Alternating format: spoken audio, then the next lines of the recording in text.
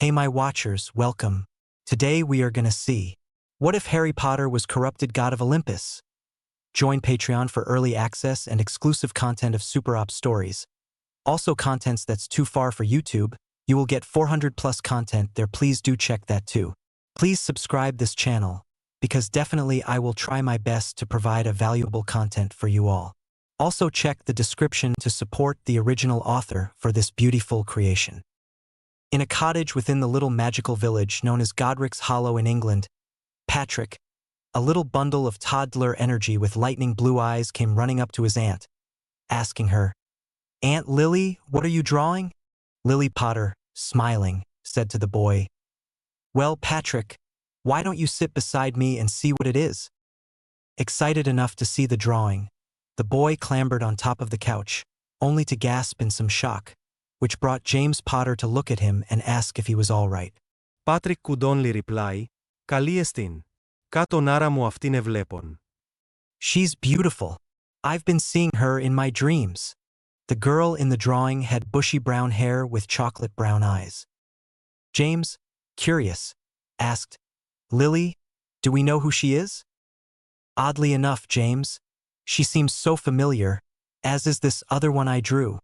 Lily brought out another drawing, this one of a girl with straight brown hair and lightning blue eyes, which young Harry Potter recognized as being a girl from his dreams. Lily was not sure what it meant, but the least she could surmise was that these two girls would be very special for these two young lads. The little wizard known as Patrick Michael Palmer had heard plenty of beautiful music in his short life up to now, but nothing quite as beautiful as the song he was hearing during one Mass in the Roman Catholic Church of St. Michael's. The voice was so beautiful, he thought, surely it must be an angel. The music was by Belgian composer César Franck, and the lyrics, by the famous Saint Thomas Aquinas, were as follows. Panis angelicus fit panis hominum. The angelic bread has become the bread of men. Dat panis coelicus figuris terminum.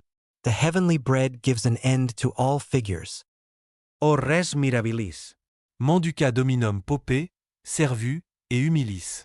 Umarvel, a poor and humble servant may eat of the Lord. Patrick, listening to this beautiful singing, was so moved that he echoed the song on the second time around. By the time he and the other singer were done, there was not a dry eye to be found anywhere within the congregation. The other singer, Hermione Jean Granger, was impressed with the singer who accompanied her, and she wanted to meet him. So, she came up to him after the Mass was over, saying, "That was some wonderful singing today." Patrick spun around to look at her, a brief look of surprise crossing his face, but that melted into a bright smile as he replied, "Thank you. Your singing was beautiful too. The name's Palmer, Patrick Palmer.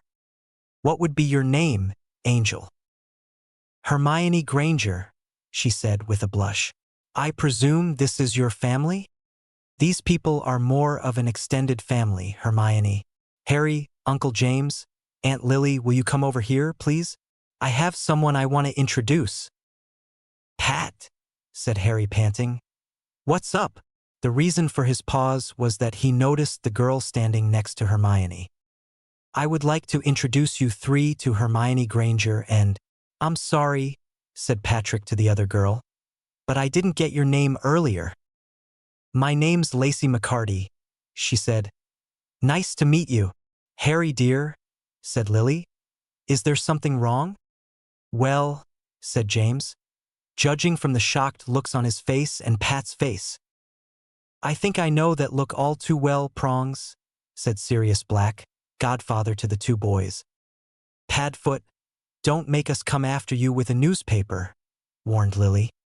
Ignoring the warning, Sirius continued, "Pat and Hermione sitting in a tree," but shut up upon receiving an angry look from Patrick that said, "If you continue this line of teasing, I will toss you into the nearest body of water I can find. Come along, Padfoot, let's take the boys with us and see what the problem is," said James, as they took Patrick and Harry some distance away.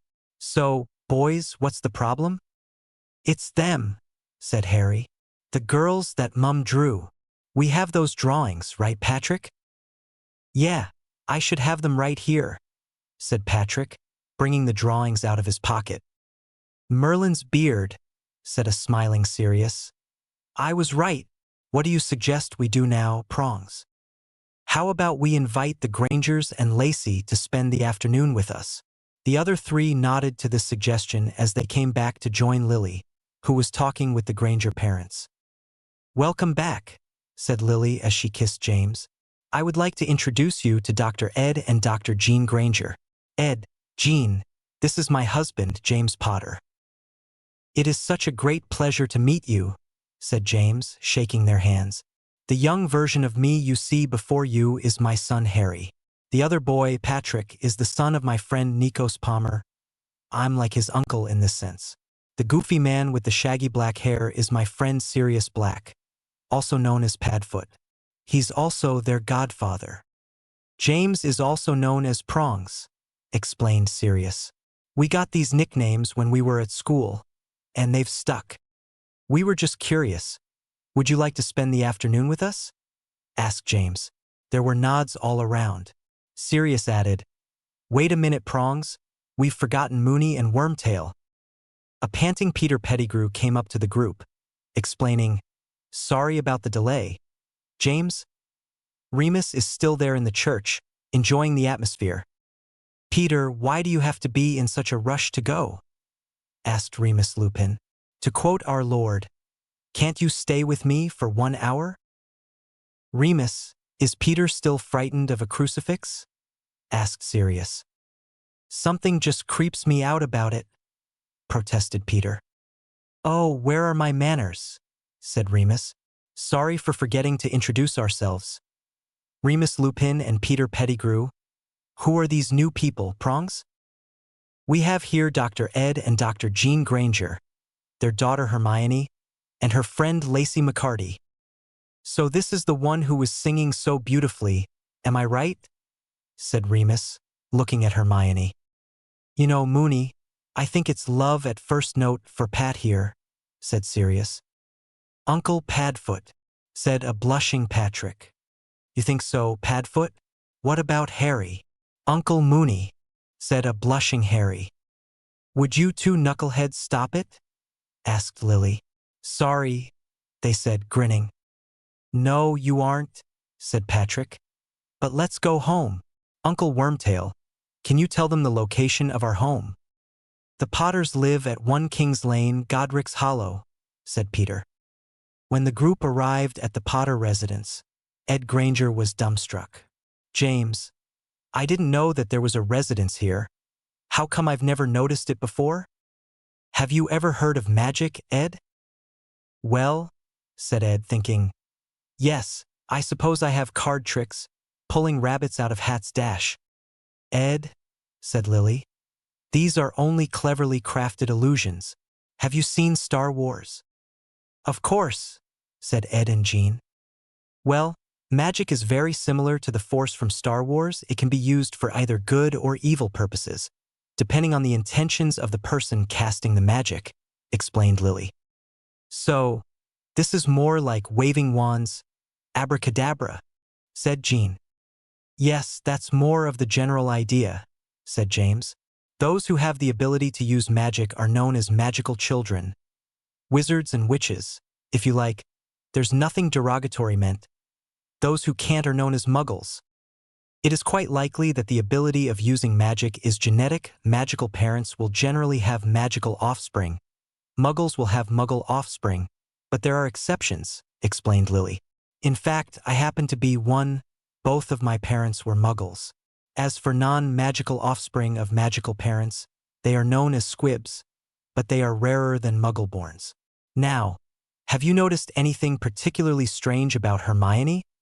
Something you couldn't explain normally? Yes, as a matter of fact, at times we've noticed a book flying towards Hermione on its own. Like this? Asked Lily, wordlessly summoning a book towards her. Yes, exactly that, said Jean. This is beyond any of our wildest dreams. You seem to be taking this quite well for 2 muggles, said Sirius. In fact, we've saved you a lot of trouble for when you receive Hermione's letter for Hogwarts, our school. When she turns 11. 11? Why would they wait until 11 years old to take them into school? Asked Jean. Lily explained. The simple explanation is that 11 years is when the magical child's core, the part of them that enables them to interact with magic, is stable enough to allow the child to be able to control it. Sudden fluctuations in the core, usually caused by intense emotions such as stress, anger, sadness, these are what cause the phenomenon known as accidental magic. Now, to get back to Ed's original question about never noticing this house before, said Remus. The answer is another application of magic known as the Fidelius charm, which allows a particular secret to be kept with one trusted individual, known as the secret keeper. Remus? Asked Ed. Have you ever heard of the saying, 3 people can keep a secret if 2 of them are dead? Remus nodded. Indeed, I have heard that saying, and as true as it was for Benjamin Franklin when he said it, the beauty of the Fidelius charm is that only the secret keeper is able to communicate the secret. The others would be aware of the secret, but would be unable to communicate it. Whoa, that is genius. It just depends on if you can trust the person, said Jean. Hey, Padfoot, said James. How about you and Wormtail check on the kids? He tossed him a camera and Sirius caught it. Sure thing, Prongs. Are we ready, Wormtail? Peter nodded and transformed into a rat. As Remus explained, that's another application of magic, the animagus transformation. It allows a wizard or witch to transform into an animal at will, though still keeping the original human mind.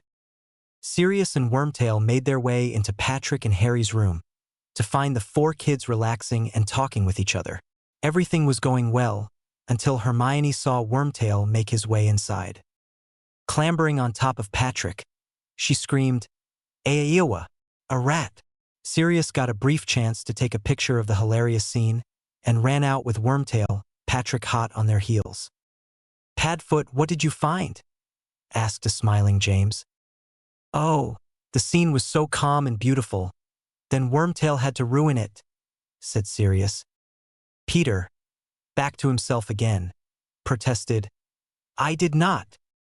Sirius showed everyone the picture he had taken with James's camera. Everyone burst out laughing at the cute image of Hermione clambering over Patrick.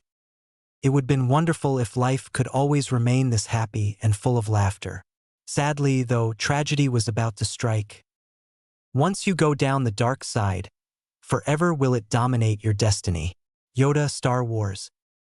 Halloween, also known as Samhain, had always been seen as a dark time. It was a time for dark creatures of the spirit world to frolic about the mortal world and cause as much havoc as possible. Hence the scary costumes people would wear to frighten them away. Trick or treat, smell our feet, give us something good to eat, would be the saying of the kids going about for candy and other assorted goodies.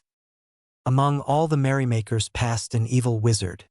His face was ugly enough to be its own jack-o'-lantern, but the personality behind the ugly face was evil enough to make all other villains, such as Freddy Krueger, Darth Vader, Jason Voorhees, the White Witch, Sauron, Chucky, Dracula, Timothy McVeigh, Eric Harris, Dan Klebold, Osama bin Laden, Hannibal Lecter, and even the infamous Satan, among many others, look like Fred Rogers by comparison. So terrible was he that many people feared even the mention of his name. Lord Voldemort. Lord Voldemort could have cared less about the Muggles milling around the area. As stupid as these Muggles seem, they at least got one thing right: bad things can happen on this night. He thought with some glee. One of his servants had told him the secret location of the Potter residence, and tonight, he would be ready to wipe them off the face of the earth. 1 King's Lane, Godric's Hollow, so his servant told him. He blasted off the door to face James Potter. Lily, it's him. Take the boys and run, called James. He and Voldemort fought each other for a few minutes, with Voldemort killing him off at the end. Then he moved to find his main target, Harry Potter. He found the boy in a room, being shielded by Lily. Move aside, he commanded. Lily refused to budge with a defiant, no. And so Voldemort killed her. As he came up to look at Harry, he didn't notice a mysterious golden shield. Sometime later, Sirius came into the cottage to hear crying. It was Patrick who was sad. Uncle Padfoot, he sobbed. Bad man? Killed Uncle James and Aunt Lily? He also tried to kill Harry. A rainstorm started at this moment. Meanwhile, Lacey had arrived with Hermione in a lightning bolt. Lacey had the uneasy feeling that something was wrong, and Hermione could sense Patrick's distress. "This is terrible," said Hermione, looking at the scene. "Sirius, what happened?" "Our secret keeper, Pettigrew, must have ratted us out," said Sirius. "Next time I find that rat, I'll kill him." "Patrick, come here," said Hermione, hugging him. "It's okay to cry. Let it out." The giant groundskeeper of Hogwarts, known as Rubeus Hagrid, arrived to this tragic scene, and he joined in the crying. When the crying died down, Sirius asked, "Hagrid, will you be all right?" "Yeah, I expect I'll be fine," said Hagrid. "Lassies, are you okay?" "I think we'll be okay, Hagrid," said Hermione. "Why are you here?" "Dumbledore sent me to pick them up and take them out to a home," explained Hagrid. "Great man, Dumbledore. Sirius, may I borrow your motorbike?" "Of course you may," said Sirius, adding, "But Hagrid, I'm their godfather." "He assures that they'll be fine, Sirius." "They'd better be," growled Sirius, handing Hagrid the keys to his motorbike. "May we come?" asked Lacey. "I don't see why not," said Hagrid. "The address is 4 Privet Drive, Little Whinging, Surrey." Out at 4 Privet Drive, Albus Dumbledore arrived to meet a cat sitting on a brick wall. "Minerva, I didn't expect to see you here, of all people." The cat detransfigured back into the stern face of Professor Minerva McGonagall. "Albus, are the rumors true?" Albus nodded. "Alas, Minerva, the rumors are true, both the good and the bad. James and Lily Potter are both dead. I'm sad to report. But Harry Potter has survived. How, exactly, is the mystery." "You know who? He couldn't kill Harry?" "Minerva, Minerva, all the silly you know who and he who must not be named business. Even you know that for years I have been saying fear of a name is fear of what it names. I've been trying to get people to call him by his proper name. Voldemort. You're probably the only person brave enough to call him by that name. Indeed, the wizarding world takes that saying literally. Speak of the devil and he shall appear. Well, I've been observing these muggles who live here, the Dursleys. I've never seen a worse family. Their boy is spoiled, and from what I can tell, they hate anything that isn't, by their definition of the word, normal. Are we sure we want to leave Harry Potter and Patrick Palmer here? If Patrick gets hurt, his family is not very forgiving of injuries to their own. We both know muggles have laws against child abuse, Minerva, and besides, it is unthinkable that they would abuse a member of their family. Still, Albus, I would be remiss in my duty to the Potters and Patrick's powerful family if I did not confess to you that I have a very bad feeling about this. By the way, Albus, who is bringing them?" "That would be Hagrid. Ah, here he comes now." Sure enough, up in the sky. It was a bird. No, it was a plane. It was Hagrid on a flying motorbike. Hagrid came down for a 3-point landing, announcing, "Professor Dumbledore, Professor McGonagall, I've got them." "You didn't have any problems, did you, Hagrid?" asked Dumbledore. "No, sir, Professor Dumbledore," replied Hagrid. "I managed to get them out of the house before the muggles came swarming around the area. Also borrowed the bike from Sirius Black." A lightning bolt arced from the sky to the ground to reveal Lacey and Hermione. "What would you two young ladies be doing out on such a cold night like this?" asked Dumbledore. "We're friends of the family, sir," said Lacey. "My name's Lacey McCarty, and my friend is Hermione Granger." "We won't be too much of a bother, will we, sir?" asked Hermione. "Not at all," said Dumbledore. "These boys will need all the support they can get from you in the coming years. Speaking of the boys, can you get them, Hagrid?" "Oh, yeah, that's right," said Hagrid, going to the motorbike. "They seem to have fallen asleep recently, just relaxing. That's all." Picking up Harry, he handed him over to Dumbledore, who put him on the doorstep. "As for Patrick," Hagrid confessed, I'm going to need a little help with this one. He's mighty powerful. At a quizzical look from the others, he explained, I had to put on dragonhide gloves to handle the little tyke. He tickled my beard too. Here, Hagrid, allow us, volunteered Lacey. She and Hermione took up Patrick and put him down next to Harry. Hermione whispered to Lacey, Hagrid was right, he does tickle. From the power rolling off of Patrick, it looks like we have at least one Filius Fulminis in our midst, said a smiling Dumbledore. Maybe even a second if we consider Miss McCarty. Perhaps they could be related, Albus? Asked McGonagall. It is very probable that they are, but how, we cannot say, replied Dumbledore. Hagrid started to sniffle, saying, Even in all the time I've spent carrying them over here, I must admit, they've started to grow on me. Don't cry, Hagrid, said Dumbledore. You'll get to see them again when you deliver them their Hogwarts letters. In the meantime, he said, leaving a letter by them, we will be wishing them the best of luck. Much to the surprise of the three adults, Hermione and Lacey went forward to kiss Patrick and Harry on their foreheads. Both kisses were accompanied by a blinding bright light, and as they were about to leave, Patrick started to cry, Hermione, mhaf me. Hermione, don't leave me. At the same time as Patrick's cry, another rainstorm started. Even the angels are crying tonight, said an awestruck Hagrid. Albus, shouldn't we get out of here? Asked McGonagall. Dumbledore said, Minerva, a little rain never hurt anybody. McGonagall, incredulous, said, This lad has suffered through a great trauma tonight, and you think he's just going to bring down a wee bit of rain? Hermione found herself holding Patrick closely and comforting him in a language she did not know at the moment. Alpha gamma alpha pi eta tau epsilon pi alpha tau rho iota kappa iota epsilon mu omicron upsilon pi alpha nu tau omicron tau epsilon epsilon sigma omicron mu alpha iota mu epsilon tau alpha sigma omicron upsilon epsilon nu kappa alpha rho delta iota alpha sigma omicron upsilon. My beloved Patrick, I will always be with you, in your heart. As Hermione was soothing Patrick, singing the song Tears of an Angel, she heard another voice in her mind say, Thank you, dearest Hermione, for comforting my son. She turned, only to catch a brief glimpse of a woman with golden white hair and lightning blue eyes, who smiled at her and disappeared. Almost some 10 years later, Patrick woke up the morning of February 1st to find it was his 11th birthday.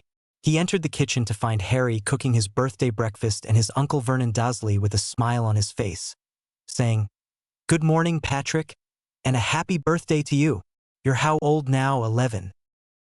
That's quite right, Uncle Vernon, and thank you, was Patrick's reply. Harry, how is Patrick's birthday breakfast coming along?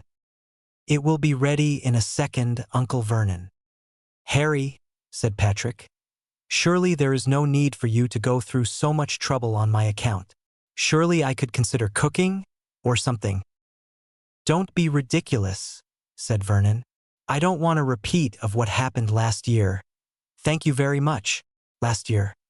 Oh yeah, Patrick did try cooking at one point during the last year, only to blow the house several feet into the air, much to Vernon's annoyance. Patrick almost smirked during his reminiscence. The event was so funny. That and Harry setting a boa constrictor free at the zoo. Their time at elementary school was a mixed bag, more or less. They both got good grades, and while this may have set them up as bully targets, fortunately, there were only a couple bullies brave enough to try. Considering that Patrick's temper bordered along the line of psychotic, they were lucky to end up in a hospital, badly injured but still alive. As for Dudley Dursley and his gang, they steered clear of Patrick and Harry. Patrick found himself confronted with a big birthday breakfast. Harry, I can't possibly eat all this. How about you take half for yourself? Harry was quite surprised to hear Patrick's generous proposal, but agreed to it. As they ate, Dudley came by with the mail. Hey, Pat, he said. It looks like you've got some kind of a birthday card. Really, Dudley? Let me see it, said Patrick.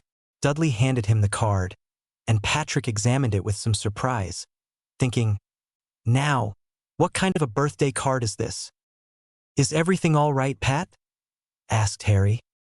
Harry, I think we need to see each other in my room after we finish breakfast. Okay, said Harry. They finished breakfast. Harry did the dishes. Then they met in Patrick's room. There's something odd about that. Card, isn't there?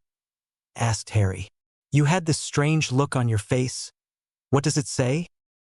It looks like a card, all right, but somehow, it's more like a letter, explained Patrick. And it reads thus: Dear Mr. Palmer, the Hogwarts School of Witchcraft and Wizardry would like to wish you a happy 11th birthday. We extend a warm invitation to you and to your younger brother, Mr. Harry Potter, to attend our School of Magic. If you accept our invitation, check the yes box on the letter and our reply should arrive shortly. If not, you can simply check the no box.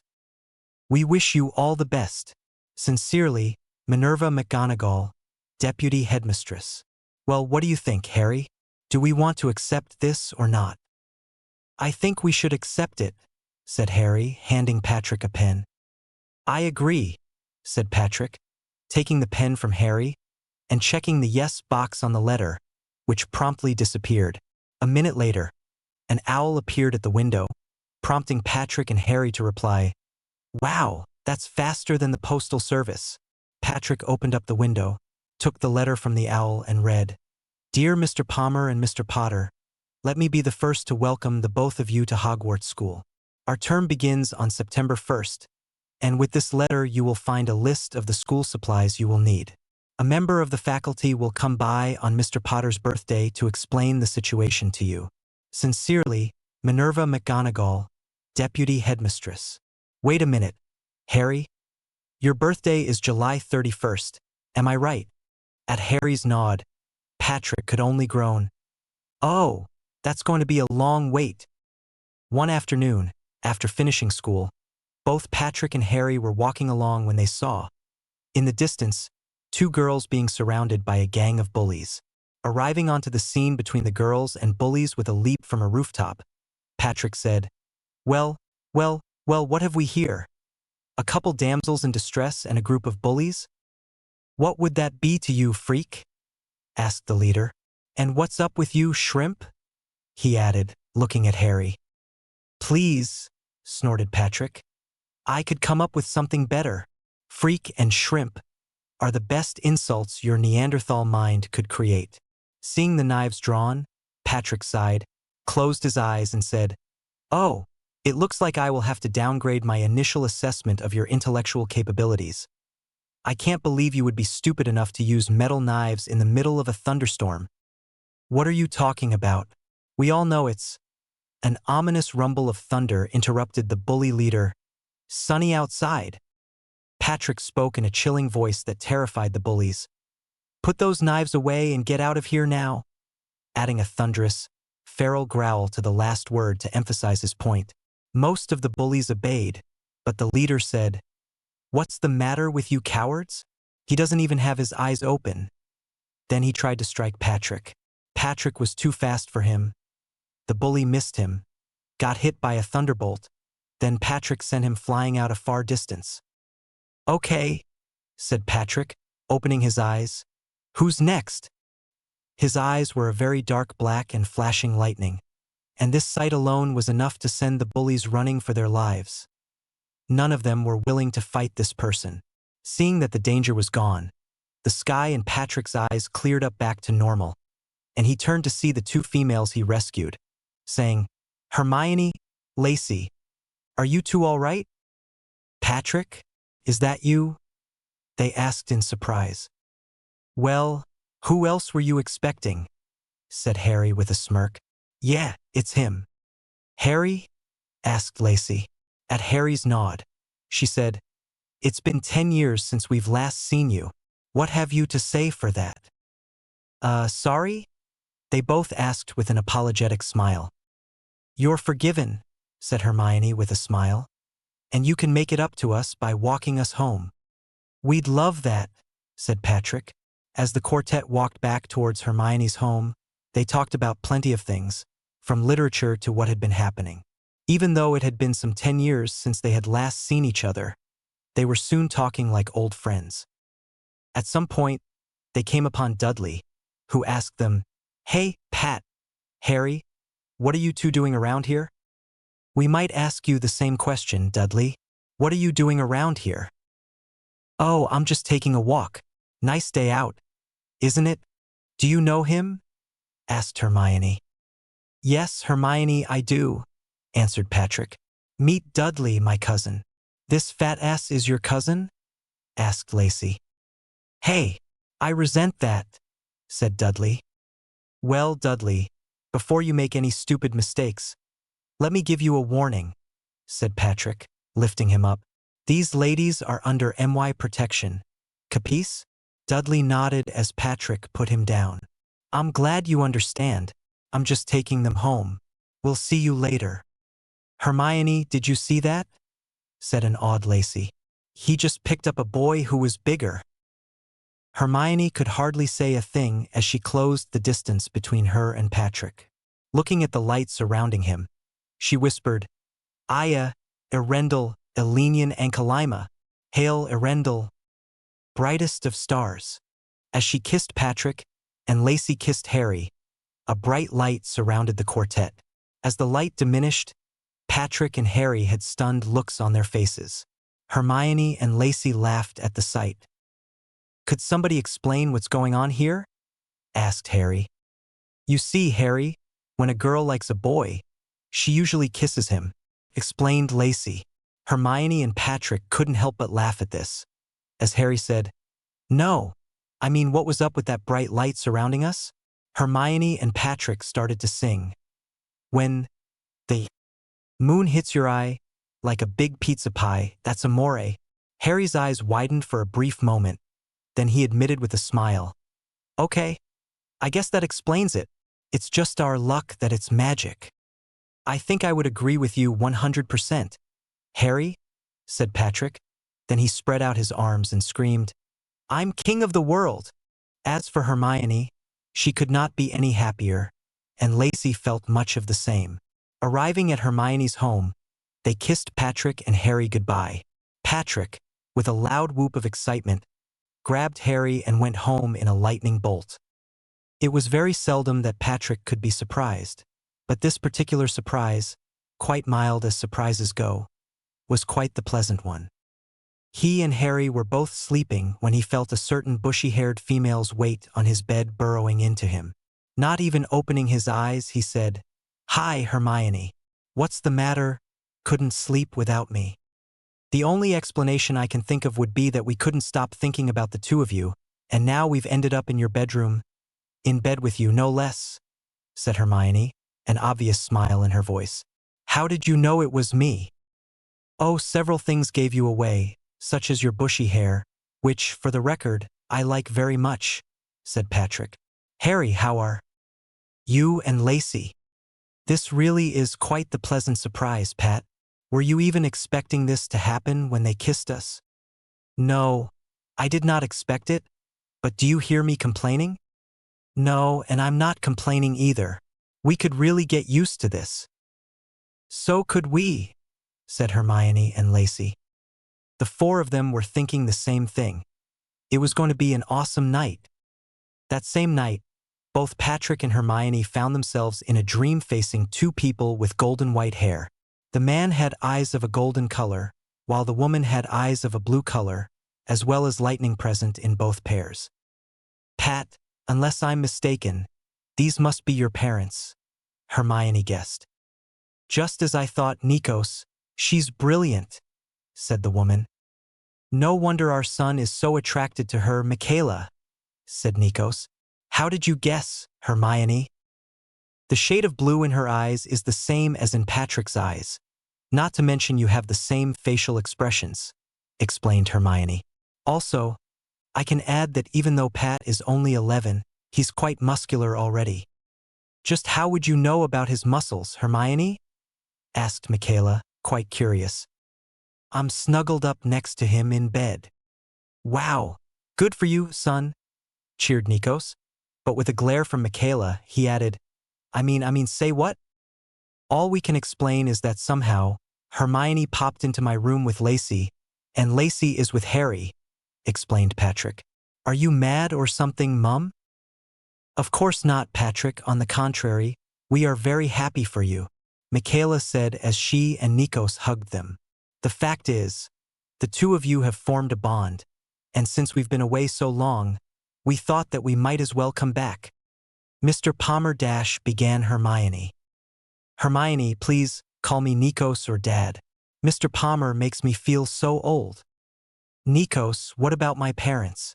When they see that I'm missing? Don't you worry your head, Hermione. We're going to see them next. Just make sure she stays safe in the meantime. Do you understand me, son? Of course, Dad. At the same time, Harry and Lacey found themselves in a dream facing a man with lightning red eyes and wearing Greek armor. He said, Harry Potter, finally we meet. The pleasure is all mine, noble Ares, replied Harry. Are you, by any chance, related to Patrick, my older brother? Yes, I'm his uncle. How did you guess who I was? The armor you wear, the weapons around this room, and the air of aggression you have about you gave away your identity. I'm impressed. You have a great eye for detail, Harry. I also see that you've met my daughter. This bit of news threw Harry for a spin. Your daughter, Lacey? Lacey also had to say something. All these years, and now you show your face? What kind of way is that to greet your father? Lacey thundered. I think that's a perfectly reasonable question. Ares smirked as he replied, You have my temper. Your question is reasonable, and this is my answer. I was not willing to show myself until I felt that you would be ready. Lacey and I aren't cousins. Am I right, sir? No, not at all, said Ares with a slight chuckle. It is Patrick and Lacey who are cousins, though things could be much worse. Then he sneezed out, Oedipus! Dad, protested Lacey. That's a sick joke. Ares nodded. Lacey, you and Patrick are members of a very powerful family of wizards, known as the Filii Fulminis, or the Children of Lightning. I just know the four of you are going to do something great in the world, and I can hardly wait to meet you again. I'll see you around. I have no armor left. You've stripped it from me. Whatever is left of me, all that I am, I'm yours. James Bond to Vesper Lind in Casino Royale. The next morning, Patrick woke up comfortable, perhaps way too comfortable, but he couldn't deny that the night he just slept through was one of the best nights ever, even though he found his vision blocked by a curtain of wild, bushy hair. If he called her hair wild, however, it would be the pot calling the kettle black, seeing that his hair was no less wilder than hers. He smiled as he focused in on the warmth her body provided, the way she snuggled into him, not to mention her intoxicating aroma that filled his nostrils, her quiet little moan of pleasure. Wait just a minute, he thought. Is she awake yet? Can she even hear what I'm thinking? Merlin's beard. I'm so new with this. What did Mom call it? A bond? Yes, I suppose that is the general term used. You and your aphrodisiac charm, old boy. You've managed to get yourself quite the brainy one here, haven't you, you sly dog? She's also quite the beauty. I must admit, I've never seen anyone quite this pretty. Thank you, Patrick, said a quiet Hermione. I'm glad you think of me as being pretty. Blast it, Patrick Michael Palmer. Curses be upon your drooling, lovey-dovey, testosterone-filled, Eros-infested, pre-adolescent brain, screamed Patrick. In his thoughts, Hermione had to giggle at the last part. Eros-infested? She thought to him. You really love me, don't you? Μετάπασης καρδίας μου, σίγμα αγαπώ, with all my heart, I love you, replied Patrick.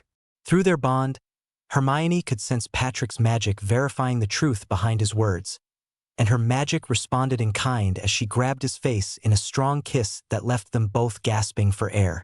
Wow, he thought. This bond has so many things going for it. The ability to read my bondmate's mind. Don't forget it works both ways, love, interrupted Hermione's mind. Quite so, although I must confess maybe a couple possible disadvantages. It seems my aphrodisiac charm has become stronger. The crowds of females chasing me around would grow as a result. But what seems to be just as odd is that I seem to be going through an accelerated version of puberty. Blast it to the bowels of bloody Tartarus, did I just think that? He thought with widening eyes. Hermione nodded, thinking, it's only natural, Pat, that now that you've found your bondmate me, to be precise, the magic in your body has now decided it's time to mature in preparation for. At this point she blushed.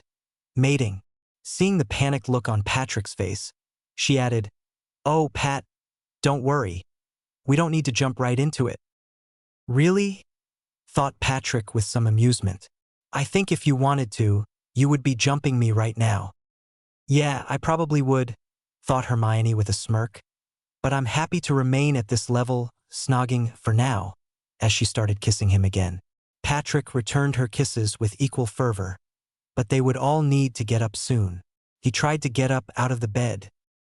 But Hermione held him down, saying, no, don't get out of bed yet. I want you here, where it's comfortable.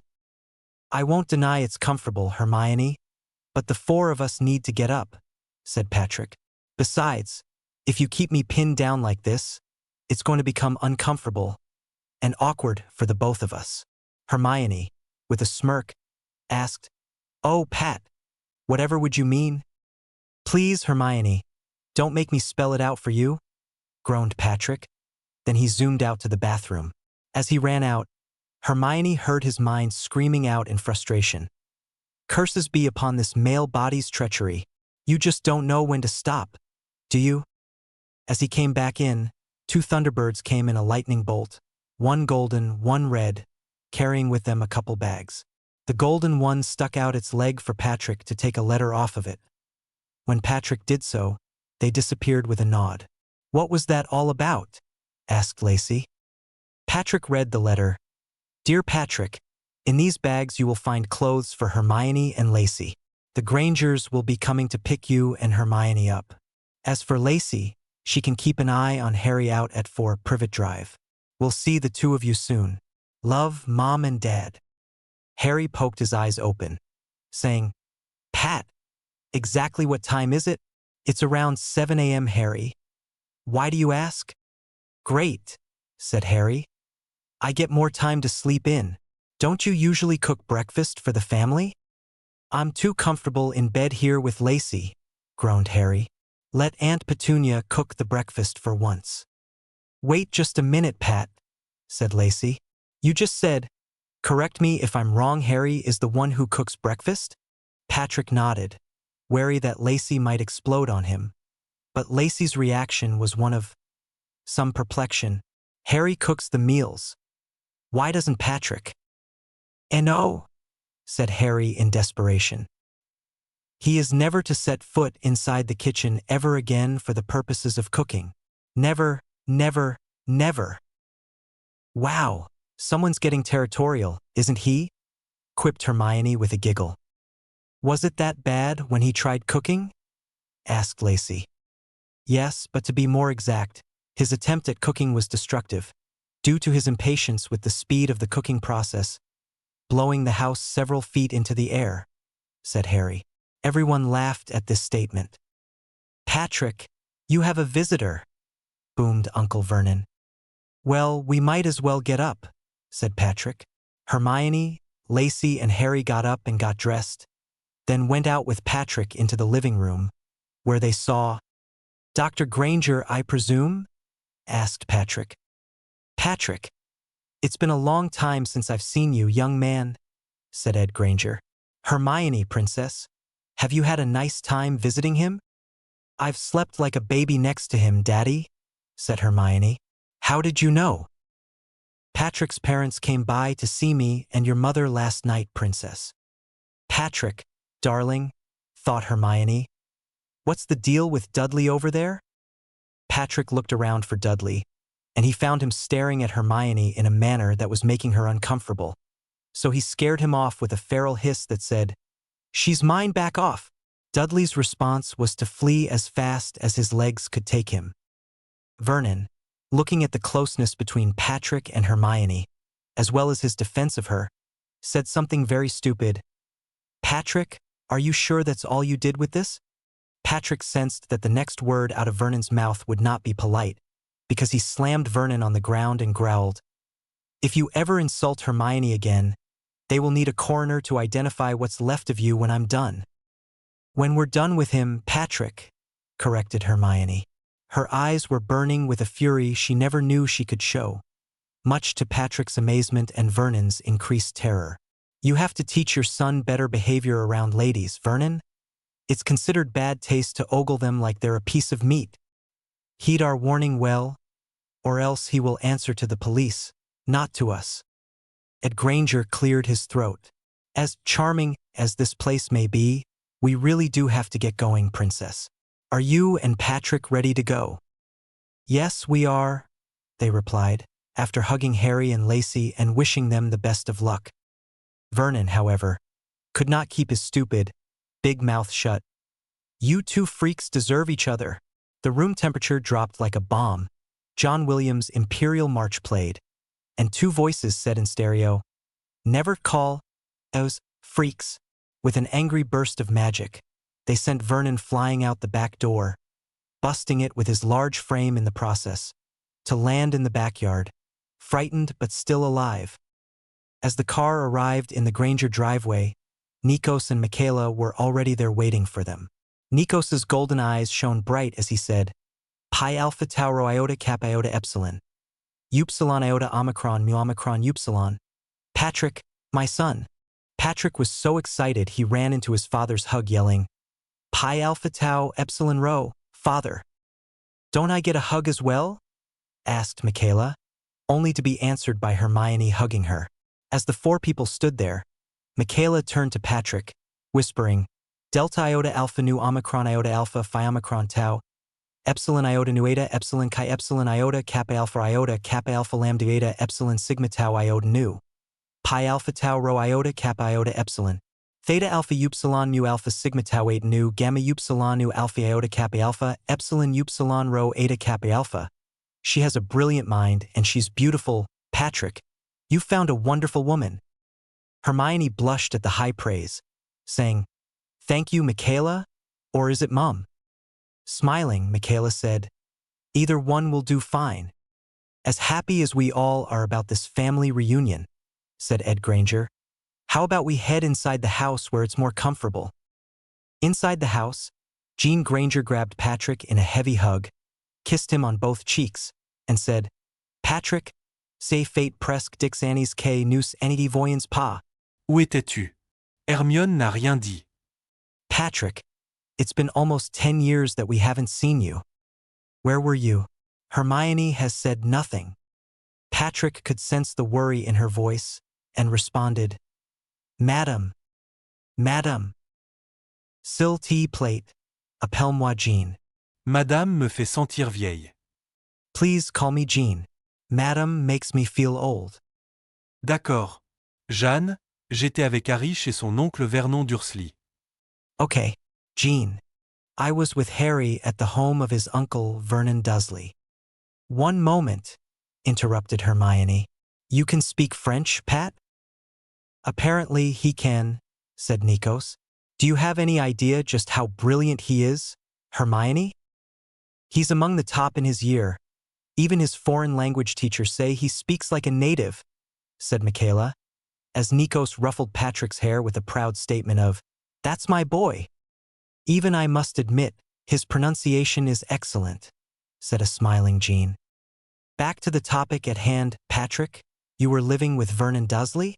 At Patrick's nod, Nico sighed and said, "We're just relieved that you're okay. You seemed okay when we came to visit you in your dream, and that's what counts. If he hurt you, though, he will pay. If he did, we'll find that out later. Son, there's no need to worry so much." "Why do you think I would be worried?" asked Patrick. "Look at it this way, Patrick. The Dursleys hate anything that has to do with magic," explained Michaela. "As a powerful magical being yourself, you would be a prime target for Vernon's hatred. And as for Harry, I shudder to think about how he suffered at that fat walrus's hands. I don't think we need to be too concerned about Vernon hurting Harry while Patrick's gone," said Ed. Patrick and Hermione sent him flying out the back door for calling them freaks. I warned him, but he just wouldn't listen, said Patrick. Okay, said Nikos. What about Harry? Lacey is with him, said Ed. Nikos smiled. I could not think of a better person to guard Harry than Patrick's cousin. Patrick was stunned, but only for a moment. I would have thought she was a sister, but cousin makes some sense, I guess. Hermione, how have you been coping? Asked Michaela. I've been coping well so far, Michaela, answered Hermione. I expect my son would be quite warm, am I right? Yelled a blushing Patrick. Hermione nodded with a giggle. Hey now, don't you be embarrassed, young man, Michaela admonished him. She's going to need your body heat to keep warm during the cold winter nights. Don't you know? Blast it, thought Patrick as Hermione burst into laughter. This accursed piece of reproductive machinery has a bloody mind of its own.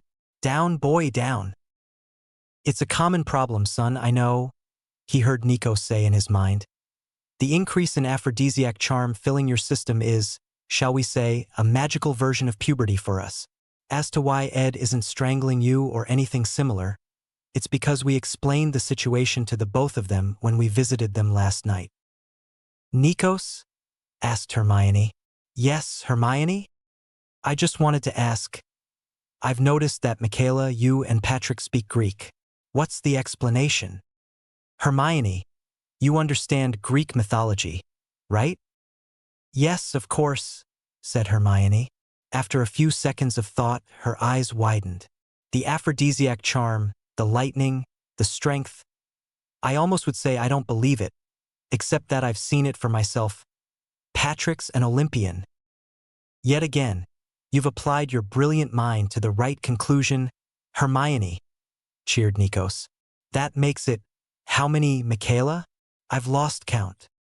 Just give her a few clues and she will sniff down the right solution to any puzzle, said Michaela, swatting Nikos on the arm in laughter. I'm afraid I've lost count as well. To be more specific, Hermione, Patrick is the grandson of Zeus. Yet again, it looked like Hermione's eyes would pop out of their sockets. Zeus? Father Zeus, king of Olympus, Zeus the cloud gatherer, the mightiest of all the gods of Olympus. All of that is right, Hermione, except for the last part. The Filii Fulminis, or children of lightning, of whom Patrick is one, are not gods, but are extremely powerful wizards who have lived for a long time. Neither of you two are mentioned in the lists of the Pantheon, though, Hermione said, a smirk on her face. That is easily explained by the fact that the both of us are recent additions to the group of Olympians. I was born at the same time as James Potter, and Michaela was adopted from Norway, the granddaughter of Thor, as a matter of fact, said Nikos. What happened to her parents? Asked Hermione. They died in a troll attack, sad to say. Nikos managed to kill the troll and save me. And when I'm talking about trolls, I'm talking about giant creatures at least 10 to 12 feet tall and absolutely no brains, said Michaela. Ed, Jean, may we take Hermione with us to Gringotts, our bank? We would like to perform an inheritance test on the both of them. Sure, said Ed and Jean. This should be very interesting. May we come along? Yes, said Nikos. Just grab onto us and hang on. The group disappeared to Gringotts in a lightning bolt. The group entered Gringotts Bank and Nikos approached a goblin. Greetings, Master Griphook. May your gold flow and prosper. May your anger crush your enemies, Mr. Palmer, answered Griphook. How may Gringotts be of service to you today? Bringing forward Patrick and Hermione, Nikos answered, We would like to perform an inheritance test on these two kids. We can do that, said Griphook. Follow me, please. He led them down a long corridor into an office. Once there, Patrick, curious, asked, What will this test involve, Dad? It won't involve much, said Nikos. Just a spot of your blood. That's quite right, young Master Palmer, said Griphook. Just jerk your finger and let the blood drop into this bowl. Patrick did so and a parchment printed out. It read thus. Name, Patrick Michael Palmer. Birth date, February 1st, 1980 AD. Birthplace, Godric's Hollow, England. Father's name, Nikos Heracles Palmer. Mother's name, Michaela Torson Palmer. Species, magical human, Phileas fulminis. Hair color, golden blonde. Color, blue. Heir of Olympus, Asgard, Merlin, Ravenclaw by bond. Bonded, yes. Bondmate's name, Hermione Jean Granger. Whoa! Hermione, I guess it's your turn. Hermione did the same, and this is how her test turned out. Name, Hermione Jean Granger. Birth date, September 19th, 1979 AD. Birthplace, Godric's Hollow, England. Father's name, Edward Daniel Granger. Mother's name, Jean Emma Granger. Species, magical human, Philia fulminis. In progress. Hair color, brown. Color, brown. Heir of Ravenclaw, Olympus by bond, Asgard by bond, Merlin by bond. Bonded, yes. Bondmate's name, Patrick Michael Palmer. Does this mean am I going into Ravenclaw? Asked Hermione.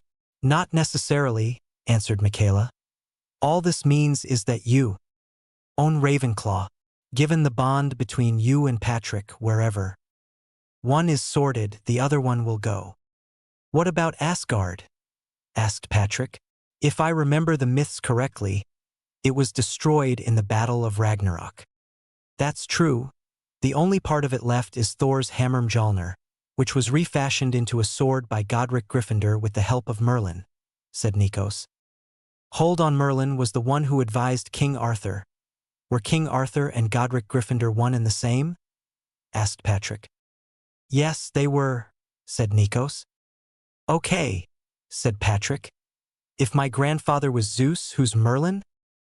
Zeus took Merlin as a pseudonym when he visited England in the Dark Ages, said Nikos. Master Griphook, said Ed. Can you explain to me what a bond is? Mr. Granger, a bond is the magical version of what Muggles call a match made in heaven.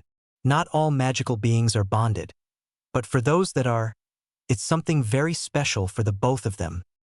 Ed, do you notice how Hermione is shown as a Philia fulminis in progress? Asked Nikos. Ed nodded, as Nikos continued. This means that the bond will eventually transform Hermione. Considering that Patrick is already powerful, she will be just as powerful. Out of curiosity, is it possible for a bond to be broken? Asked Ed. Everyone glared at him in disbelief, until Ed explained himself. Don't worry, Patrick. I like you already. Everybody sighed in relief. To answer your question, no, it isn't possible, but if it was, the consequences would be disastrous, including descent of the two people involved into an uber psychosis, explained Griphook. Also, be comforted that the bond must be chosen of the bond its own. Free will, and Miss Granger became bonded to Master Palmer. He ruffled the papers. Yesterday. Last of all, the bond will be matured usually by puberty, if not later, if given appropriate nurture and time. And you don't need to worry, the maturation process does not involve intercourse, he said. The faces of Patrick and Hermione were both beet red at this statement, and were still beet red as the group thanked Griphook and left Gringotts. Now that Patrick had finally escaped the clutches of the Dursleys, both Nikos and Michaela hoped that he would be able to recover from whatever treatment he had received at the hands of Vernon. However, things were not to be that simple. A scream from both Patrick and Hermione woke the rest of the house up, only to discover them cuddled together and surrounded by a fire. Nikos, said Ed, can you explain to me why your son is cuddling with my daughter? And why are they both surrounded by fire? First off, Ed, the fire is protecting the couple. From what? I can't possibly imagine, as they should be safe here. As for why they're cuddled together, they're obviously more comfortable sleeping that way. That doesn't mean I have to be happy about it. And I'm not happy about it at all. Shouldn't we separate them into separate beds? If you think you can do so without burning yourself, be my guest. But I wouldn't recommend trying it at all. She's providing some comfort for him, after all, as he is for her. Well, said Michaela, the least the four of us can do is keep an eye on them at least. Everyone agreed with Michaela's idea, so they grabbed coffee and chairs for what might be a long night. The next morning, Patrick woke up to see his parents and the Grangers looking at him with worry in their eyes. What happened? He asked. Is there something wrong? Patrick, you were having a nightmare, and evidently so was Hermione. Your screams woke us up, and since then, we've been keeping an eye on you, explained Michaela. What was your nightmare about? Patrick's face was stony in anger and he remained silent. Hermione, however, spoke up with tears in her eyes. We were at the Dursley residence and Vernon, he was beating Patrick with a belt. By this point she couldn't finish what she was saying, so Patrick finished for her, his voice cold as ice. He then said that she was going to be next. By that point, I was so furious that I stepped in and said, "You have to get through me first." I was angry enough to kill him. It created a fire that covered the both of us. I'm just glad your anger didn't burn the bed, Pat, said Ed. That would have been a major headache for all four of us. Patrick was shocked. My anger showed out here in this bedroom. Even though I was asleep, I must have been steaming mad to do that. Apparently, agreed Ed. His respect for this lad was growing by the second. How long has this abuse been going on? Asked Jean, her face blanched of all color. It stopped when I was about 5 or 6 years old. Vernon knew he couldn't keep me out of school, but he didn't want the authorities to find out about the abuse. That's why he stopped. He also moved Harry from a cupboard under the stairs to be in my bedroom, explained Patrick. Wait a minute. Patrick had a bedroom and Harry slept in a tiny cupboard? The four parents asked, incredulous. As Patrick nodded, fearful of the darkening look in their eyes, Ed found himself with visions of the terrible things he would do to Vernon Dursley should he ever come again for a dental appointment. Nikos and Michaela were just as furious, and they knew that it was time for Olympus to intervene. As far as Vernon was concerned, he was upset one morning to find that Harry Potter was gone, and obviously this meant no breakfast waiting for him. Petunia, for the first time in a while, had to do the cooking. This meant a late breakfast and an even later departure for work than usual. Vernon's boss would have yelled at him for the late arrival, except that Vernon never made it to work that day. A flaming arrow hitting his gas tank saw a large explosion that shook all of Surrey. Vernon's fat provided so much extra fuel that the fire department could not put it out for an entire day. When the smoke cleared, it was more than obvious that the inferno had burned him to death. Nobody cried at Vernon's funeral, not even the priest. Harry awoke to find himself in a clean white room filled with beds. Was he in a hospital of some sort? He didn't remember receiving a beating from Vernon lately. Lacey had threatened to put Vernon through a living heck should he hurt Harry, and her threat worked. So he thought, where was he? Harry, you're finally awake. We were starting to worry, said Patrick. Pat, what is this, some kind of hospital? What happened? The constant stress of life with the Dursleys has worn you out quickly, Harry, so we had to bring you here to recover, said a smiling young man in a lab coat with golden black eyes. The lab coat had the picture of 2 snakes coiled around a staff, the symbol of the medical profession.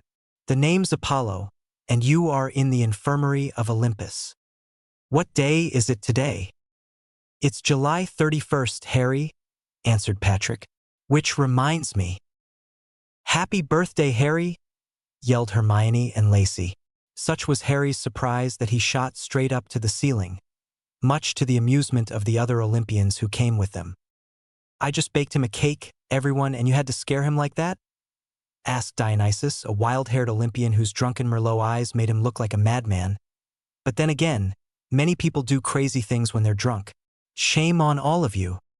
Come on, Dionysus. We all know you enjoy a good party, said Hermes, the other big party animal of Olympus. His jokes, pranks, and merry eyes of a silvery blue made him one of the most beloved of Olympians. Wow, Harry, you've pulled off something your dad would have only dreamed of. I didn't know you could fly without a broomstick. How did I get up here? Asked Harry.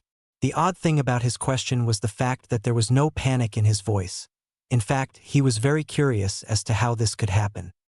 Apparently, Harry, your shock seems to have triggered this response of lifting you up into the air. And that's really all that's holding you up, said Artemis, trying to contain her awe and amusement. Like her twin brother Apollo, she also had dark hair and golden black eyes. Unlike the other Olympians, she was perfectly fine being celibate, preferring her archery, taking care of the animals she encountered, or helping Apollo in the infirmary.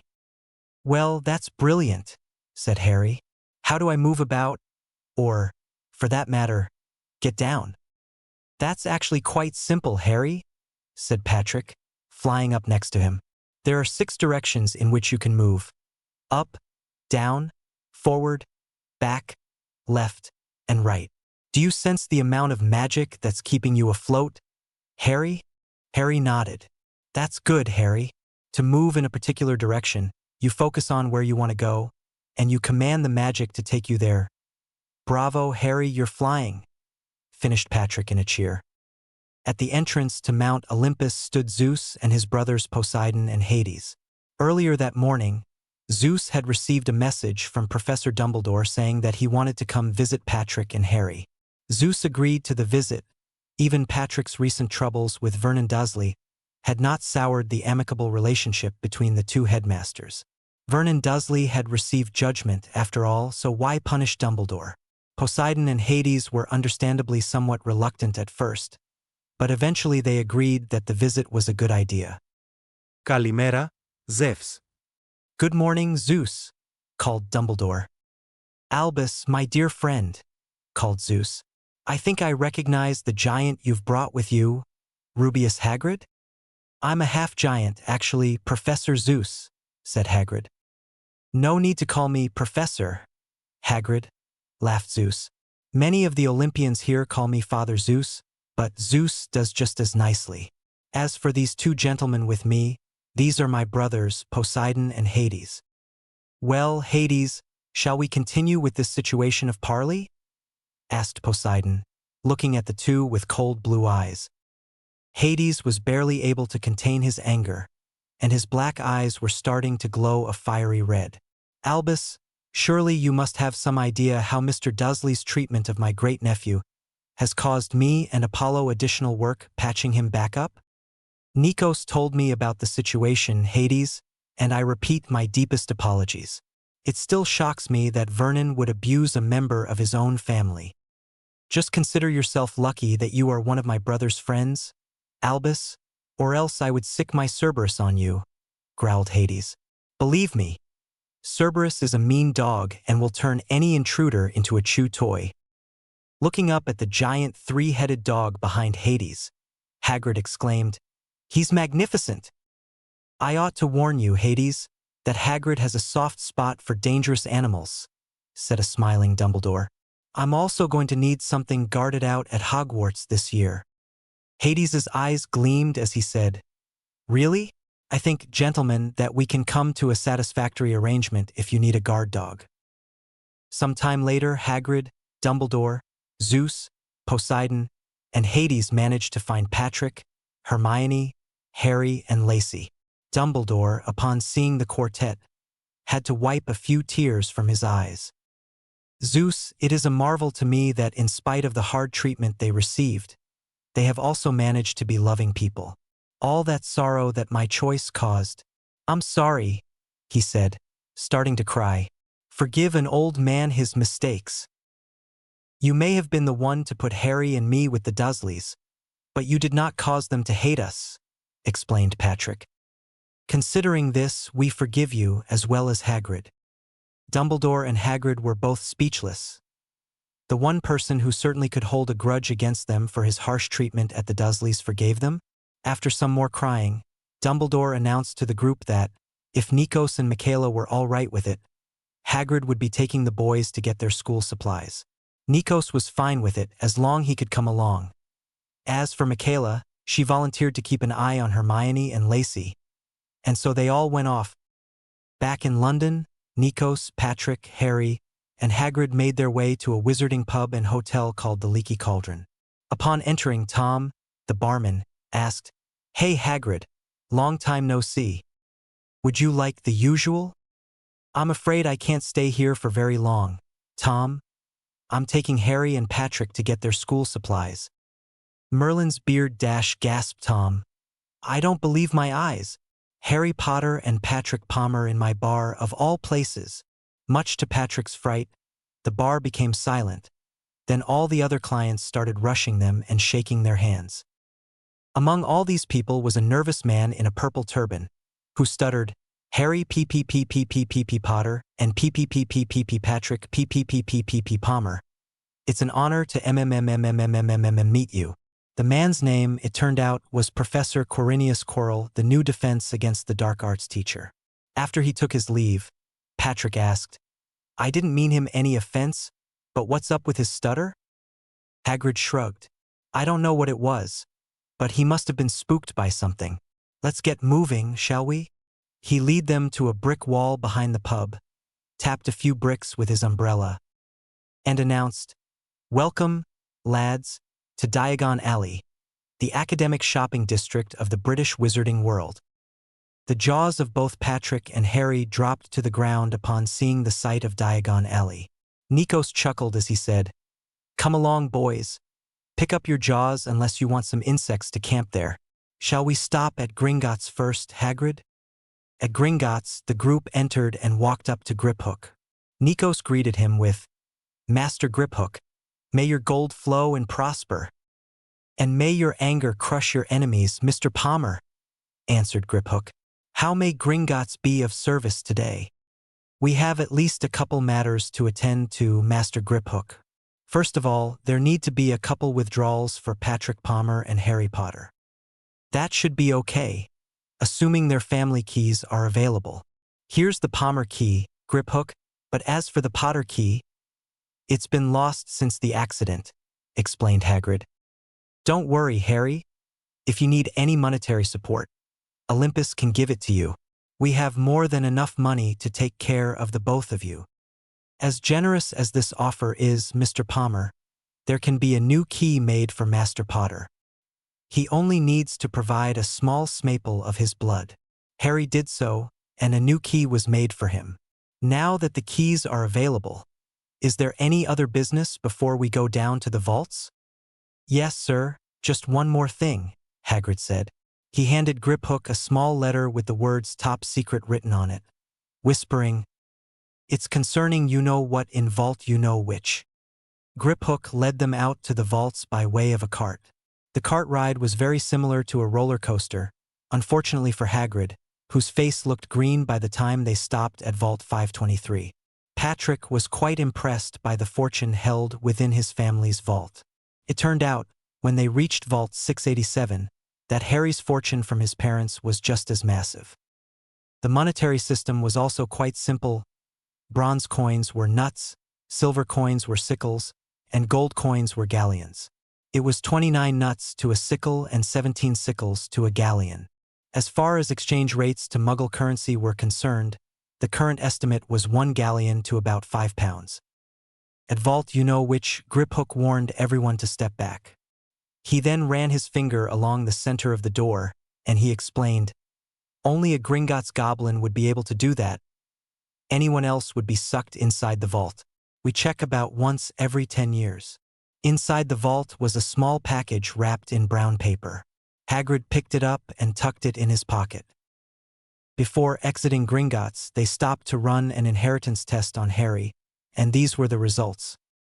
Name: Harry James Potter. Birth date: July 31st, 1980. Birthplace: Godric's Hollow, England. Father's name: James Charles Potter, deceased. Mother's name: Lily Evans Potter, deceased. Godfather: Sirius or Ian Black, imprisoned.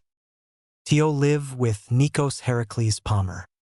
Species: magical human, Filius fulminis. In progress: hair color: black. Eye color: green. Heir of Godric Gryffindor bonded, yes. BONDMATES name: Lacey Aria McCourty, Lacey Aria McCarty. Harry and Patrick entered Ollivanders to get their wands. where an old man greeted them. "I knew I'd be seeing the two of you sooner or later, Mr. Potter and Mr. Palmer," he said.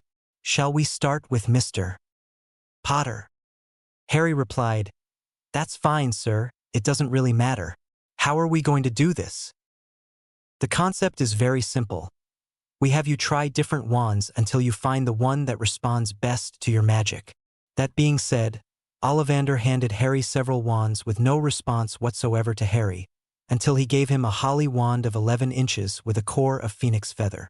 This wand responded to Harry with a shower of red and gold sparks, as well as a rush of magical energy. Ollivander was delighted, and yet quite troubled at the same time. "Curious," he said. "Very curious." Harry asked, "What's curious, sir?"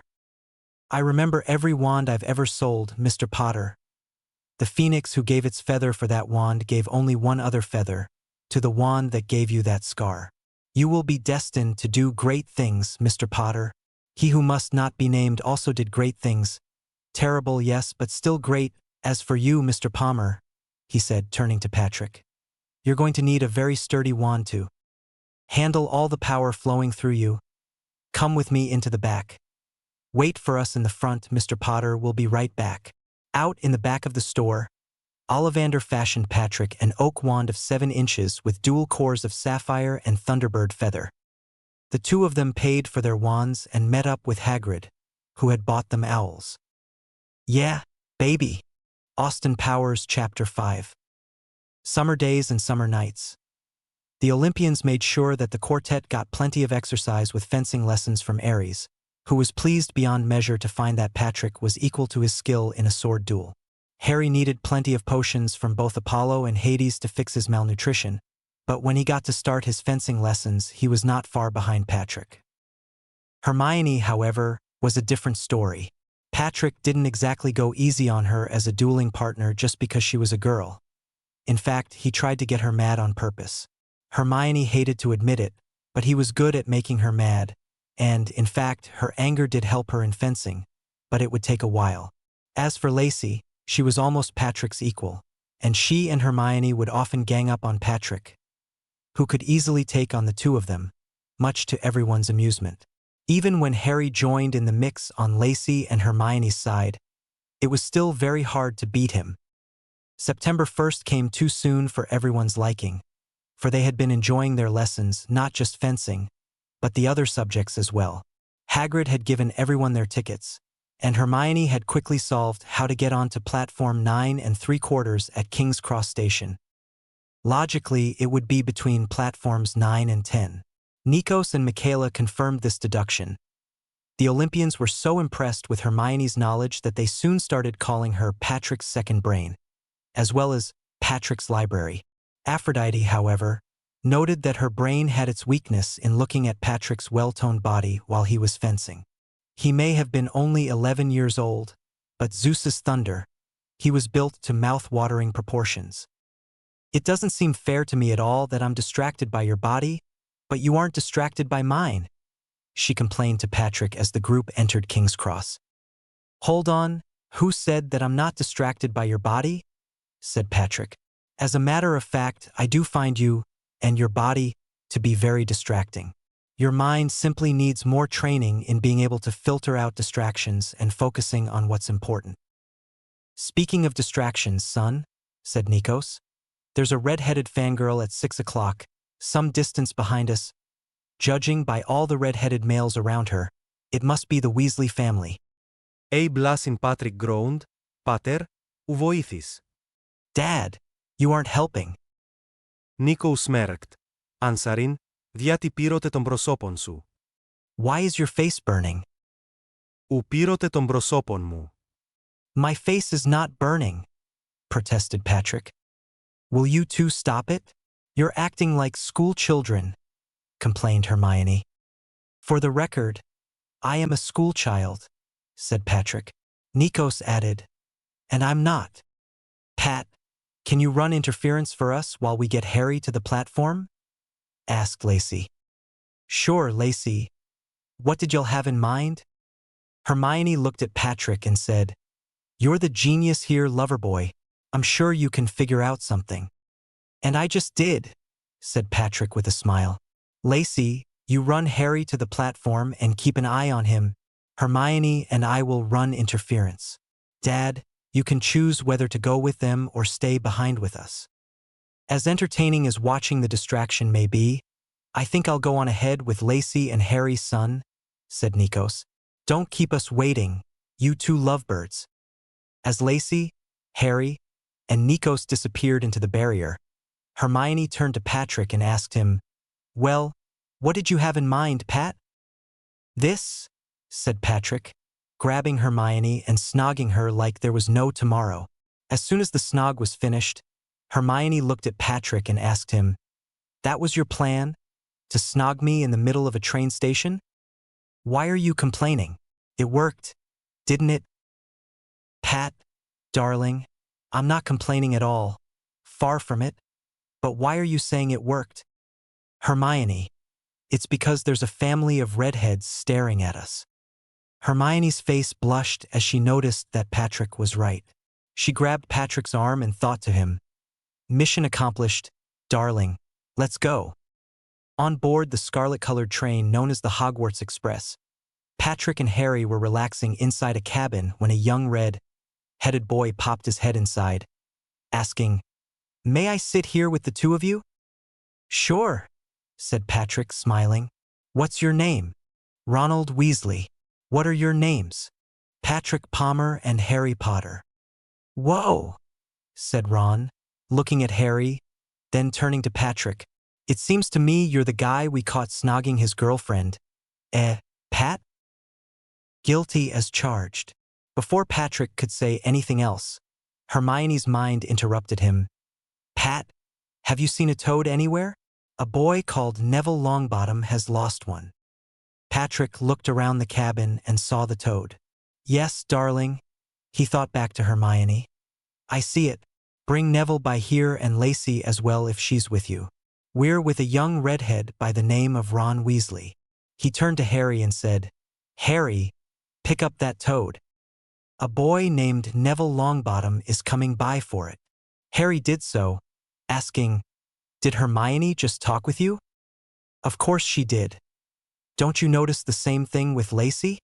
"Yes, I have. In fact, the both of them are going to have a race to see which of them reaches our compartment first." "A race? That's awesome. Harry, I bet you 10 galleons that Hermione makes it here first." "Betting on your girlfriend against your cousin, Pat? Oh, you are on." Patrick could see the scene quite well, with Lacey and Hermione running out in slow motion to the theme from the movie Chariots of Fire, only to be interrupted a few moments with what sounded like screeching brakes, followed by a crash. "That's bound to leave a mark," he thought with a wince. Hermione entered the cabin, grinning. "I made it!" "Brava, Hermione," cheered Patrick. "You've made me Delta Epsilon Kappa Alpha Delta Rho Alpha Chi Mu Alpha Iota. 10 galleons richer." Harry, with a groan, handed over the 10 galleons. "Just how did I do that?" Harry explained. "He bet 10 galleons that you would beat Lacey in a race for our cabin." "Oh, he did he?" asked Lacey as she entered. "Have you two met Ron?" "Ron, these wonderful ladies are Lacey McCarty, my cousin, and Hermione Granger, my girlfriend. Ladies, this is Ron Weasley." "Nice to meet you," Ron said. "Likewise," they replied. A shy, somewhat plump boy came into the cabin. "Trevor," he exclaimed. "Thank you so much for finding him." "No problem," said Harry. "Neville, right?" "Come in and sit down, Neville, right between me and Harry," invited Patrick. "Don't be shy, I don't bite." Neville took Patrick's invitation with some amazement. Here he was, a shy young wizard, and already 2 wizards who were so much greater were inviting him to sit down among them, like an equal? Patrick could sense that something was troubling him. "Neville, is there something wrong?" "Well, Pat, it's just that I can't believe my luck that I would end up sitting between 2 great wizards such as you and Harry, while I, on the other hand, am almost a squib." "A squib? How do you figure that?" "I didn't show any accidental magic until quite late in my life. My grandma was so relieved when I received my letter to Hogwarts. What house do you think you'll be in? Asked Harry. Gryffindor, perhaps? I don't feel like I'm a brave person, admitted Neville. I'm not sure if your feelings of what type of person you are determine which house you end up in, Neville, said Hermione.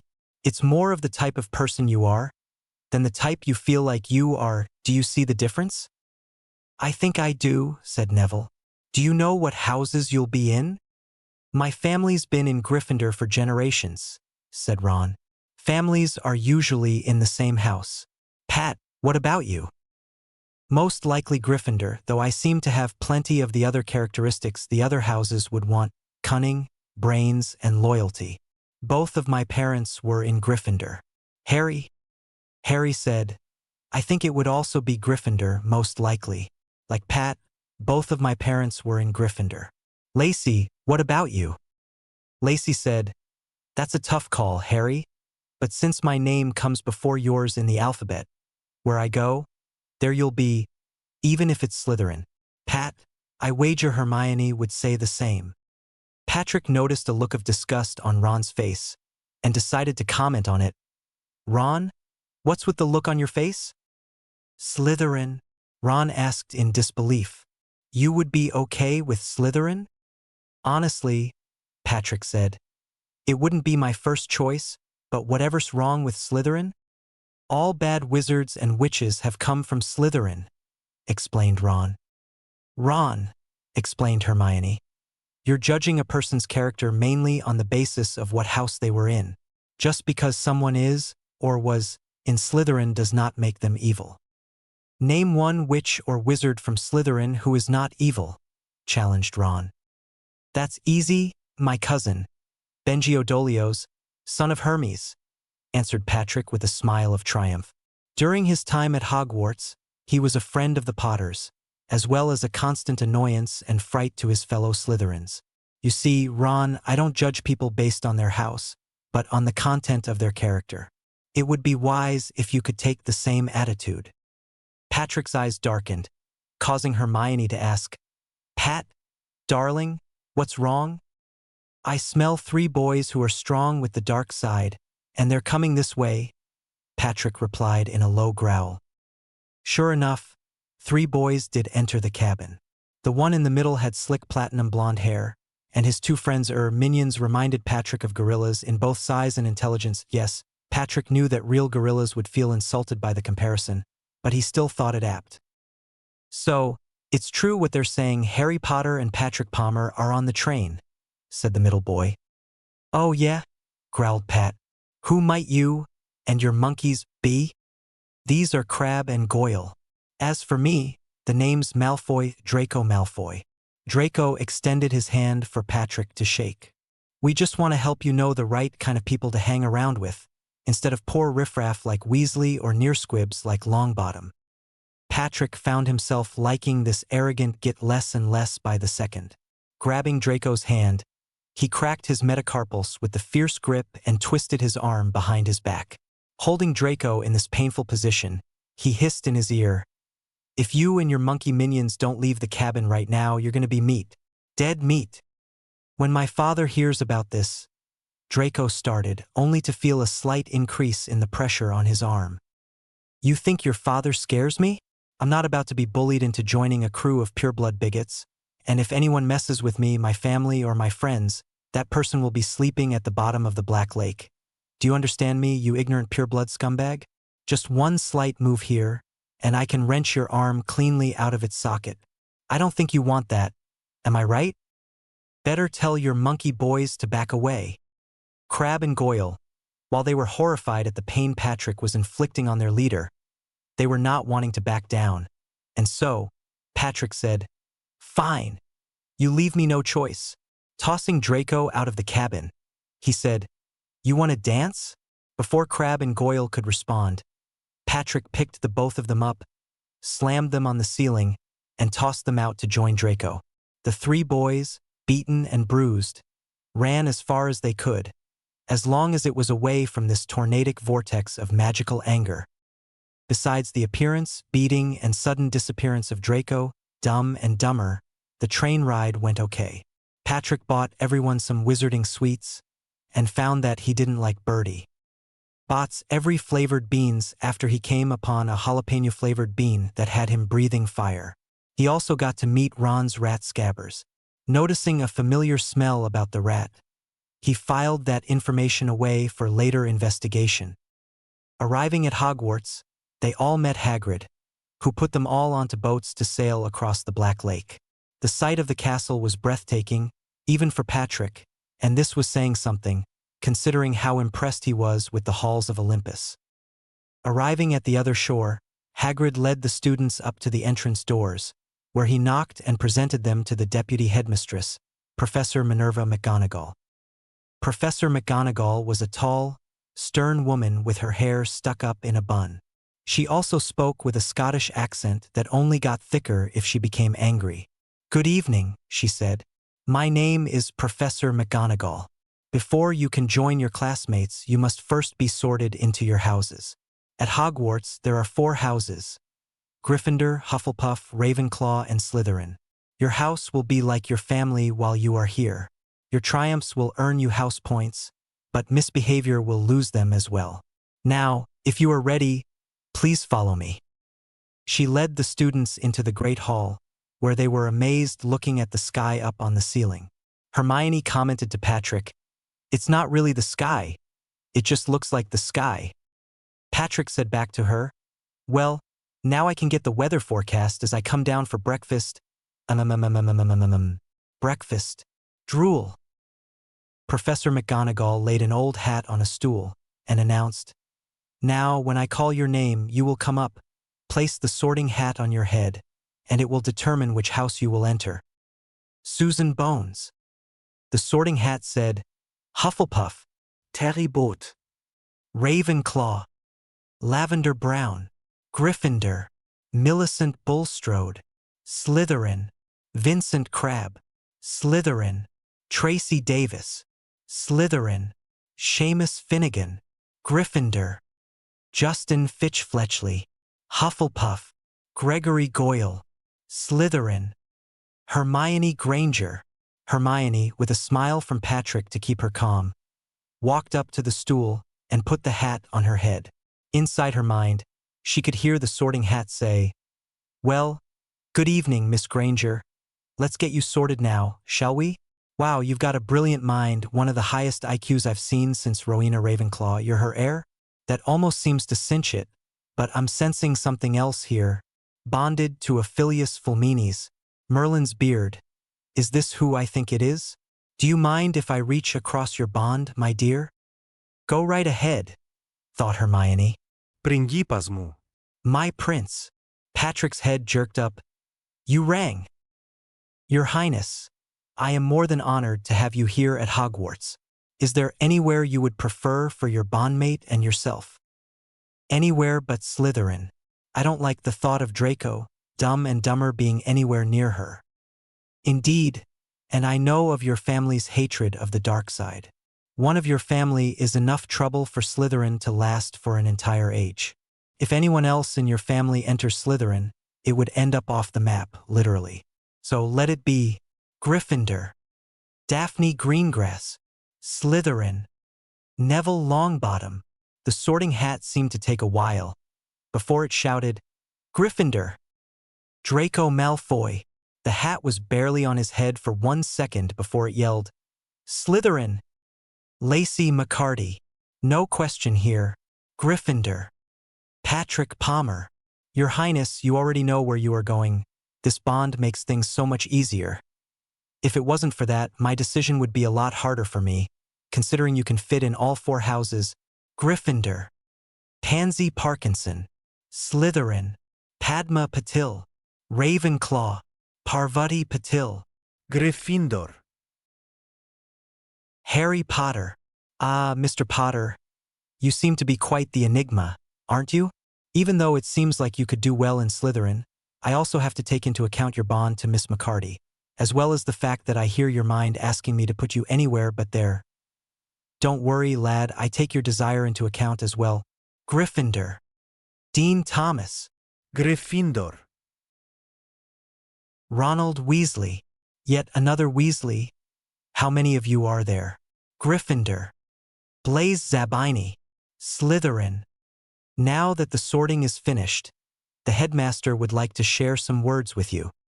Professor Dumbledore stood up and said, "Yes, thank you, Professor McGonagall. To all our first years, I wish you the warmest of welcomes.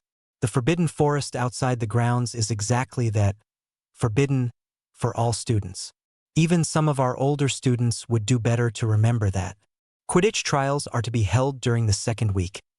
Anyone interested in trying out should speak with our flight instructor, Madam Hooch. Our caretaker, Mr. Filch, would also like to add a sobering note that the third-floor corridor on the right-hand side is out of bounds, to those who would not want to die a very painful death. On to merrier matters. Let's eat." At these last words, the house tables filled with foods galore, and everyone began eating. "It's a great pleasure to meet you, Patrick," said an older red-headed boy. "My name's Percy Weasley, and I'm a prefect." "Exactly how many brothers does Ron have anyway?" asked Patrick. "He's got 5 brothers. Bill and Charlie have already graduated. Then me, then Fred and George, the twins. Besides that, he's got a younger sister, Ginny." "Oi, Lacey, considering your last name's McCarty, are you Irish?" asked a sandy-haired boy. "Who wants to know?" Lacey asked.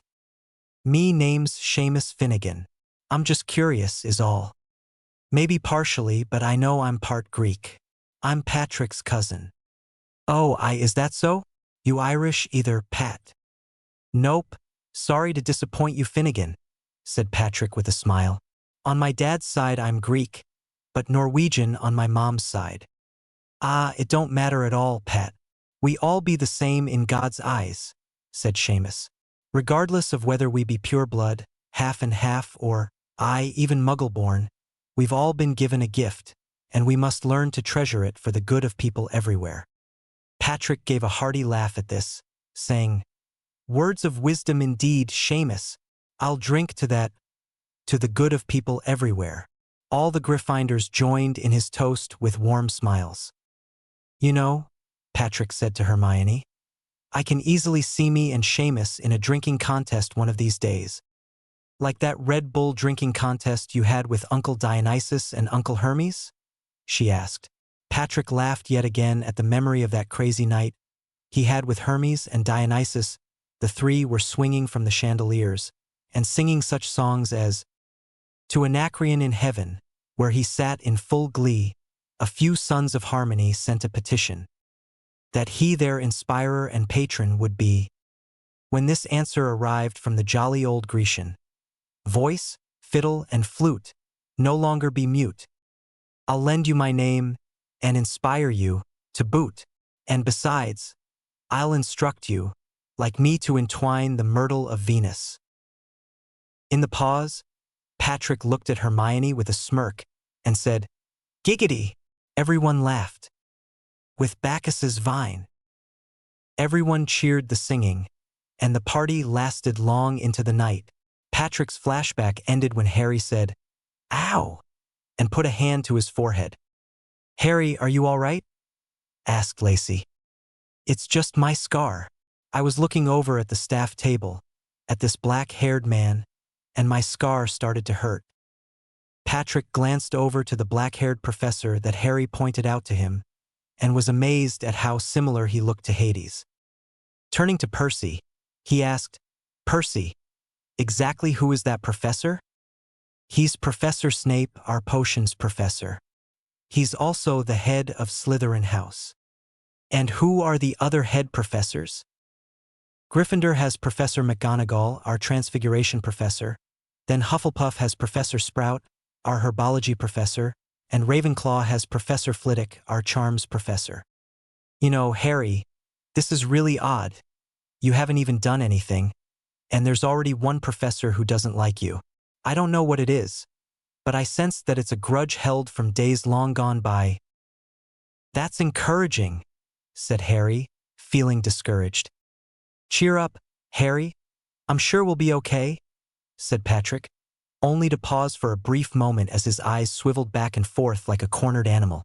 "Hermione," he continued, I don't mean to sound paranoid, but is there a crowd of females looking at me? I'm afraid so, Pat, she replied. Then she gasped aloud. Merlin's beard. They're licking their lips like a group of predators. Percy, whispered Patrick. There's going to be a mob of females running after me and Hermione. We'll meet you at the portrait later. Okay, Patrick. Curfew is at midnight. I'll see you later. Hermione, grab onto me and hang on tightly. She did so. Okay. Ready, set, go. As the Benny Hill theme played, a mob of screaming females chased Patrick and Hermione around the castle. But Patrick's speed was so much greater, they gave up soon. Well, do you expect me to stand here all night carrying you, Miss Granger? Asked Patrick. No, but I am expecting a snog at any moment. Well, shall we snog now or snog later? The two shared a laugh as Patrick set Hermione down, and she pulled him into a broom closet for a snogging session that lasted for a half hour. Later, they made their way up to Gryffindor Tower, where Percy let them know that they were still early as far as curfew was concerned, prompting Patrick to respond, "Oh, you mean the snogging session could have been longer?" After receiving the password from Percy, Caput Draconis, they said goodnight to him and went up to bed to sleep. Patrick's bed, as a matter of fact, Hermione was quite used to sleeping with her warm, fluffy teddy bear. J.K. Rowling. Aslan is a character from C.S. Lewis's Chronicles of Narnia. Some credit also goes to Rick Riordan's Percy Jackson series for the idea of Cerberus as a giant Rottweiler. Then again, in the first film of the Harry Potter series, the Cerberus does look like a giant Rottweiler anyway, so there. Anyways, I hope this wait was worth it, and I hope you enjoy. Smiley face. Guess again, freak show. I'm coming back to town, and the last thing that's gonna go through your mind before you die is my size 13 boot, Duke Nukem. The next morning, Patrick and Hermione woke up bright and early as they came out of Gryffindor Tower to the theme song from Austin Powers. Another mob of screaming Hogwarts females greeted them, prompting yet another run through the castle. In spite of all the running, the two did manage to eat a decent breakfast, and decent was quite a bit of food for Patrick, given the enormous size of his appetite. Arriving at Transfiguration class early, the two were grateful for Professor McGonagall's strict attitude as she shooed the fangirls away, and then she turned to them to ask, "Are you two all right?" Aphrodite warned me it would be bad, but I had no idea it would be this bad, Professor McGonagall. Thank you, said Hermione with a smile. You are more than welcome. I'd do anything to protect my cubs. Surely you must mean your kittens, Professor McGonagall? Asked Patrick with a mischievous twinkle in his eye. Whatever could you mean, Mr. Palmer? Professor McGonagall, your animagus form is that of a tabby cat. Professor McGonagall wasn't the only one to look shocked. Hermione's mouth was also wide open as the question came. How could you know that?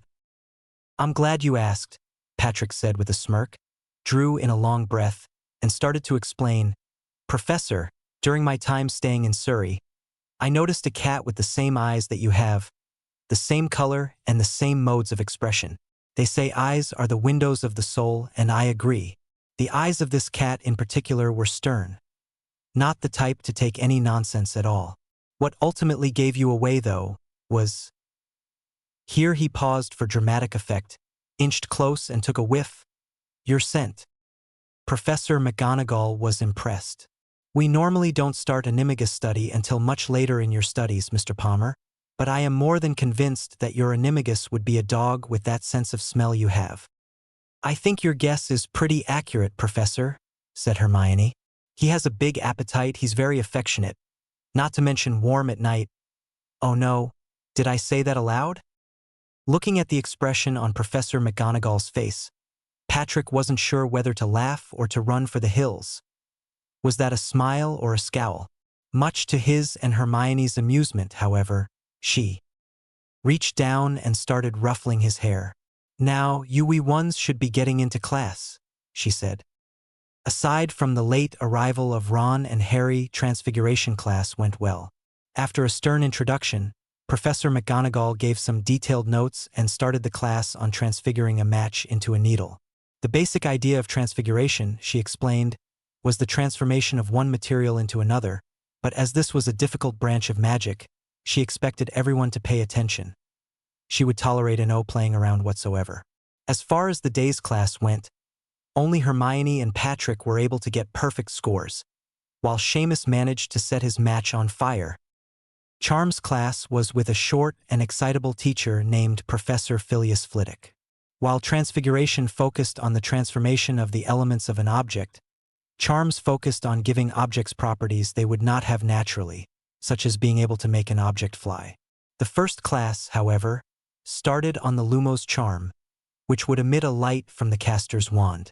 Professor Flitwick also warned, "Now, I have provided each of you with sunglasses, because the Lumos charms coming from the wands of Mr. Palmer and Miss McCarty will be rather more powerful." Upon testing out the Lumos charm, it turned out that his guess was right, and Draco Malfoy had lost Slytherin 30 points due to the fact that he did not put on his sunglasses. The sun-like brilliance of Patrick and Lacey's Lumos charms turned him blind for a temporary amount of time. Herbology, which dealt with magical plant life, was also quite fascinating. Much to his surprise, Neville found out that he was good at this subject, a fact which made his fellow Gryffindors smile. After class, they could not help showering praise on Neville. The class that Patrick most looked forward to was Defense Against the Dark Arts, but much to his disappointment, Professor Quirrell's nervous stutter proved to be a hindrance. Beta Rho Omicron nu tau iota delta iota Omicron, he thought, using a Greek expression meaning Zeus's thunder, an equivalent of Merlin's beard. This guy is our defense teacher? His stutter's so bad. By the time he finishes a sentence, it'll be my birthday. Hermione decided to have a little fun with Patrick's joke, and kept wishing Patrick a mental happy birthday every time Professor Quirrell finished a sentence. This caused Patrick the additional problem of fighting to keep his laughter contained, and the both of them finally were able to release out their roars of laughter after class. The most boring class of all was History of Magic, which was the only class taught by a ghost, Professor Binns. The most exciting thing he did was float in through the chalkboard, but his voice was so boring he sent the entire class, with the exception of Hermione, to sleep. Hermione, having read her books, also noticed that Professor Binns simply read from the textbook, and even she thought, History of Magic should be more exciting than this. "I agree, Hermione," came from Patrick, the yawn evident even in his mind. "Well, Pat, why don't we do something about it?" Patrick woke up, and his eyes were lit with happiness. "Hermione, darling," he thought, "you've given me a wonderful idea. A petition for a better history of magic teacher. Are you going to petition the whole school? If so, how will you get it into Slytherin, seeing as none of them like you?" "Yes, but I wouldn't say none of them like me. Take Daphne Greengrass, for instance." "Daphne? Are you serious, Pat? Would you rather prefer that it goes through Draco, Dumb and Dumber?" "Point taken, Pat, but it seems to me that females aren't respected in Slytherin. How about Malfoy takes it down there, and Greengrass brings it back to us?" "That's a good idea, Pat. Start writing." After class, Patrick kissed Hermione and told her, "Tell the others I'll be up later." "Okay, be safe." "Don't worry, I will be." With that, Patrick ran after the Slytherins. "Malfoy, Greengrass, I need to talk with the two of you a minute." This certainly got the attention of the Slytherins, who were poised to strike. "Lower your wands, everyone. I come in peace." "Oh yeah?" asked Pansy. "Why should we believe that you come in peace?" "That is for two simple reasons. First of all, my girlfriend has my wand." "Your girlfriend has your wand?" asked Daphne, a blonde with icy blue eyes. The boys laughed at Patrick, calling him whipped. Patrick laughed with them, saying, "Yes, Miss Greengrass. She couldn't trust me to have a wand if I was to go on a mission of peace. I can trust her to keep it safe." "You trust her to keep it safe?" asked the girls. "Ladies, I would trust her with my very life. Secondly, if I wanted to come down here for a fight, I would not have announced myself. You would have all found yourselves in the hospital wing before now. If you want to end this parley right now and find yourself there, Miss Parkinson, be my guest." Everyone relaxed, and Draco said, "Crab Goyle, stand down. This parley won't work if you're cracking your knuckles all the time. Proceed, Palmer. What is this about?" "It's simply about this. Our history of magic class needs a new professor besides Professor Binns, due to the boring effect he had on us through the whole class. I have written up a petition saying this, and 4 copies, 1 for each house. I need Slytherin House to be in this as well." "Therefore you brought it to us?" asked Daphne. Patrick nodded. "After all, it is said that those who don't learn from history are doomed to repeat it." "How very true that is, Palmer. We'll get this back to you tomorrow morning." The next morning, Daphne Greengrass, Padma Patil, and Susan Bones dropped by their petitions from their houses to Patrick in the Great Hall.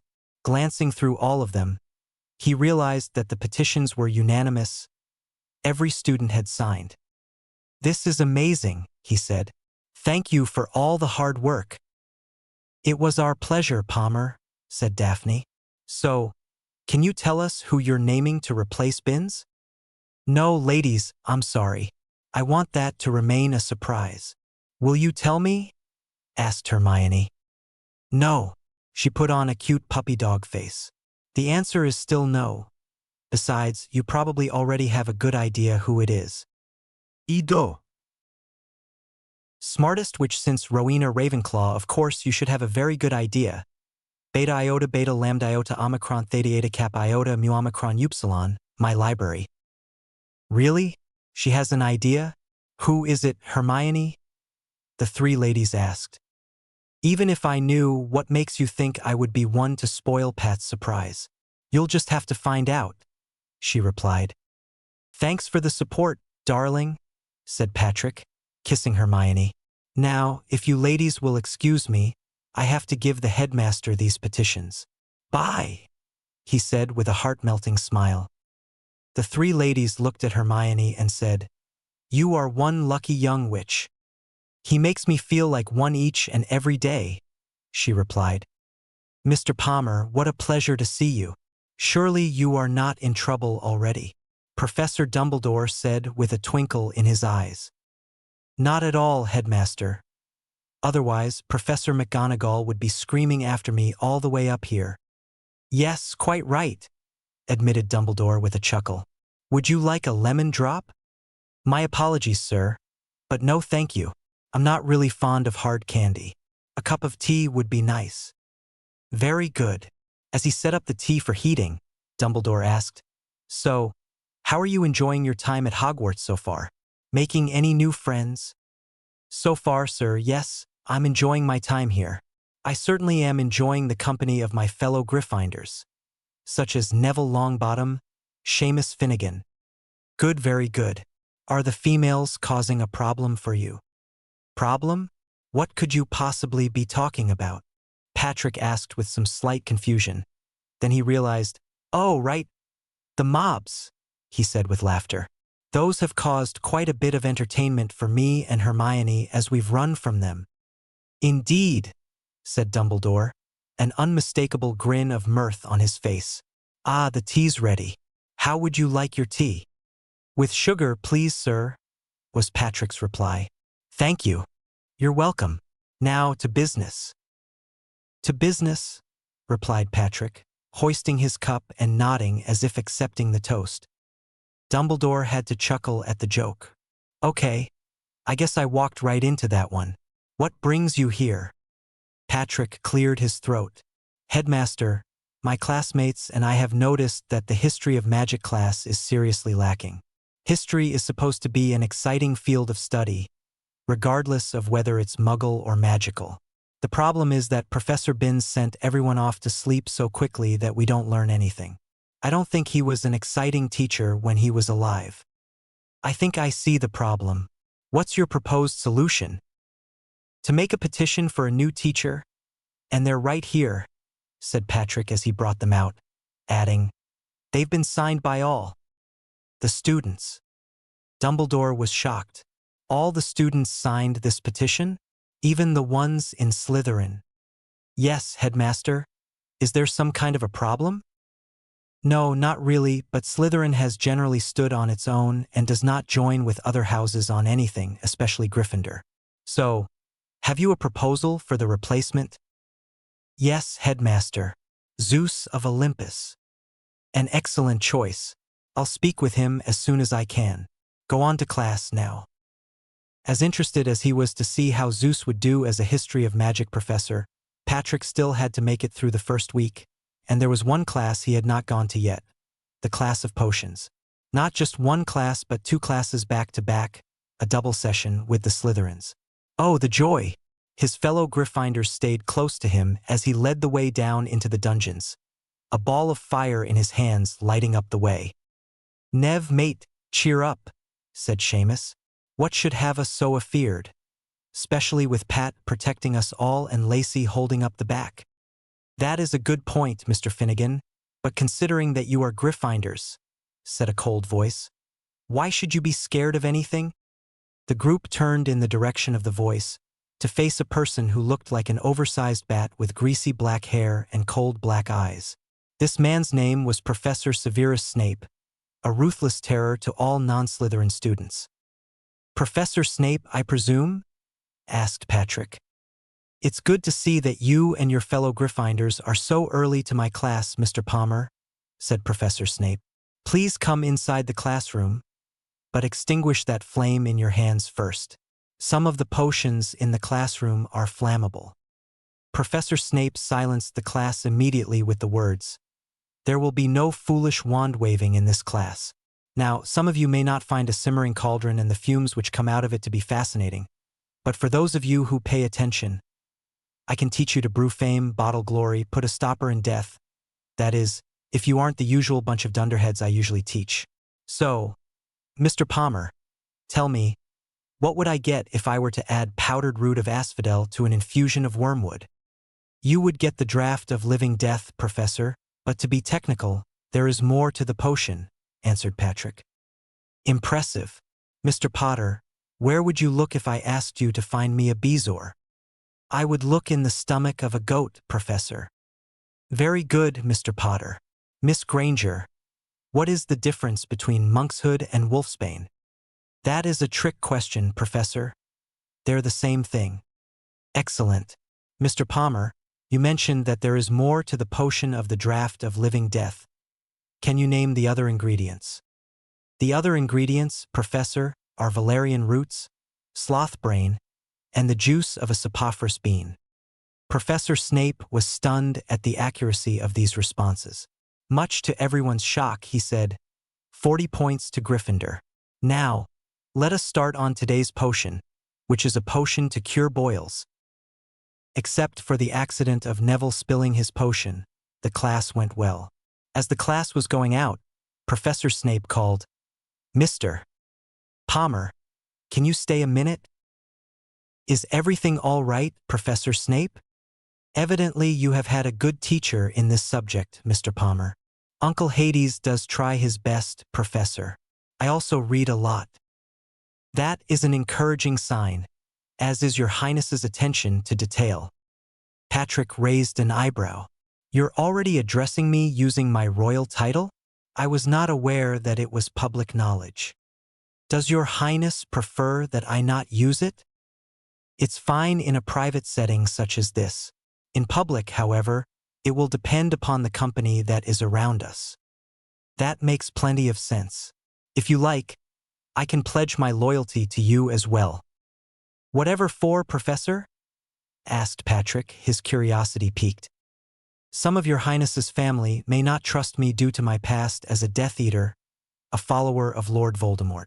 I want to make it crystal clear to them that I've changed my allegiance. That is your call entirely, Professor.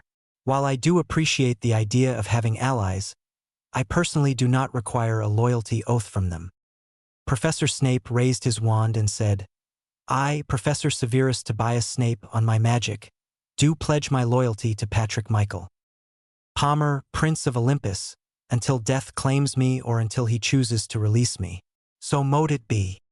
A light shone from Professor Snape's wand to Patrick, who replied, I, Patrick Michael Palmer, Prince of Olympus, do accept your magical pledge of loyalty. The light recoiled onto Professor Snape's left forearm, and Patrick watched in fascination as the image of a snake coming out of a skull, the dark mark, was replaced with the image of a lightning bolt inside a circle, the seal of Olympus. Professor Snape's reaction was similar to the breaking of a dam. Patrick had never thought of his professor as being an emotional person, but this opinion was to change as Professor Snape grabbed him and sobbed out tears of gratitude. Your Highness, he said, I can't possibly thank you enough for what you've done for me. Professor Snape, you are more than welcome, said Patrick, smiling. Now, I imagine you're a busy man, so I'm going to join my friends. Just one last thing for your Highness to consider. Longbottom seems to be a nervous wreck in class. Can you help him? I'll see what can be done, Professor Snape.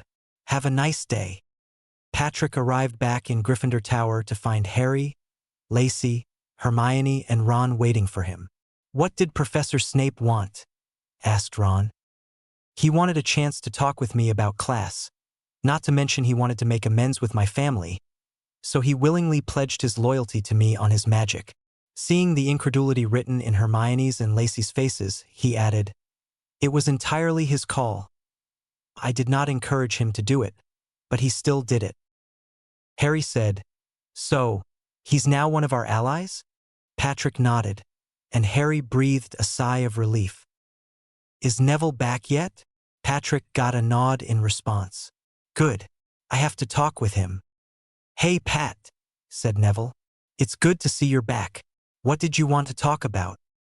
Professor Snape told me that you seemed quite nervous in his class. Is there any particular reason for that, Neville? He's quite scary, that's all, Pat. How come you aren't scared of him? Why be scared of an overgrown bat? That's all he is, really, Neville. Besides, I've survived my Uncle Hades, and in the scary department, he's worse than Professor Snape can ever pull off. He's scarier than Professor Snape? Indeed, the ancient Greeks were so scared of Hades, they refused to mention him explicitly by name. They would refer to him by the name Pi Lambda Omicron Upsilon Tau Omega Nu, the rich one. Unlike a certain evil mastermind has been, however, Hades is firmly on the side of light, in spite of his cold and sometimes frightening appearance. We have nothing to fear from him. So, Pat, said Hermione, do you have any ideas? Well, let's look at our possibilities, he replied. First of all, we can hope that he will get used to the teaching style of the big-nosed bat. There was an interruption of laughter. Fortunately, Nev, I am not willing to do that. The only other option I can think of would be to contact Uncle Hades and see if he would be willing to help us. I think it's a good idea, Pat, said Neville. But how to contact Olympus besides just going out there? Surely it would be a long flight for your owl, wouldn't it? As in response to Neville's question, a rainbow-colored owl flew into the common room and detransfigured in a flash of lightning to reveal a young girl, about Patrick's age, dressed in a rainbow-colored peplos, a cloth the ancient Greeks wore as a dress, with blonde hair and lightning blue eyes. I believe I can answer that question for you, Neville, she said. Yes, it is a long distance. More than 2,000 kilometers, in fact, lie between Hogwarts and Olympus. All the Gryffindor males present, with the exceptions of Patrick and Harry, were staring at the girl, almost all rational thought forgotten. She looked at Patrick and said, Brother, what's the matter with you? Aren't you going to introduce me to your friends here? I thought you knew them already, having seen us at breakfast. Patrick started, only to be interrupted by a glare. Point taken, a few of these, such as my girlfriend Hermione Granger, my brother in all but name Harry Potter, his girlfriend Lacey McCarty, as well as the other boys from first year Ronald Weasley, Neville Longbottom, Seamus Finnegan, and Dean Thomas. Everyone. This beautiful young lady is my sister Iris, named for the Greek goddess of the rainbow. Seamus said, with a whistle of surprise. That be your sister, Pat? Mate, I almost mistook her for a goddess. Dean joked, Hey Seamus, I'll bet you can find a pot of gold at the end of that rainbow, eh? Iris answered back, Well, if Seamus looks long enough, he'll be one happy leprechaun. Prompting a laugh from everyone gathered. So, Iris, what's the news from Olympus? Asked Patrick. Well, Pat, everyone back at Olympus wants to hear about your first week.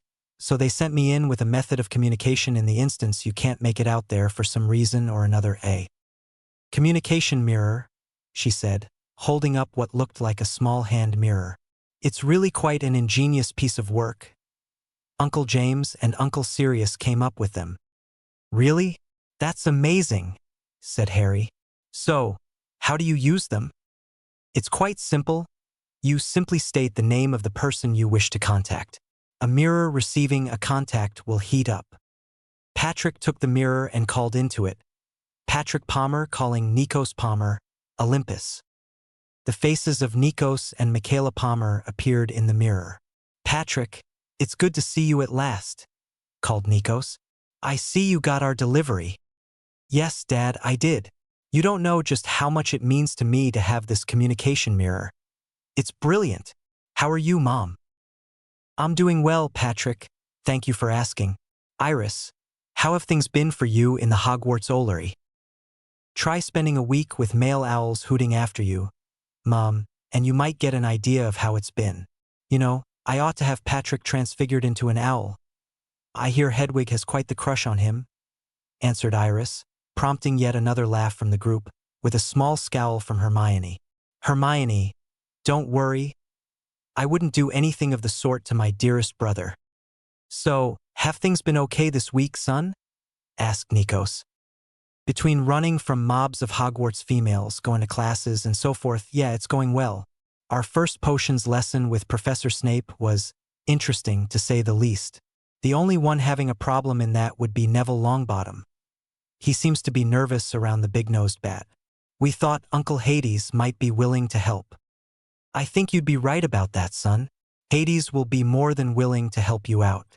In fact, the entire family wants to be around you to help, so don't be afraid to ask. Oh, this is great. My entire family wants to be around me, groaned Patrick, although his smiling face betrayed the fact that he was really happy about this. You bet, son. By the way, we heard about your history of magic class, and your proposed replacement says yes. Who is it, Nikos? I've asked Pat to tell me, but he won't, said Hermione. I can't spoil Pat's surprise, Hermione, but I can guarantee this much, you'll love it. Now, I'd better get off this mirror so you can call Uncle Hades. Keep in touch.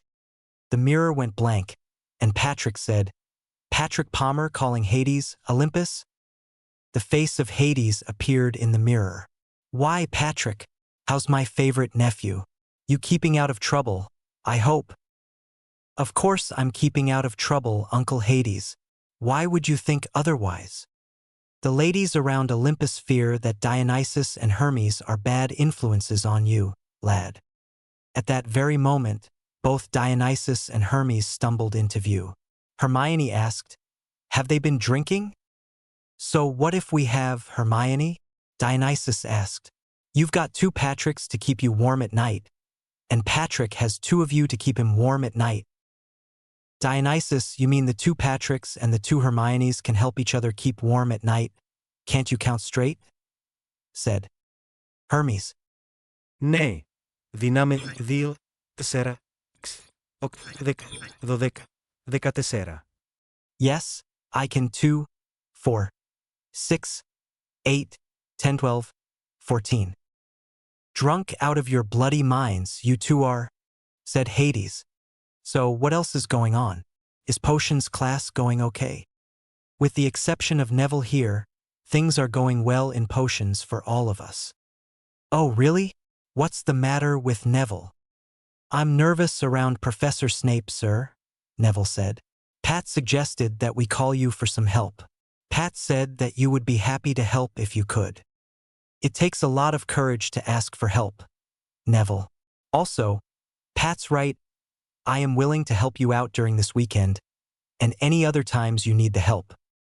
Thank you, Hades. You are more than welcome, Neville. Sure enough, Hades was as good as his word, showing up during the weekend.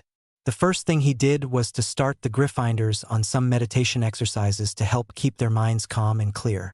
While they were practicing those, he ran down with Patrick to get some hair from Professor Snape, which was readily provided. "What exactly do we need the hair for, Uncle?" asked Patrick. "You'll see in a few moments, Patrick," was the reply from Hades. Arriving back in Gryffindor Tower, he went to the trunk he brought with him and pulled out a vial of mud-colored potion.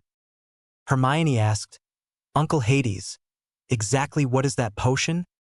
"This potion, Hermione, is a disguising potion known as Polyjuice Potion. It's incredibly complex to make, but you won't learn how to make it because it is a restricted potion. I'll be using it to assume the form of Professor Snape," answered Hades. Neville blanched. "Are we sure that will be a good idea?" Hades said, "Well, sooner or later you will have to face up to your worst fear. Better sooner than later, I always say, savvy? The Sorting Hat, after all, put you in Gryffindor, the House of the Brave. So you should start acting like it. You'll find that the more you practice a virtue, the more you'll have it. So the more you practice being courageous, the more courage you will have."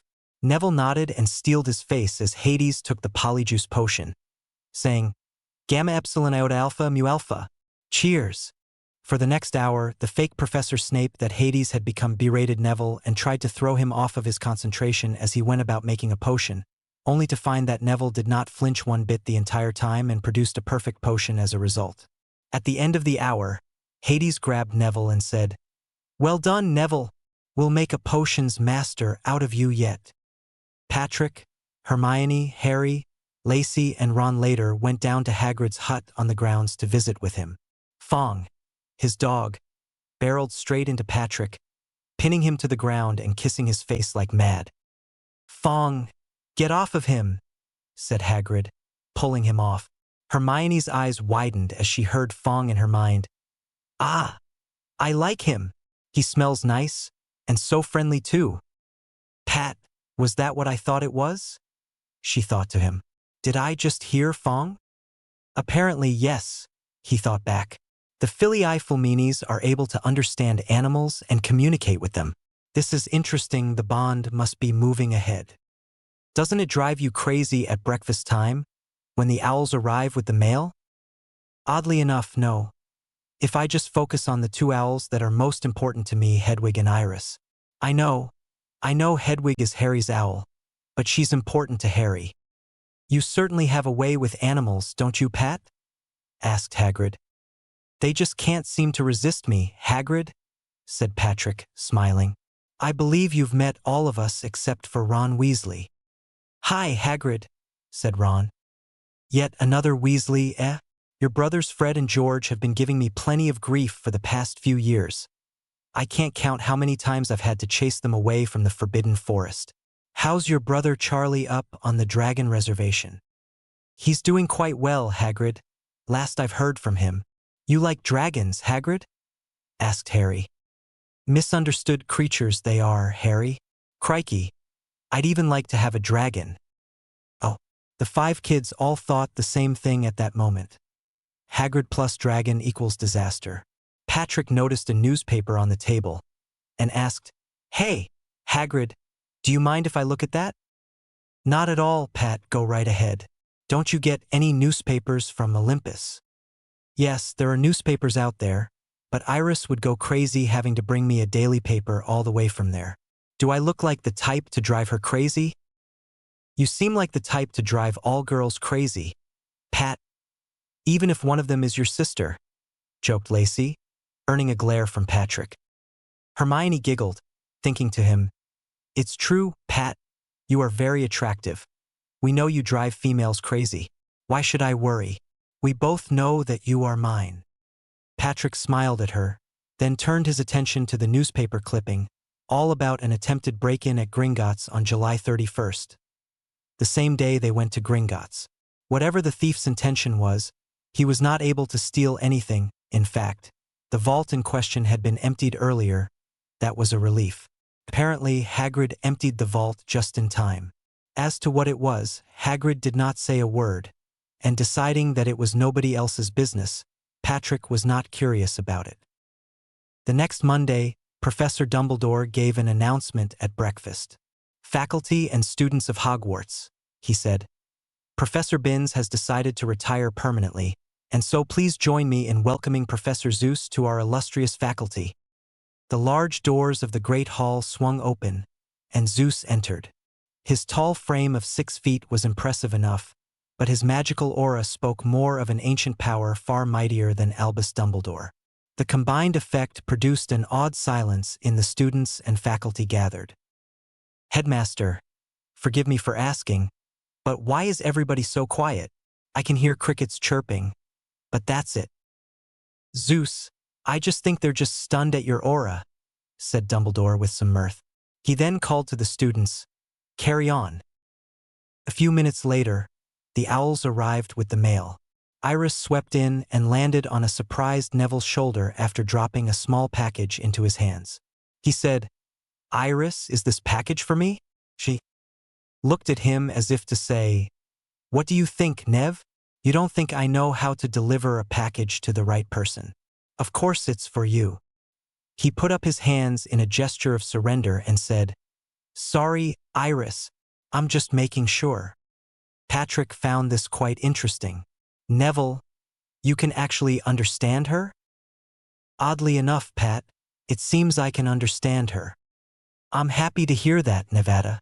How about you open the package she brought for you?" Neville did so to find a glass ball inside. "It's a remembrall from my gran." A smiling Hermione said, "I've read about those. If they light up red, it means you've forgotten something." Sure enough, the ball lit up red at that exact moment, and an embarrassed Neville said, "The problem is, I've forgotten what it is I forgot." Patrick had to hold in his chuckle as he said, "Don't worry, Neville. We'll head back up to the tower to find whatever you might have forgotten. And why?" The reason for the shout was that Draco Malfoy had come up behind Neville and snatched the remembrall away from him. "What have we here, Longbottom, a remembrall? Oh, this is quite something. It's already read. Did you forget something today, Longbottom?" Draco sneered to chortles from Dumb and Dumberer, Crabbe and Goyle.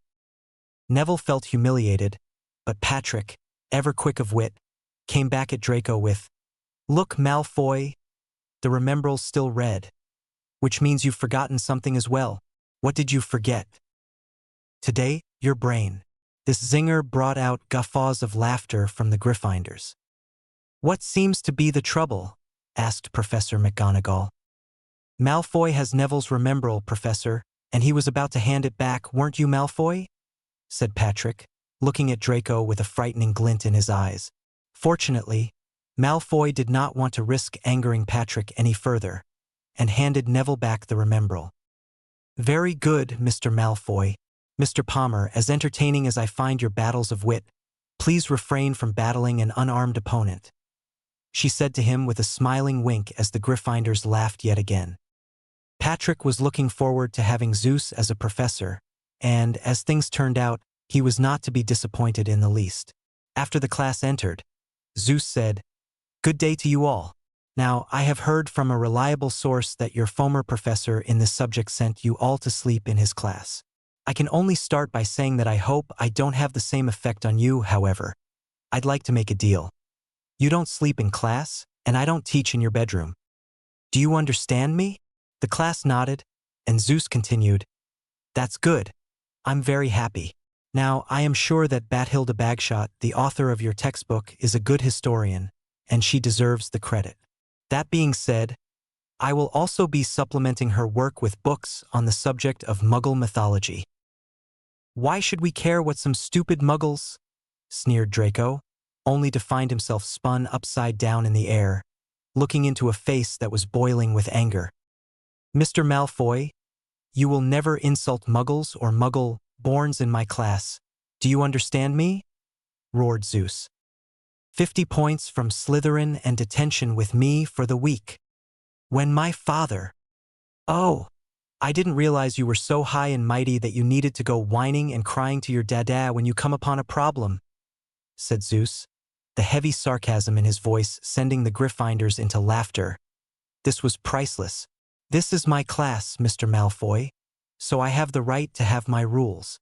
Zeus calmly set Draco back in his seat, but before Draco could speak up again, Hermione pointed her wand at him, saying, Theota mu omega theta tau iota. Miss Granger, you have our thanks. 50 points to Gryffindor for silencing this idiot. Mr. Palmer, if he spouts his prejudice in class again, you have my full permission to send him to the hospital wing in whatever condition you see fit. As long as you don't kill him.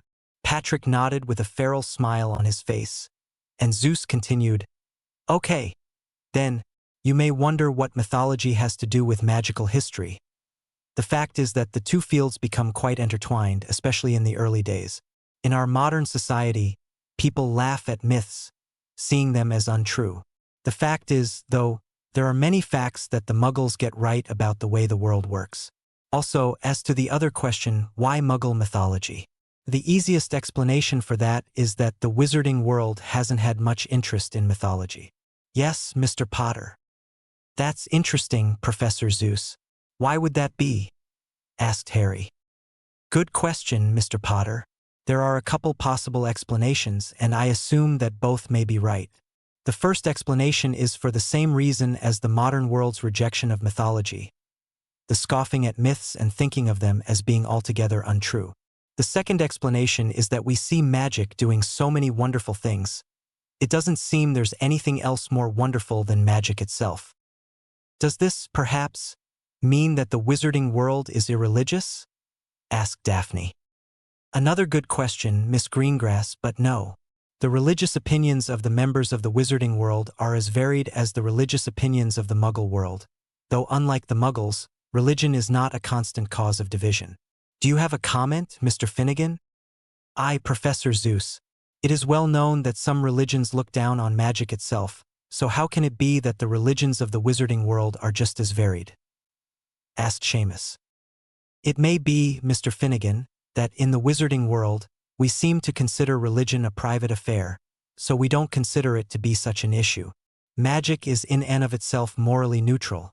It is what we choose to do with it that makes it light or dark. This first class overall turned out to be fascinating for everyone involved, and Hermione had to take Patrick away to a broom closet just to show him how happy she was with him. Wednesday afternoon of this particular week happened to be the first flying lesson of the year. Neville was very worried about this, and his fellow Gryffindors could understand why, for some reason or another, he was quite clumsy on the ground. Neville was not the only nervous one, though. In spite of the fact that she had gone on several flights with Patrick's support, screaming at him all the way, much to the amusement of the Olympians, Hermione was not comfortable with the idea of flight. What made the whole idea worse for everyone was that Slytherin would be their partners for the class. The group arrived outside the castle at the flying range, where a gray-eyed teacher met them, Madame Hooch. She had a set of brooms lined up for them to use. Good afternoon, class, and welcome to your first flying lesson. Among the different forms of magical transportation, one of the most basic forms also happens to be one of the most cliché, and that one would be broomstick travel. This class will teach you the basic skills you will need to use a broomstick to get around, and passing this class is a requirement for such things as Quidditch. Fortunately for you, this is one of the easiest classes to pass given the fact that I give extra tutorials to those students who may have trouble. At this, both Hermione and Neville breathed a small sigh of relief. Now, to start off, let's summon our brooms, she continued. Hold your hand over your broom and say, up. In the cases of many students, such as Harry, Patrick, and Lacey, their brooms zoomed into their hands right away. Hermione and Neville's brooms stayed on the ground, and Patrick surmised that, like horses, projecting a confident attitude would be essential. Much to Patrick's and Harry's amusement, Ron's broom snapped up to strike him in the nose. A little too confident, weren't you, Ron? Said Patrick. Oh, shut it, Pat, said an irritated Ron. How would you like it if a broomstick hit you in the face? He wouldn't like it, Ron, but don't try fencing against him. He's too good, said Hermione. Fencing? What on earth would you be talking about, Hermione? Just wait until I get the broom in my hands. Then we'll worry about fencing up. Thwack. Hey, Harry, said Patrick, doubling over in laughter. I think we've just found our comedy relief in Ron Weasley. This comment sent Harry, Lacey, and Hermione laughing all the harder at Ron's predicament. Madame Hooch spent the next few minutes teaching them the right way to grip the broomstick. She had to correct Draco's grip. It turned out that the grip he used was, in a word, wrong. Madame Hooch was muttering under her breath. Just because you've learned it that way doesn't mean that it's right. Inbred idiot. The excellent hearing of Patrick and Lacey caught the comment, and they started sniggering at him. Now that I've taught you how to grip your broom in the proper manner, I want you, when I blow my whistle, to mount your broom, go up a few inches, hover, and come back down. Do you understand me? The class responded, Yes, Madame Hooch. She said, Very good, Mr. Longbottom. What's going on? I don't know, said Neville, rising up on his broom and very afraid. Help! Μη φόβου, Neville, έρχομαι ταχύ. Don't be afraid, Neville. I'm coming quickly. Neville heard in his mind from Iris. Wherever you are, Iris, hurry. I don't think I can hang on much longer. He thought as his broom bucked around like a wild mustang. Much to his horror, the broom managed to buck him off and he went into free fall, screaming all the way. In a blinding flash of lightning, Iris arrived just in time to grab him, though the impact of the ground was hard enough to shake the both of them. The Gryffindors came running, and Patrick said, Iris, are you all right? Neville's the one I saved, brother, and you're concerned if I'm all right? Remind me, never, to ride a broomstick again, moaned Neville. Neville, squealed Iris.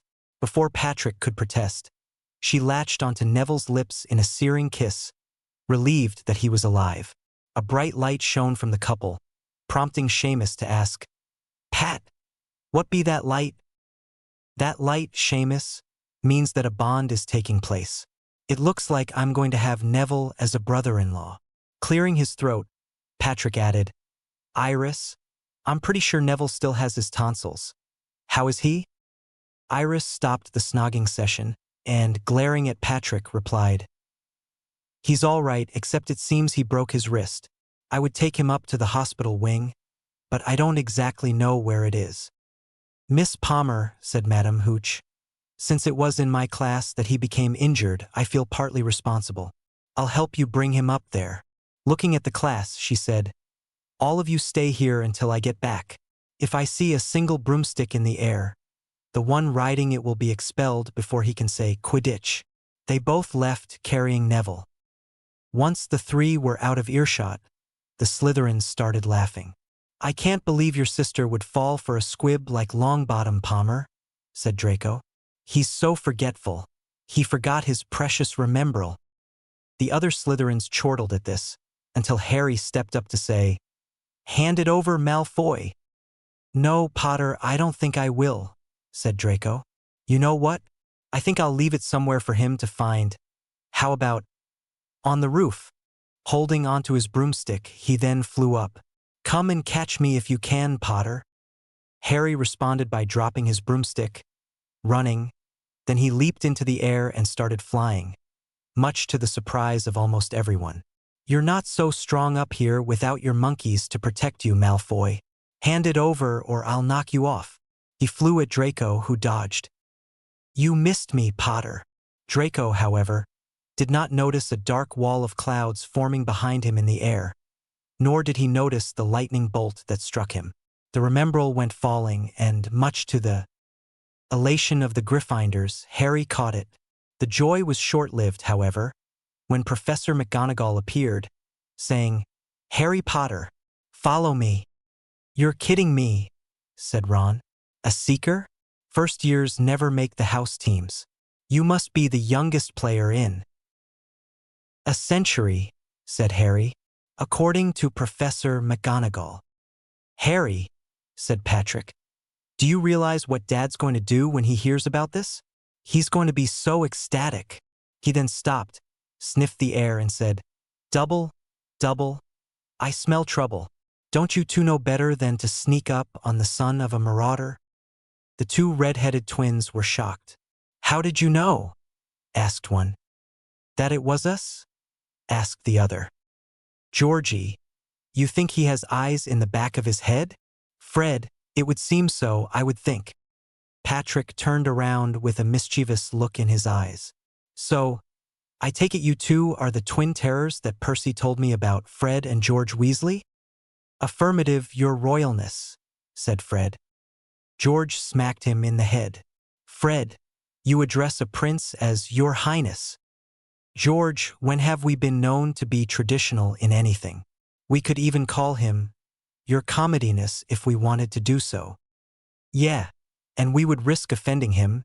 Is that what we want? Offending me? Asked Patrick. I'm not offended, but I am amused, to say the least. As far as titles are concerned, George is right, you do address a prince by Your Highness. I would prefer that you call me Patrick or Pat in most settings. What's the matter with your royal title? They both asked. I don't want people treating me like someone who's so much higher than them socially just because of my position. I want them to like me for who I am, not because I am a prince. Fair enough, said Fred. Turning his attention to Hermione, he asked, And who is this? Lovely young lady? Fred, George, that lovely young lady is Hermione Jean Granger, my bondmate, girlfriend, library second brain, not to mention she is the heir of Ravenclaw and the smartest witch of our generation, explained Patrick. Did you hear that, George? Pat is very attracted to brains. So it looks like, Fred, the other lady here is. This other one here is my cousin Lacey Aria McCarty, daughter of Aries and Harry's bondmate and girlfriend. I wouldn't make her angry if I were you. No worries there, Pat.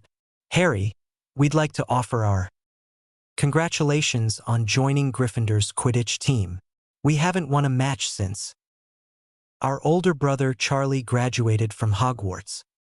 He could have gone professional if he wanted to, but he decided to take care of dragons, which is not an easy task by any means. So what position do you two play? Asked Patrick. We're beaters, they said. It's our job to keep the bludgers, heavy-flying iron balls, away from our team. Then there are the 3 chasers who throw the quaffle through one of 3 hoops, and the keeper who guards them, said Lacey. All too right, Lacey. And last but not least we have the one who has to catch the snitch and end the game. Not to mention he gets the team an extra 150 points. Our seeker, Harry Potter. While Harry could not deny he felt happy, he was also a bit worried. How do I know I won't make a big fool of myself? You won't, Harry. Uncle James played Quidditch when he was here, said Patrick. Then again, so did my mom and dad. They too were beaters. Why aren't you playing then, Pat? Asked the twins. I've got more than enough to keep me entertained. What between books, Hermione, classes, Hermione, my family, Hermione. Wow, George. She's got him wrapped around her little finger. Fred. They're both joined at the hip, wouldn't you say? This comment elicited roars of laughter from everyone. After meeting the twins, Patrick, Hermione, Harry, Lacey, and Ron decided to go up to the hospital wing to check on Iris and Neville. They arrived there to find that the 2 were fine and ready to leave. So they all started out to get back to the Gryffindor Tower. On their way up there, however, a moving staircase sent them in the wrong direction to end up in a 3rd-floor corridor. It's quiet here. Too quiet, said Patrick. Pat, this is the forbidden 3rd-floor corridor. We shouldn't be here, said Hermione. Pat, maybe we should go, said Neville. The group turned around and was about to go out when Mrs. Norris, the cat of caretaker Argus Filch, appeared, letting out a meow as she saw them. They spun back around and ran for the only door available, which, to their dismay, turned out to be locked.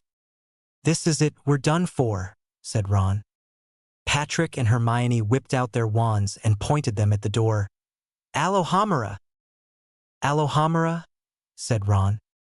It's the unlocking spell, Trollbrain, don't you read? Asked Lacey. Shut up, all of you, and get inside, snapped Patrick. The group followed along and breathed a sigh of relief. They were safe for the moment. They heard Filch on the other side coming by, and, not having discovered them, went away. "Thanks for the rescue, Pat," said Harry. "That was a close one," Patrick said. He then felt Neville and Ron tugging at his robes and whining. So he said, "Neville, Ron, what is it?" The only response he got from the two of them was some fearful stammering. So he turned around and saw a 9-foot-tall, 3-headed Rottweiler, also known as a Cerberus, just starting to wake up. It would have attacked them, had not Patrick yelled, "Kappa Alpha Theta Omicron Upsilon." Sit. The Cerberus, in response, sat down, stopped, growling, and started to wag his tail. Much to everyone's amusement, the wagging sounded very much like a helicopter. "The rest of you head back to Gryffindor, Hermione, and I will stay here, and we'll catch up with you later." "Are you sure about this, Pat?" asked Hermione. "Of course I'm sure," he replied. "He won't hurt you." The group left, leaving Patrick, Hermione, and the Cerberus. Πριγκιπίσσα σου εστίν. "Is this your princess?" they heard him ask in their minds. Hermione Kertzid. Ansarin, ονόμα μου Ερμιόνι, and my name is Hermione. The Cerberus responded by kissing them and letting them pet him. After a minute or two of this, he said to them, "Epsilon Upsilon Alpha Iota Sigma Tau Omega, Alpha Lambda Lambda, Omicron Upsilon Tau Omicron Delta Iota Alpha Delta Rho Omicron Mu Omicron Alpha Pi Alpha Gamma Omicron Rho Epsilon Mu Epsilon Nu Omicron Epsilon Sigma Tau Iota Nu, Alpha Pi Epsilon Rho Chi Epsilon Sigma Theta Epsilon. Thank you, but this corridor is forbidden leave." Patrick grabbed Hermione, and the two of them went to Gryffindor's common room in a lightning bolt, only to meet with, among other people, an irate Iris, who pinned him to the ground, hissing in his ear, "Thanks a lot, Pat, you nearly got us killed." Hermione responded by grabbing Iris and hissing in her ear, "Let's not forget, Iris, that was it not for Pat, you would have become Cerberus Chow tonight. Show him a little respect and appreciation." "Hermione," said Patrick, "release her. Iris, you might as well go up to bed. Kappa Alpha Lambda Nu Upsilon Chi Tau Alpha." "Good night," Iris replied, going up the stairs. "Wake up, you sleepy-headed mutt." Patrick felt a furry weight on top of him, and opened a bleary eye to see that it was a heavy-set cat with a squashed face. What's more, the feline voice he heard in his head sounded like Joe Pesci. "Hey, Prince Mutt's finally awake." Patrick smirked, thinking, "Prince Mutt? Now that's a new one." He heard Hermione's mental giggle. "Hermione, are you awake yet?" "Of course I am, Pat, but why is Joe Pesci in your dorm room?" "The voice just sounds like Joe Pesci, and I should know, having seen Goodfellas so often. It's actually your birthday present. Happy birthday, by the way." "Thank you, dear. Can you send him up to me?" "I'll be right on my way, mistress," thought the cat, leaping off of Patrick and running off to the girls' dorms. "Good thing I can smell her on you, Pat. That should make her easier to find." "Oh, ha, ha, ha, my sides are splitting," thought Patrick with sarcasm. "If you need me, I'll be in my bed." He tried to get some more sleep, only to wake up again to Hermione's and Lacey's twin shouts of "Kitty." Then Hermione ran into the dorm, still carrying the cat, and proceeded to snog Patrick until he started to feel a bit dizzy from her enthusiasm. When they were able to breathe again, she asked him, "Tau Iota Kappa Alpha Lambda Epsilon Sigma Omicron Mu Epsilon Nu Alpha Upsilon Tau Omicron Nu? What shall we call him?" Patrick thought for a while and said, "In English or Greek?" "Both, if you wish," she replied. "Well, on the name tag it has 2 suggestions. Crookshanks and Sigma Tau Rho Alpha Beta Omicron Pi Omicron Delta Alpha Omicron Ugh. As if that's not a mouthful in and of itself. Let me think of a better Greek name. Yes, I've got it." "Well, what is it?" she asked. "Alpha Pi Alpha Tau Epsilon Omega Nu Alpha. It means crook." "It fits me perfectly, Pat, and I like it." "Thank you," said Crookshanks, purring and rubbing against his 2 new humans. "I, Crookshanks, the crook, hereby claim you 2 lovebird mutts as mine. Now, would somebody like to give me a good belly scratch?" Patrick and Hermione did so, as Crookshanks thought, "Ah, now that's the spot. This is the life. What more could a cat ask for? Hermione was not the only one to receive a present that day. Harry also received a Nimbus 2000 broomstick for his new Quidditch position, courtesy of an elated Hermes. Classes had been going well for everyone. Professor Snape was impressed with Neville, who had developed nerves of steel and a daring glint in his eyes that said, "Go ahead, make my day." As a result, his work in potions made a leap in quality to the point where it was equal with his herbology work, which was a large gain for the once clumsy Gryffindor. History of Magic class was lively with discussions breaking out all over the room, much to Zeus's and Dumbledore's delight. One such lively discussion was over the topic: what's the difference between a pureblood, a half-blood, and a Muggleborn? With a small talk over definitions, it was easy to see that the difference between the three groups of magical children lay in the question of parents. 2 magical parents would mean a pureblood, 2 Muggle parents meant a Muggleborn, and a half-blood was somewhere in between with 1 Muggle parent and 1 magical parent. Zeus even threw the Slytherin portion of his class into some head-scratching with the question: remembering the definitions we agreed on, does it really matter how many generations of purebloods there are in a magical family before a child can claim to be pureblood? Professor Zeus, called Seamus, isn't it said that you can't choose who your parents were? That's a very good point you've made, Mr. Finnegan, and it is true. Whether a person is pureblood, half-blood, or Muggleborn does not tell me much about that person except about his or her parents. That's all the question can tell me. The more important question to ask is about the actions this person has done and the choices he or she has made. Due to this, the question of blood status means hardly anything to me. Even Draco was shocked by Zeus's response and asked, "With all due respect, Professor, isn't your entire family pureblood?" "No, Mr. Malfoy, my family is actually quite mixed with people from all 3 groups we've mentioned, but I don't think less of any of them for mixing with Muggles." "Wait just a moment. How would there be Muggleborns in the family if you started out as purebloods?" asked Blaise. "Good question, Mr. Zabini. The ability that enables us to interact with magic is not always passed down. If in a magical family the ability is not passed on, we get what is called a squib. The squib could marry a Muggle and have Muggle offspring. Maybe there might be a wizard or witch somewhere down the line." Everyone nodded their heads in understanding. After class, Draco said to Zeus, "Professor, I just want to thank you for coming to teach this class. You've opened my mind and made me think for once."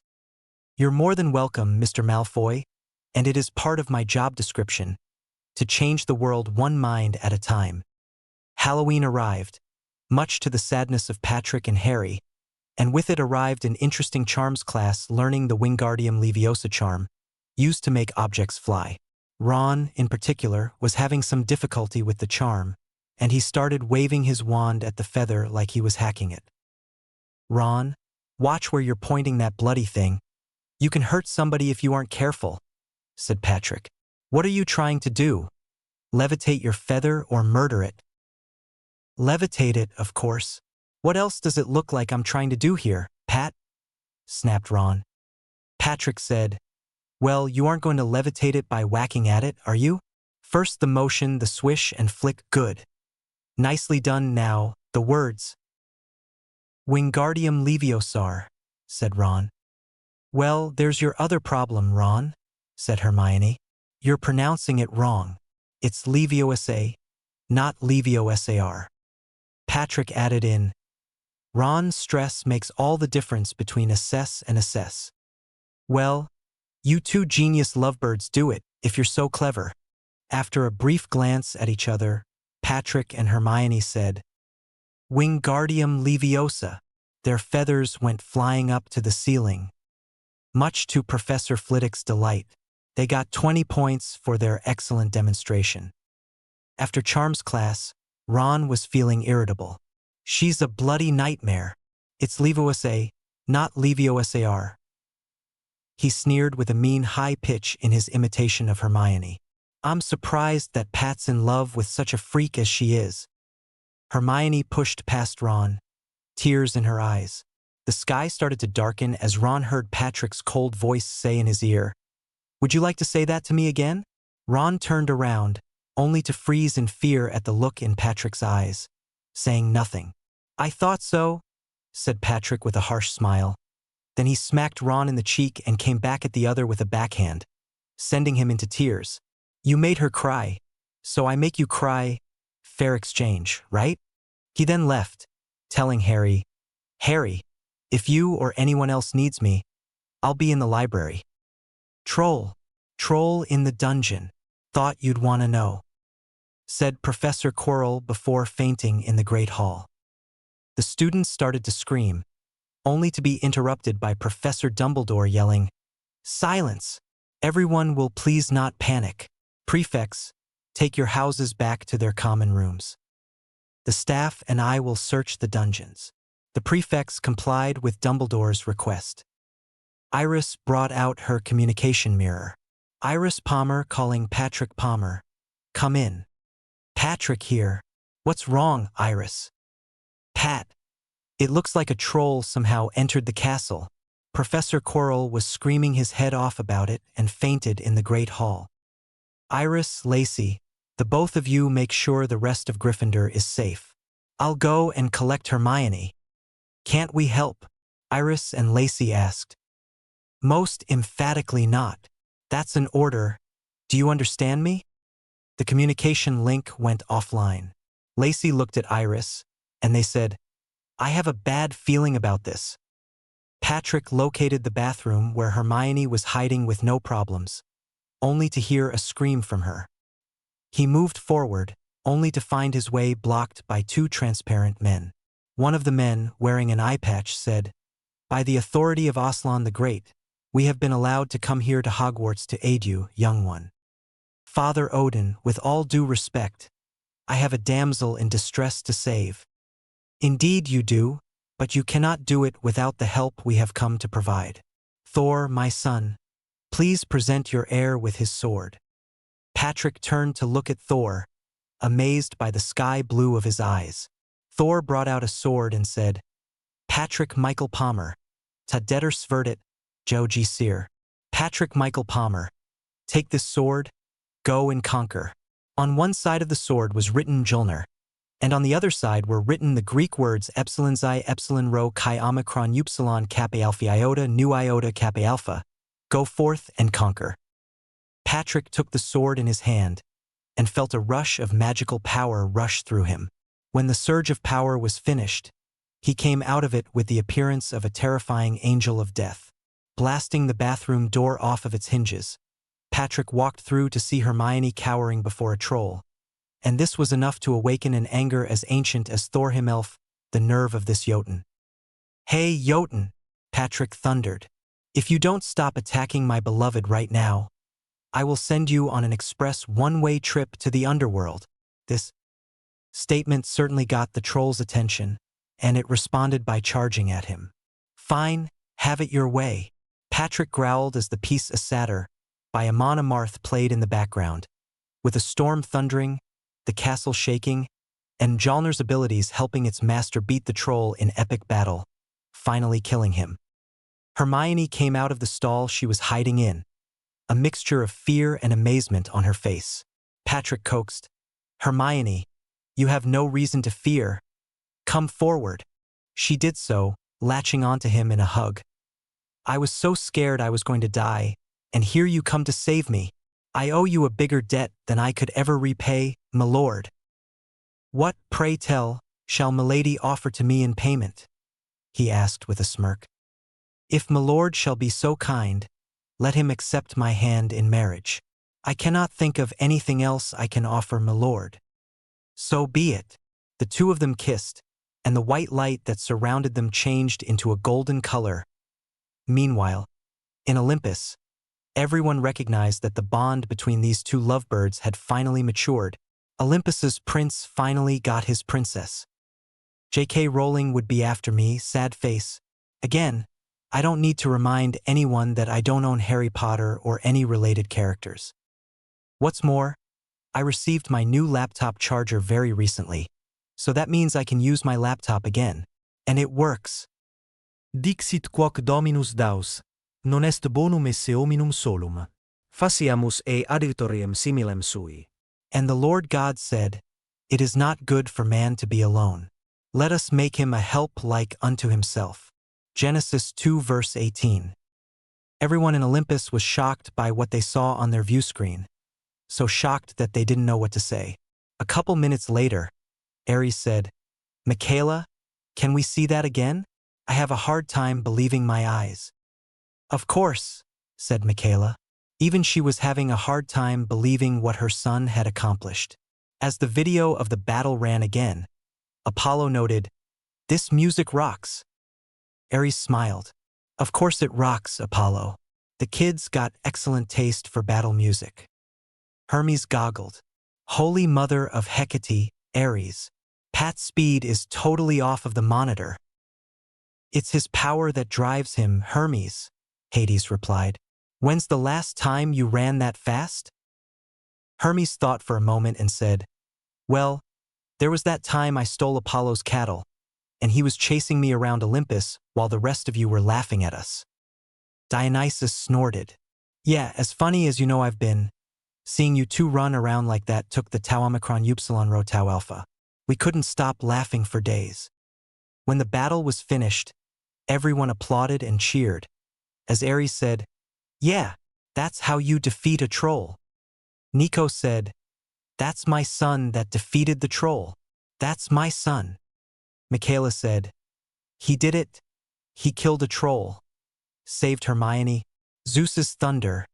He did it." Meanwhile, at Hogwarts, the bright golden light was still shining from the kissing couple, shaking the castle and pinning the professors onto the floor, except for Zeus, and even he was having trouble standing due to the strong winds blowing. This situation lasted for 10 minutes, and then stopped. "Zeus," said Dumbledore, "I haven't felt anything like that before. Do you know what happened?" "It was Patrick and Hermione, headmaster," said Zeus. "The castle was recognizing him as my heir, hence the shaking of the castle. Shall we go collect them?" Patrick and Hermione were coming out of the bathroom. Their bodies were glowing with the power they had received from the completion of the bond, and Hermione's eyes were filled with lightning. They also had crowns of light on their heads, indicative of their status as Olympian royalty. "Hermione, how are you feeling?" he asked. "Pat, darling, I'm feeling amazing. Is this how you feel all the time, with all this energy rushing through you?" Patrick nodded. "It's exactly like that, dear. You have lightning and the elements at your command. Hold on." He brought out his communication mirror, which had heated up. Patrick Palmer speaking. "Who is this?" "Your Highness, it's Iris. Are you okay?" "What about Hermione?"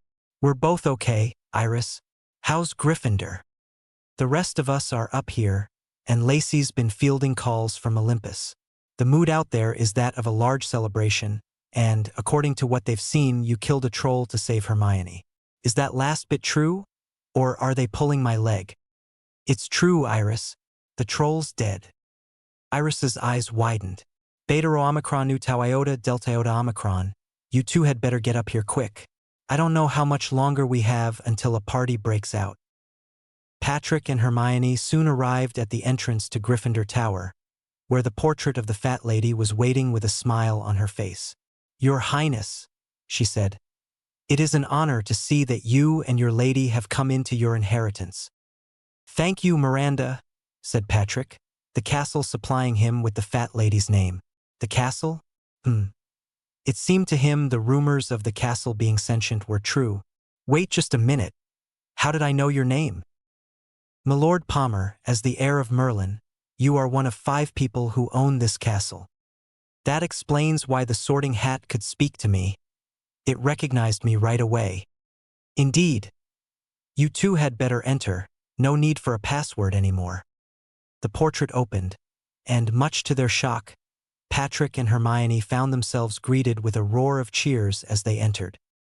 Zeus was among the first to hug the couple as he said, "I've never been more proud of you than at this moment. Hermione, welcome to the family. You make a fine princess." Dumbledore spoke up.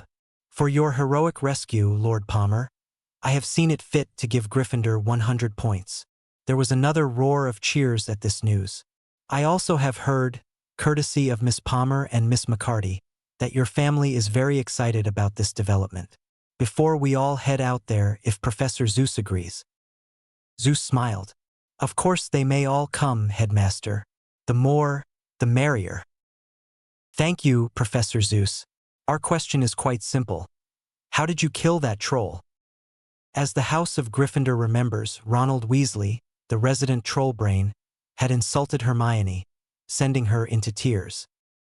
At this point, the females glared at Ron, who shrank. And so, she went into the bathroom to cry. When Iris told me about the troll, I decided I would go collect Hermione out of there. But before I got inside, the ghosts of Thor and Odin met me and gave me this sword. Patrick drew it out of its sheath, and Zeus said, Mjolnir, I haven't seen that sword in about 1,000 years since Godric Gryffindor refashioned it with help from Hephaestus and me. What exactly does the writing on the other side say, Professor Zeus? I recognize it as Greek, but forgive me, my Greek is a bit rusty. Headmaster, in English it reads, Go forth and conquer. Well, it looks like he came, he saw, and he conquered, all right. However, surely Gryffindor should not be alone in this celebration. How about the other houses join in as well?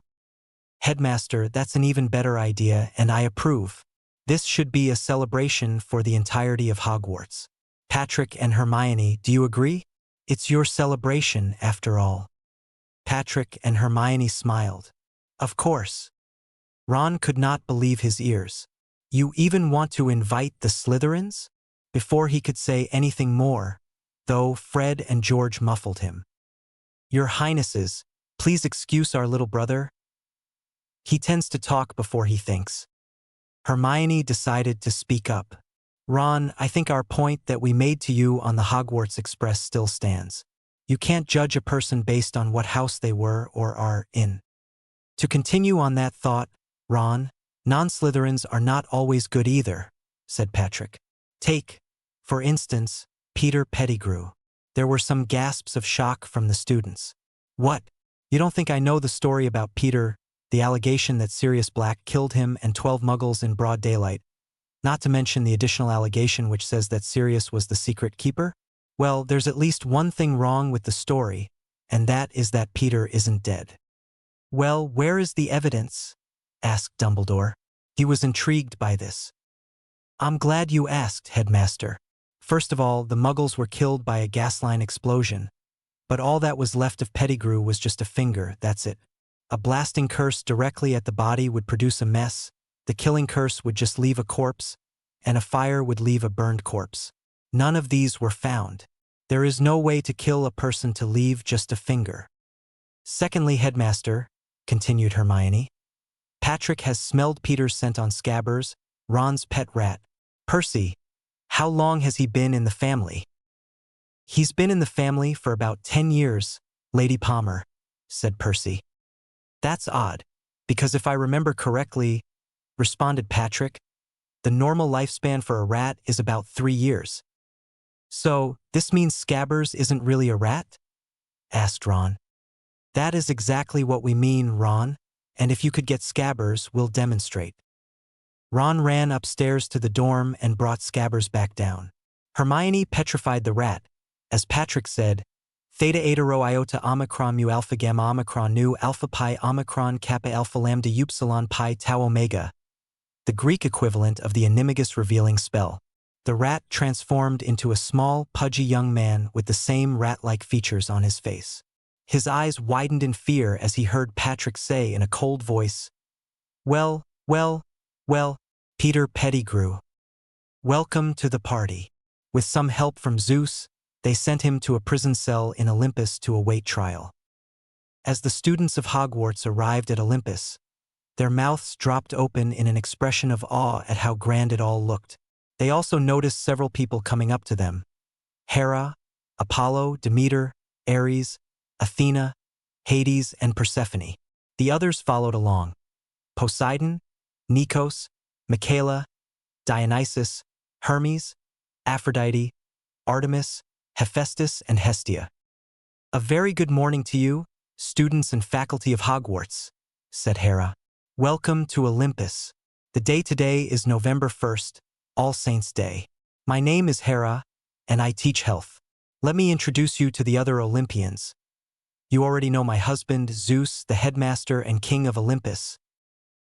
Zeus stepped forward, turned to face the Hogwarts students, and continued, "There are also my brothers, Poseidon and Hades. Poseidon teaches astronomy and the aquatic section of care of magical creatures, while Hades teaches potions and theory of the dark arts. There's Nikos and Michaela, two of your fellow Gryffindors." At this, the Gryffindors cheered. "All right, settle down. There's Apollo. He works in the infirmary here, as well as teaching archery and music. Artemis here teaches care of magical creatures and helps Apollo in teaching archery, or the infirmary. Ares teaches fencing. Athena teaches magical defense. Demeter teaches herbology. Hermes teaches Muggle studies, flying, and Quidditch. Hephaestus takes care of the armory and teaches about weapons. Finally, Dionysus and Hestia are on the cooking staff for the school. Now, where is the new prince and his princess?" Hermes pointed. "There they are, Father Zeus. They're up in the air, and they're coming in fast, along with a third one." The third person that Hermes mentioned was the first to arrive. He was a young man with black and white hair and lightning green eyes, and he was also carrying a big black dog which transfigured into a man with shaggy black hair. Nikos and Michaela recognized them at once. Benji Boom Boom, Odolios and Sirius Padfoot Black. "Zeus's thunder. Sirius, you're heavy. Jumping into the North Sea after getting our butts out of Azkaban was not a good idea. Uncle Apollo, I need some help over here." Apollo caught Sirius's fainting form. "I got him, Benji. What in Tartarus happened?" Patrick arrived with Hermione. "We'll talk later about that, Apollo. For now, Sirius needs medical attention. Did we arrive late for the wedding mass and the coronation?" Benji grinned. "Oh, Patrick, how can that even be possible? It's your own wedding mass and coronation, so how could you possibly arrive late?" "Introibo ad altare Dei." "I go up to the altar of God. Ad Deum Caleatificat Juventudem meme. To God who gives joy to my youth. Judicam Deus, et discerne causam mime de gente non sancta. Judge me, God, and discern my cause from an unholy people." Thus began the Mass in celebration of Patrick and Hermione's wedding. The entrance procession had the music of Jesu, Joy of Man's Desiring by Johann Sebastian Bach. The music for the Mass itself was that of Mozart's Coronation Mass in C major, K. 317. The priest's homily, a sermon centered around the Mass readings, focused in on the different qualities enumerated by Jesus in his Sermon on the Mount, saying that they were all good qualities in a ruler, any ruler. "In the name of the Father, and the Son, and the Holy Spirit, Amen. Blessed are the poor in spirit, for theirs is the kingdom of heaven."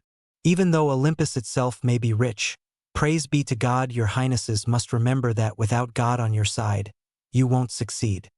"Blessed are those who mourn, for they shall be comforted." There will be sad moments in life, you can be sure of that, but do not give in to despair. "Blessed are the meek, for they shall possess the land." One of your greatest enemies will be the swelled head of pride. Pop it when necessary. "Blessed are they who hunger and thirst for justice, for they shall have their fill." Seek fairness in all your dealings. When you need help, ask God to help. We know He'll listen. "Blessed are the merciful, for they shall obtain mercy." Remember not to be harsh with your subjects. "Blessed are the clean of heart, for they shall see God." Purify yourselves and keep yourselves pure. That's quite self-explanatory. "Blessed are the peacemakers, for they shall be called sons of God." Note that the Lord doesn't say, "Blessed are the pacifists." Sometimes, to be a peacemaker, you may need to beat a few troublemakers about so they get the message, but remember not to kill purely for the sake, or God forbid, the pleasure of killing. If you find yourself at the point where killing becomes pleasurable, you're going down the path of darkness. "Blessed are they that suffer persecution for justice's sake, for theirs is the kingdom of heaven. Blessed are ye when they shall revile you, and persecute you, and speak all that is evil against you, untruly, for my sake. Be glad and rejoice, for your reward is very great in heaven. Doing what is right is not always easy. It also is not always popular. When people start to make fun of you for doing what is right, don't ever back down. Never give in and never surrender. In the name of the Father, and the Son, and the Holy Spirit, Amen. By the time the Sanctus came around, the audience could be forgiven for thinking a bomb had gone off in the cathedral, for Patrick and Hermione had fallen flat on their faces, and remained that way until their time to receive the host. After the Mass, they also received crowns in the style of laurel wreaths. Is the life of a fanfic writer. For the record, Angel Girl 5, Patrick Michael Palmer is a Roman Catholic, like yours truly. In fact, a lot of his qualities are based on yours truly. And if yours truly was to insert himself into the Harry Potter universe, Hermione Granger would be the type of lady he'd go for. Heh, alright. Oh, I'm glad you enjoyed the overview of the Mass. Considering that Patrick's family is also ancient, we're talking pre-Christian ancient, they obviously would attend the traditional Latin Massachusetts.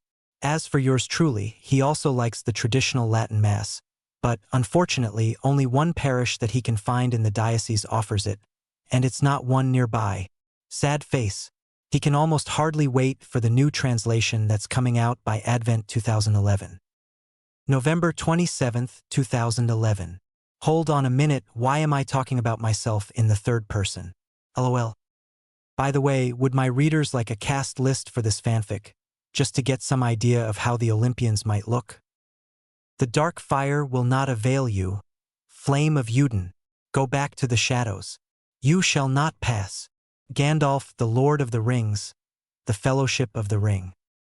Upon exiting the church with the priest, Patrick and Hermione saw an entire group of people on both sides with swords drawn in salute to create a canopy. As they passed underneath this canopy, there was a display of fireworks accompanied by the overture to Handel's music for the royal fireworks, played by brasses and bagpipes. They arrived at the wedding party to find it in full swing. The Olympians, as well as the guests from Hogwarts, greeted them with cheering, whoops, hollers, whistles, and applause. Harry came forward with the other Hogwarts male students behind him. Bowing to kiss Hermione's hand in homage, he said, "Milady Hermione, may I say that you look radiant today?" "Thank you, Harry, you were too kind. What's going on with Iris and Lacey over there?" Patrick said, "Ladies, the last thing we want is an argument between the two of you. Flip a Delta Rho Alpha Chi Mu Alpha if you have to, but resolve it and come forward." Given the insistent motion of his fingers which accompanied this statement, Iris and Lacey had no choice but to walk forward with light blushes on their faces. Before they could say anything, Aphrodite came up behind them. "Is everything all right, Your Highness?" Όλα καλά, θεία Αφροδίτη. Τι κάνεις? "Everything's well, Aunt Aphrodite. How are you?" Καλά, ευχαρίστω, πριγκίπας μου. Της εστινούτος παιδιών. "Well, thank you, my prince. Who is this boy?" Aphrodite asked, looking at Seamus. Seamus surprised almost everyone by replying in Greek. Σε αμείς Φινέγαν, κύρια. Μου. "Seamus Finnegan, milady." Aphrodite smiled. "Where did you learn Greek, young Seamus?" "I've started learning it from His Highness, ma'am." "You're so polite, too, Seamus. That is to be commended."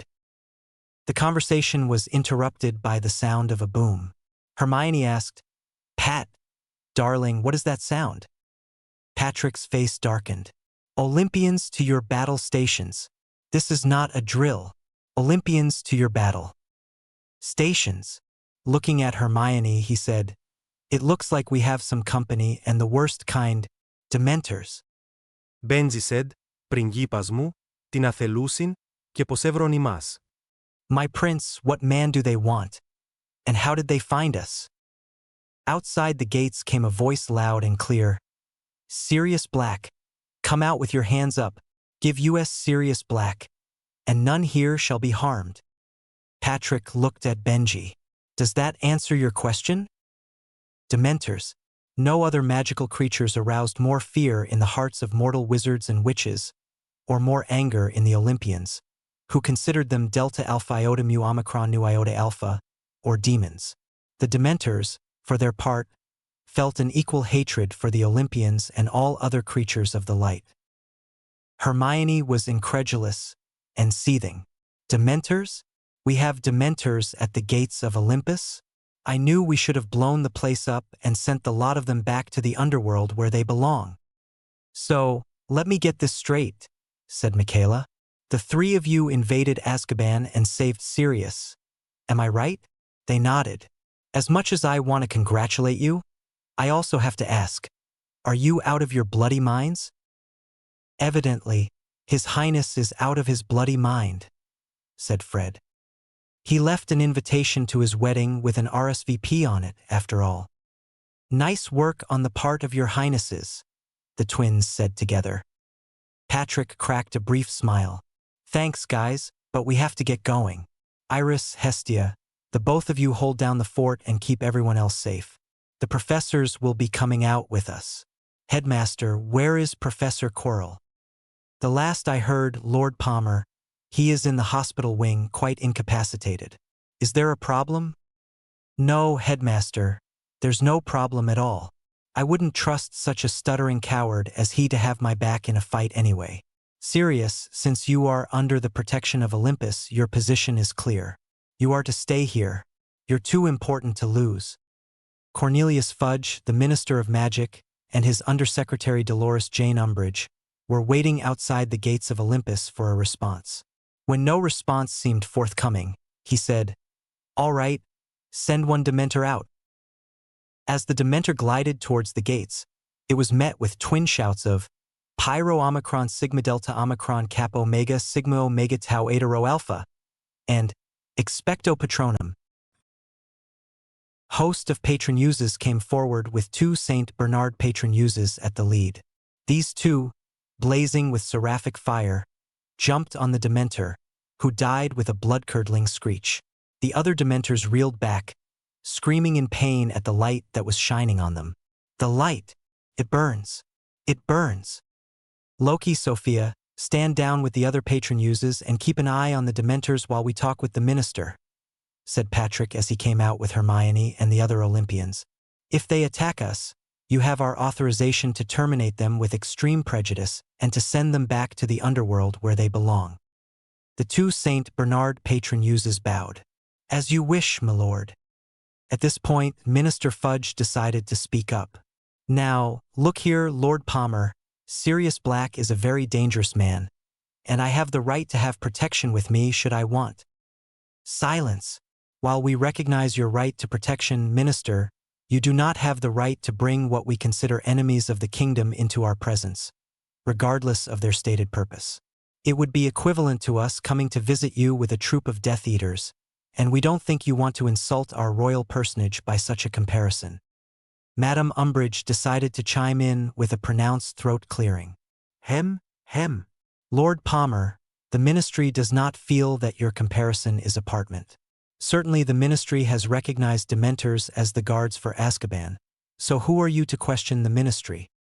Everything about the woman, from her sugary sweet facade to the manner in which she cleared her throat, annoyed Patrick and the Olympians to the point of wanting to throttle her. Keeping himself under control, Patrick continued, "Do you need a cough drop, madam?" Umbridge, Lord Palmer. My name is Madame Dolores Jane Umbridge, and I'm the Undersecretary to the Minister of Magic. Madame Umbridge, you say? The other Olympians had some difficulty keeping their grins in check as they saw her face turn red in anger. I'm sure we can find you and the Minister some lovely accommodations here for your stay at Olympus. Thank you so much, Lord Palmer, began Fudge. In a jail cell for each one of you, with the authority of Olympus behind us, we hereby declare you under arrest on the charge of conspiracy to harm a person under our protection, and an innocent person at that, as well as the charge of attempting to bring avowed enemies of the kingdom into Olympus. How can you possibly do this? This is an outrage, protested Umbridge. You're in our country now, mean person, and we have the authority to authorize our rules and protect our borders. What kind of royalty would we be if we allowed enemies in all the time, if we allowed them to bribe us into looking the other way? Not on our watch, we can assure you of that. Minister Fudge was furious. I'm a head of state, Lord Palmer. Isn't this a breach of diplomatic relations? Patrick snorted. Minister, with all due respect, we could care less whether you're the King of England or some commoner. Here, no one is above the rule of law. As far as diplomatic relations are concerned, by bringing Dementors here, you, Minister, were the one to cause a breach. This is just my response. Looking to the patron muses, he gave the order, Loki, Sophia, nice work on guarding this meeting. Now, as for these Dementors, terminate them. Loki and Sophia, leading the Olympian patron muses, did so to the loud cacophony of wails and screeches. So much for that. Hades, take our prisoners away. Like the Dementors, Minister Fudge and Madame Umbridge were taken away with undignified wails and screeches. J.K. Rowling. Angel Girl 5. I'm sure Hermione would have exploded on Patrick if Michaela had not interrupted her. Then again, considering that she's the rational one, she would be the water to Patrick's fiery temper. Not that she can't be fiery. Take, of course, that famous scene from Canon Harry Potter where she breaks Malfoy's nose. Yeah, that was awesome. Singing Ride of the Valkyries. Kill the ferret, kill the ferret, kill the ferret. Let's get back to the wedding celebration, and I believe there's going to be some music involved. Let's listen in. Seamus Finnegan sat down at the piano. Harry, do you want to be the one singing this? Seamus, you're the one who can play the piano. But you're his adopted brother. Come on, mate. Sing it. You've got a wonderful voice. Okay, I'll sing it, but only if the House of Gryffindor can join in the chorus. A loud "Awai" filled the room, not just from the Gryffindors, but the Hufflepuffs, Ravenclaws, and the Slytherins, much to Patrick's shock. So, Seamus, Harry, what is this song I'm hearing about? That is, the members of Gryffindor, wrote it up while you and the Olympians were out there, taking down Fudge, Umbridge, and the Dementors, Harry said. We hope you'll like it. All right, go ahead. Seamus started to play a very familiar tune, Billy Joel's Piano Man, as Harry started to sing. Our prince, Pat Palmer, was powerful. Vernon Dursley didn't care very well. He hated the ground that he trod on. He made Pat's life a living heck. And then, one day, we met this brilliant witch, Hermione Jean was her name. She kissed him and the rest now is history. They drove Vernon Dursley insane. Och, lili li. Sing with me, Gryffindors. The Gryffindors sang. Go conquering forth, O Olympian prince. Go conquering forth tonight. For Hermione is trapped by a troll now, and there's still Dementors to fight. Seamus took up the next verse. Lacey McCarty's a pretty witch, she not be Irish, it be true. Instead, she be Greek, and I shall try to seek out Harry's thoughts about you. Harry continued. Lace, I hope that your dad doesn't kill me, as I say this in the first place. But I think your mom's hot, and I think that you've got a lot of herself in your face. Both Lacey and Aphrodite blushed as the other Olympians and the Hogwarts people laughed. Oh, lili li. Seamus went on to the third verse. Now Iris, she be Patrick's little sis, named for the rainbow goddess of Greece. I thought she could be mine, but then what do I find? She brought Longbottom down in one piece. Iris smiled and sang. Well, Seamus is our happy leprechaun and Dean Thomas our token black guy. Neville Longbottom's shy, but one day he will fly. He is brave for such a small fry. During the piano solo, Patrick grabbed Hermione and they waltzed around the room. It made sense, given the piece was in 3/4 time. The chorus came up again, but it was different. Go conquering forth, O Olympian prince. Go conquering forth tonight. Knowing how this would embarrass Patrick and Hermione, Iris interrupted. For Hermione, she now wants some giggity. And since when did Pat's arse get so tight? Now everyone was laughing at Patrick and Hermione, who were sporting furious blushes, but even they could not continue glaring at Iris and joined in the laughter. Even Seamus had to stop playing to laugh. It's a wonderful crowd at Olympus. You have all been so very kind to listen to me and my melody for all this wonderful time. And the piano is loud like a thunderstorm, and it smells like warm butterbeer. It's my pleasure to play for your highnesses, and fill you both up with such cheer. Or lili. Everybody sing. Everyone sang along. Go conquering forth, O Olympian prince, go conquering forth tonight. For Hermione is trapped by a troll now, and there's still Dementors to fight. Go conquering forth, O Olympian prince, go conquering forth tonight. For Hermione is safe from the troll now, and we know that you'll do all right. Everyone applauded the song, as Patrick and Hermione spread hugs and claps on the back through the House of Gryffindor. Author S. Note: Harry Potter and all related characters belong to J.K. Rowling. After some chiding from my muse, I decided to spend a little time in the author's proverbial doghouse. At least, that's what it felt like. Bad Loki. Now, I do like the original parody I wrote, even with Iris's disturbing admission, so I'm keeping it. For the record, Iris was just stating an obvious fact. She is not attracted to Patrick. That would be gross. At the closing ceremony of the 2002 Winter Olympics, they introduced Donnie and Marie Osmond as the first couple of Utah. I went, honey, no. They're only a couple in Arkansas. Robin Williams. On the other hand, there was another parody I could have put up, and I have decided to add it in.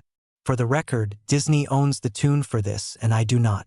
Just so it's clear, okay? But, Hermione, Lacey and I wrote another song for you. Another one? Patrick and Hermione were surprised by this. Okay, let's hear it. Okay, well, fellas, ladies, can we get some support? We've got the lyrics for you. Seamus, you may begin when you're ready. Seamus started a second tune, Beauty and the Beast, as Patrick bowed to Hermione and led her in a slow dance. The males started to sing, alternating each line with the females. Deep magic before time. Please, Disney, don't sue. Together they sang.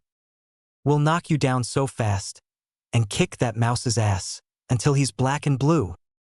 Males alternating lines with females sang. They've been joined at the hip and other parts, in fact. Lovebirds all this time, both partners in crime. Together again, Hermione and Pat. They've been so in love since before first year. Since he killed that troll, they've been on a roll. They have been so dear. Males alternating lines with females. Hermione's got some brains. Pat, too. He's so hot. Patrick blushed. Hermione blushed too as she heard both groups sing. We could hear them every night. Merlin, what a sight. You two crazy dogs. Following the pattern shown before, they sang. They've been joined at the hip and other parts, in fact. Lovebirds all this time, both partners in crime, Hermione and Pat. The tempo slowed down, as Harry made a gesture of SHH and sang alone. Lacey alternating, both of their voices cracking due to the beauty before them. Lovebirds. All this time, both partners in crime. Together, Lacey and Harry sung, tears in their eyes. Hermione and Pat. Chocolate brown eyes gazed into oceanic blue, and both had tears.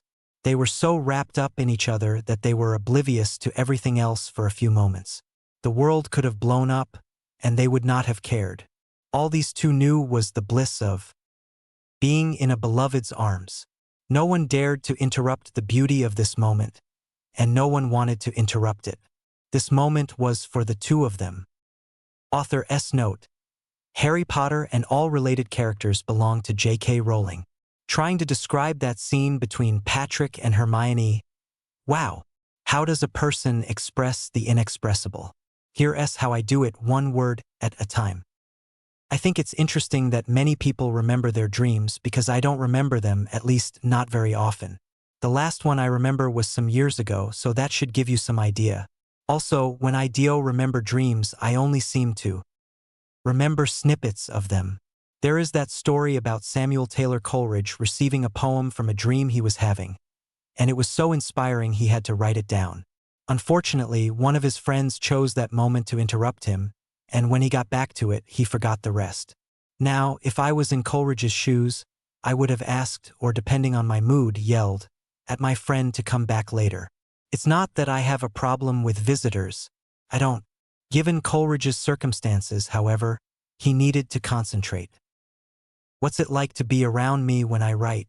You'd have to ask one of my friends, but I imagine it would be amusing, even entertaining. I know that I tend to get up and start walking a lot of my time. If only there was some contraption that would enable me to take my computer and still be typing with both hands, that would help. LOL. Coffee? Between coffee and tea, I prefer tea. Coffee, especially by itself, is not my drink of choice. Now, if it's something like a latte, a mocha, or an iced chai latte, bring it. I prefer cold over hot in my drinks. If you're going to buy me a hot drink, please, let it be lukewarm. I think I get manic when I'm caffeinated. I love my caffeine. But one of my friends, an artist named Ben, yes, the same Ben I've based Benjiodolios off of, said, "Pat, under normal circumstances, you are manic. One of the curses of being a genius is your mind runs in 10 million different directions, and you can't keep up with all of them at one time." Okay, I'm not actually sure that I am a genius. Isn't that for others to decide? LOL. But sometimes it is hard for me to catch an idea as it goes zooming through my head. Some of them I have to grab a piece of paper and write it down before I forget it. Fortunately, not all ideas are written down this way. Or could you imagine how crazy my creative life would be otherwise? One of the other curses of being an artist, a tendency to be somewhat disorganized. In a sense of speaking, yes, I am an artist, but I paint with words. Speaking of artists and paintings, Ben is painting a portrait of my alter ego, Patrick Michael Palmer, lightning eyes and all, though it is going to take a while since he's doing it with oil paints. It should look awesome when he's done. On with the story. Chapter 12. As Patrick ran into Olympus's dining room the next morning, causing several Hogwarts females to faint as he passed, the Olympian females thought the same thing.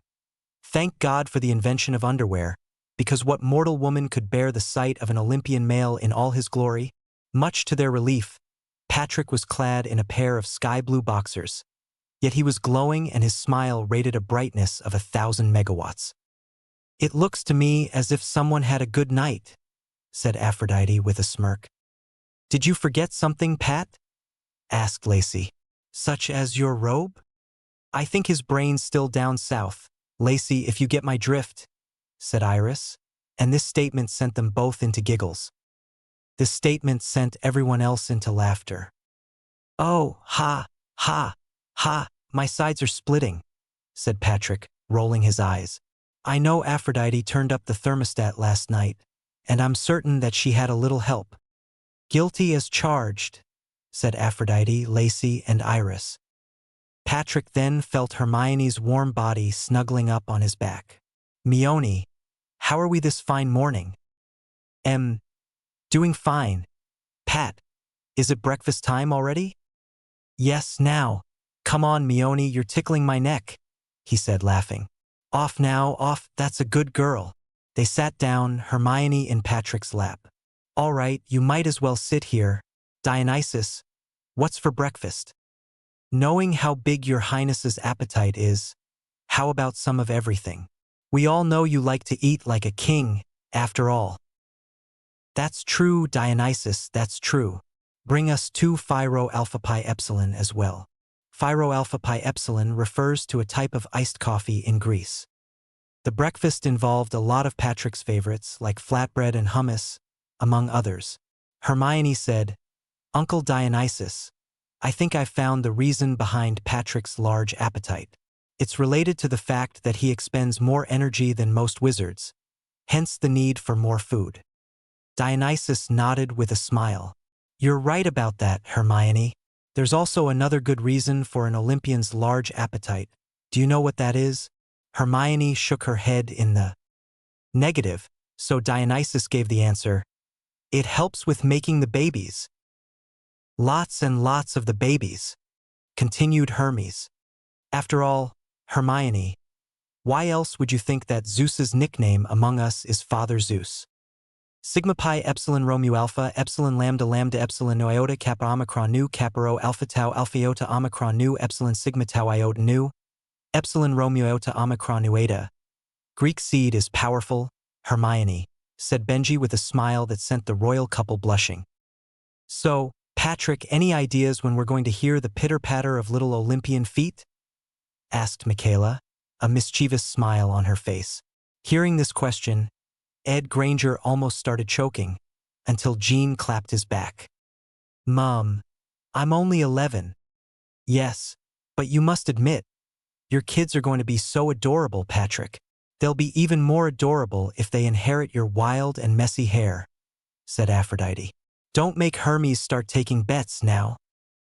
Too late, Aphrodite, the bets have already started, and the earliest bet I have is during their 3rd year of Hogwarts. If they have kids any earlier, I'll be surprised.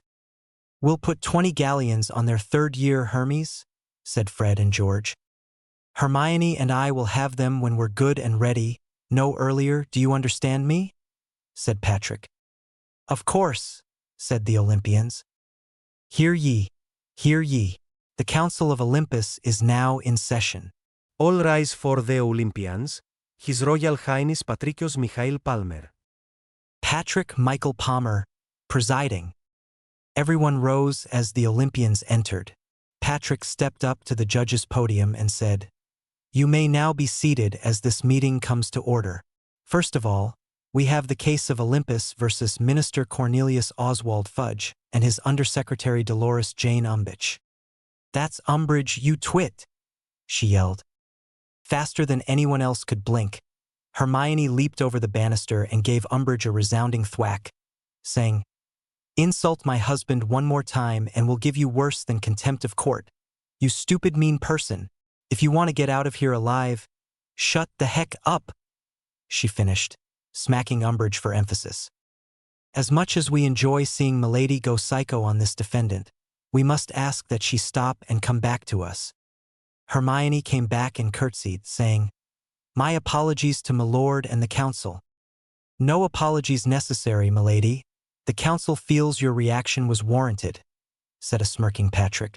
The charge is simple. These two are charged with bringing Dementors, avowed enemies of our kingdom, with the express purpose of trying to extricate Sirius Orion Black, who is under protection of said kingdom. How do the defendants plead? We plead guilty to the charge, my lord, said Fudge. Even though we can plead ignorance of the enmity between Olympus and the Dementors, we still have to plead guilty to the charge of bringing them here. In consideration of our confession of ignorance, we throw ourselves on the mercy of the council. Patrick, after some thought, nodded his head. Indeed, we have heard your plea and have considered your ignorance, but you may use this excuse only once. To make sure this doesn't happen again, the council has decided to fine you 1,000 galleons for each Dementor you brought here. Now, Minister, exactly how many Dementors did you bring with you? We brought 1,000, my lord. Patrick's eyes darkened, as thunder started to rumble. 1,000 Dementors to capture one prisoner? Under normal circumstances, Minister, I would have ripped your head off and used your corpse as a toilet. Make no mistake, if you bring Dementors to Olympus ever again, we will kill you. Do you understand us? Fudge nodded in fear. Very well. The council fines the British Ministry of Magic the total sum of 1 million galleons. The gavel swung down. Minister, your undersecretary is free to go back to Britain. But can you stay for the other trial? We do need a ministry witness, after all, since these two people are citizens of the British magical world. Sending Umbridge's unconscious body on its way to St. Mungo's, a wizarding hospital, Fudge said, Of course, my lord. Which two people are they? The Council of Olympus will now hear the case of Olympus and the British Ministry of Magic versus Sirius Orion Black and Peter Jonah Pettigrew. The two defendants entered. Sirius Orion Black, you are charged with the betrayal of James Charles Potter and Lily Evans Potter, as well as the murder of Peter Jonah Pettigrew and 12 muggles in broad daylight. How do you plead? My lord, I plead not guilty to all charges, especially to the charge of Pettigrew's murder. There were some chuckles around the room. Quite. In consideration of Pettigrew's discovered existence, that charge is dropped. Minister Fudge, will you step forward and let us know the ministry's side? Minister Fudge stepped forward. My lord, the side of the ministry says that Sirius Black was the secret keeper for the Potters, and that he betrayed the Potters to you-know-who. Peter ran into him, made his accusation, and was killed in broad daylight with 12 muggles. The only part of Peter we found was a piece of his finger. The council thanks you, Minister. You may now step down. Hades, do you have the Veritaserum for our defendants? Yes, Your Highness, it is ready. Sirius Orion Black, step forward. Sirius did so. Will you accept Veritaserum? Veritaserum was a truth potion. Yes, my lord. Good. Sit down in the witness chair and let Hades administer it. He did so. Now, state your name for the council. My name is Sirius Orion Black, Lord of the House of Black. Were you friends with the late Lord James Charles Potter? Yes, I was.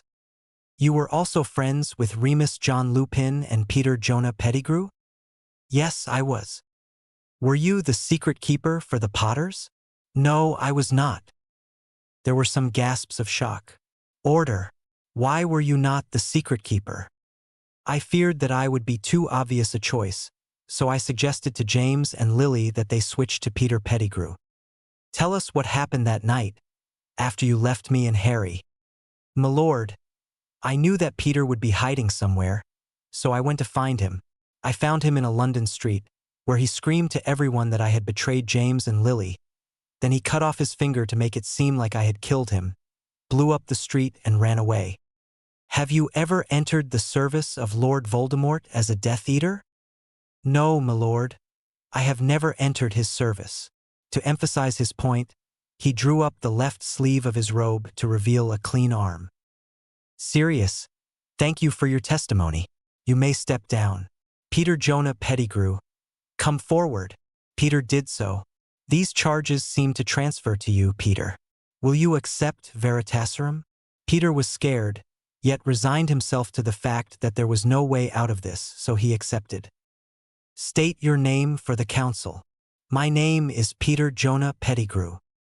Have you ever entered the service of Lord Voldemort as a Death Eater? Yes. Were you the secret keeper for the Potters? Yes. Why did you betray them? He would have killed me if I refused to tell him. You framed Sirius Black for these crimes, am I right? Yes. Patrick didn't need any long consultation to know the results, because he was receiving a unanimous verdict from the council. No further questions. You may step down. A trembling Peter went back to his seat. Lord Sirius Orion Black, the Council of Olympus declares you cleared of all charges. You are now a free man again. Thank you, my lord. On the other hand, here Patrick, his darkened eyes flashing with lightning, stepped down from the podium and faced Pettigrew. Peter Jonah Pettigrew, you filthy rat. You betrayed your friends. You killed Harry's parents. You broke my heart, and now I'm going to break you. With that final statement, he grabbed Peter's face and gave him an aggressive kiss. What the Mafia called Il Bacio della Morte, or the kiss of death. As he withdrew, Peter began to scream in pain, only from Jalner to chop off his head. It is done, Patrick said in a cold voice. May God have mercy on your soul, you rat bastard, because I have run out of mercy.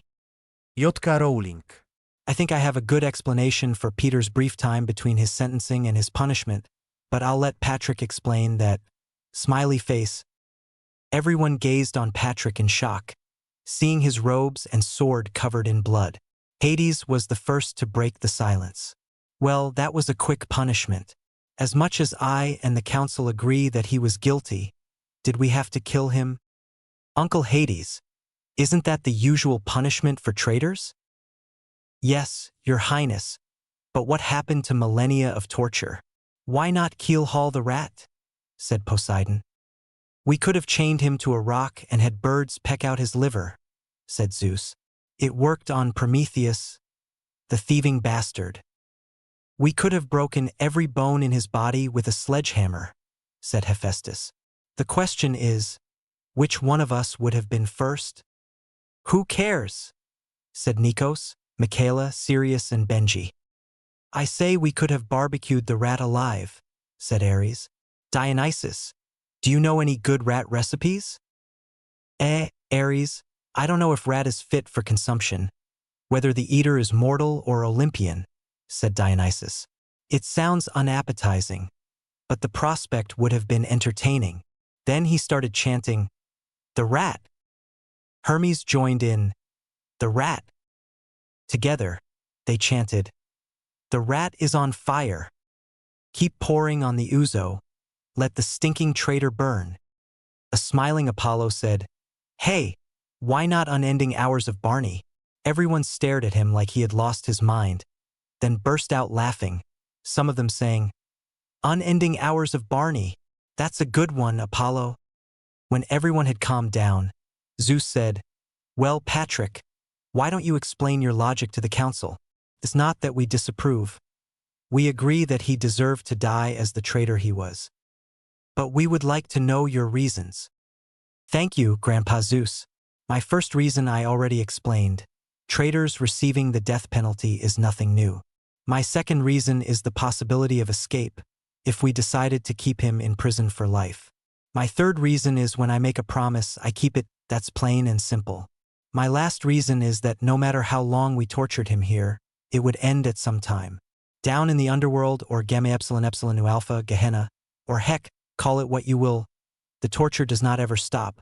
Plus their ideas for torture are worse than anything we can make. No offense meant, of course, it's a statement of fact." "My lord, you make a persuasive argument," said Athena. All the other Olympians nodded, and Hermione smiled at him. She was thinking along the same lines as he was. After his death, things became worse for Peter Jonah Wormtail Pettigrew. Arriving at the shore of Acheron, Sharon told him, "Get on the boat." Need to PPPPPU. "Nah, that's just a myth. I take all those who come, whether they're rich or poor, as long as they're dead and damned. Now." At this point he started to whack Pettigrew with his oar. "Get your whack, stinking whack, little whack, rat, whack, ass, whack, in whack, the whack, boat, whack." Peter did as he was told, blows still raining down on him. When he arrived before King Minos, he was trembling as he contemplated what his terrible punishment might be. Peter Jonah Pettigrew, also known as Wormtail the Rat. How appropriate, traitor to the late Lord James Charles Potter and Lady Lily Evans Potter. You betrayed them because you were afraid, Peter? Is that it? Peter nodded. Okay. Here's your punishment. Have you ever heard of a rat race?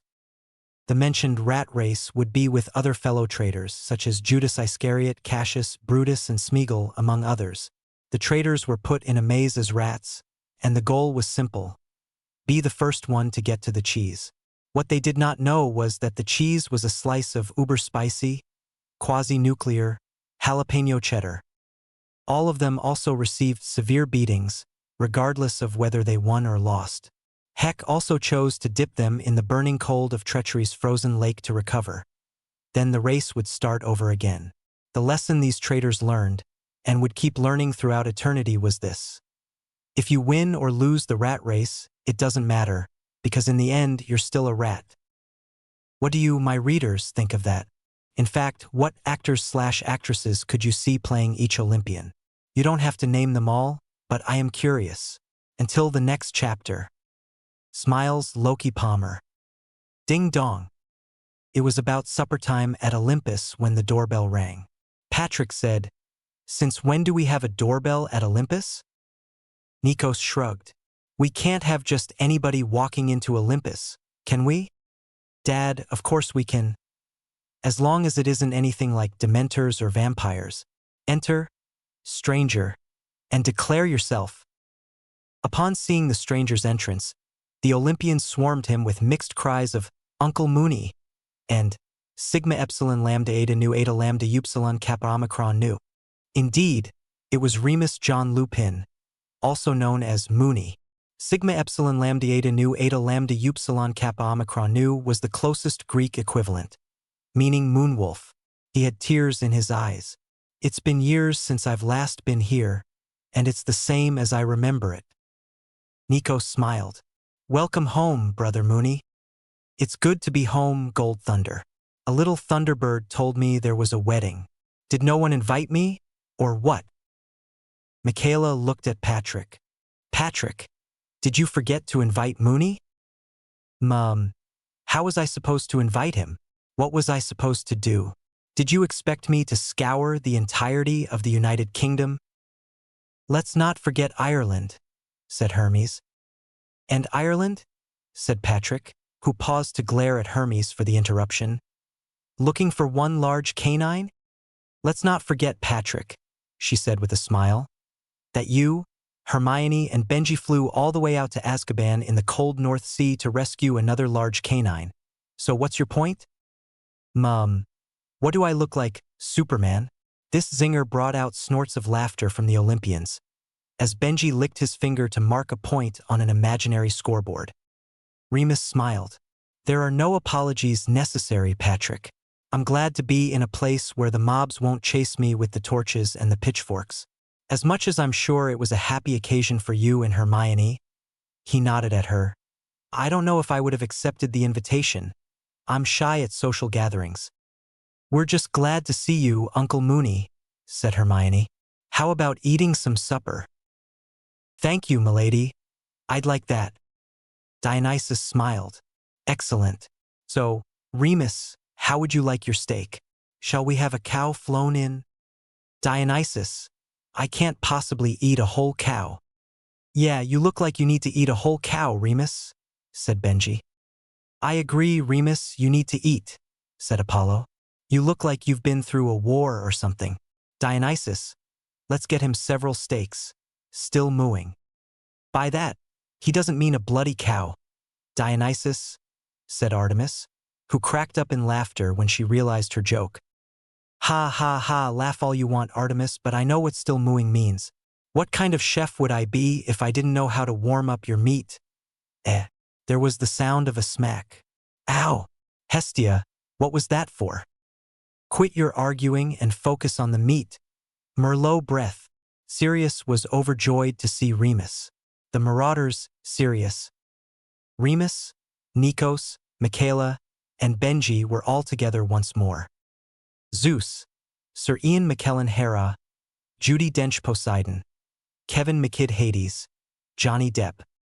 Persephone, Mila Kunis, AG5, Dionysus, Jim Carrey Hermes, Robin Williams Aphrodite, Eva Green. Apollo, Orlando Bloom, Agpate, Artemis, Kerien Mosχifestas, Sam Eliateris, Vin Diesel. Athena, Penelope Cruz. Demeter, Marissa Jarrett Winokur, AG5, Hestia, Dakota Fanning.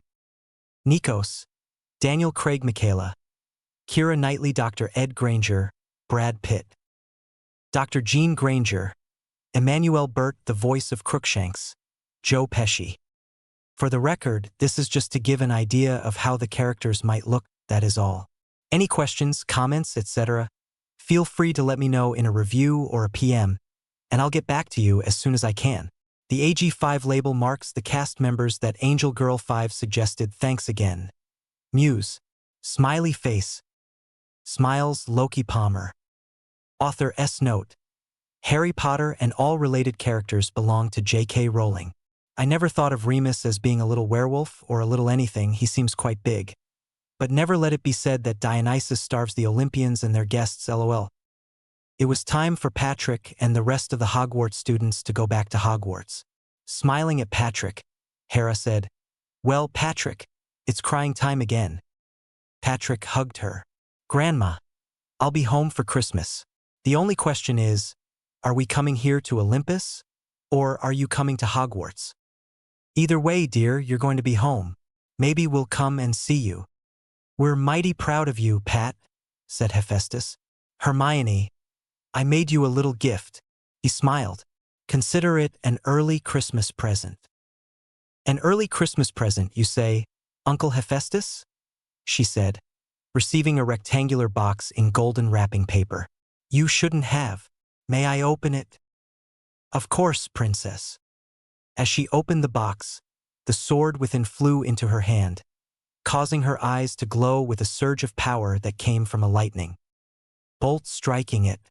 Most of the students were looking at her in awe, while the trembling Slytherins had wet themselves in terror. An angry Lord Palmer was one thing. He killed a troll of full size, after all, but a pissed-off Lady Palmer would mean the death of them all. Within that one moment, the word mudblood, an insult to Muggleborns, implying they had dirty blood, became unthinkable to them. Patrick's eyes were alit with pride, and with some desire, although he would never admit that within a crowd such as this. "This sword, it's the mate to Mjolnir, isn't it?" "Indeed it is, Pat. You care to explain that a bit more?"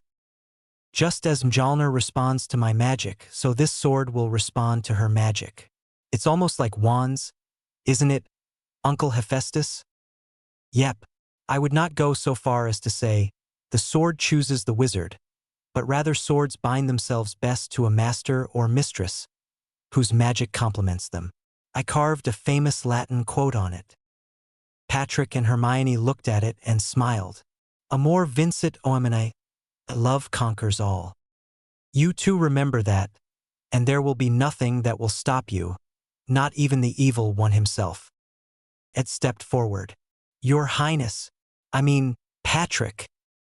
"Just call me Patrick or Pat, Ed. We've always been on friendly terms." "Patrick, thank you so much for saving my daughter. As much as I may have wanted to pull the intimidating father routine, I realize it's a bit late for that. Plus, Hades would put me out to sleep with Cerberus, and Jean would back him up on that. Did you ever get a chance to try that out?"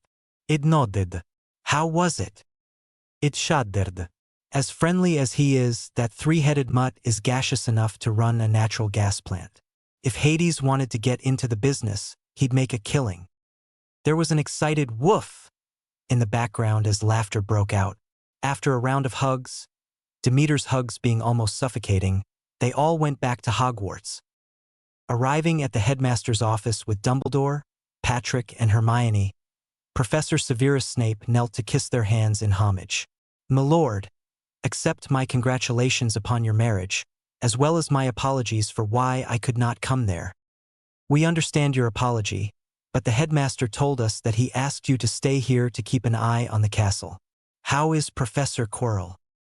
"He has recovered, my lord, so he should be available for your defense classes." "That's great, Professor Snape," said Patrick, his voice heavy with sarcasm. "His stutter drives me up a bloody wall." Professor Snape smiled. "Expect the stutter to become even worse, my lord." Patrick groaned. Hermione said, "Darling, what's wrong? How can his stutter get worse than it already is?" "Hermione, I don't want to find out." Much to Patrick's dismay, Professor Snape's prediction came true. Whenever Professor Quirrell spoke, his stutter was worse. The smell of garlic also drove Patrick crazy. Not because he hated garlic, far from it, but he loved it.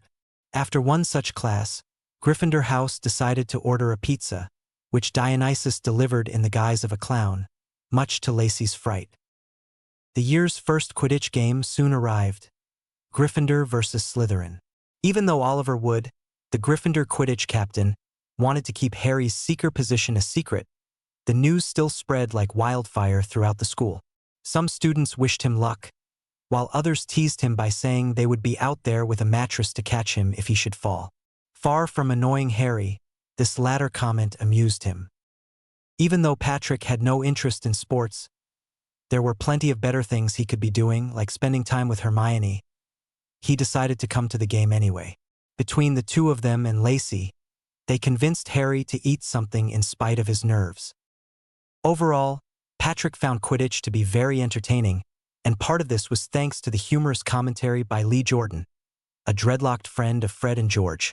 Professor McGonagall was there too, yelling at him when his commentary went off track into territory like how attractive the Gryffindor chasers were.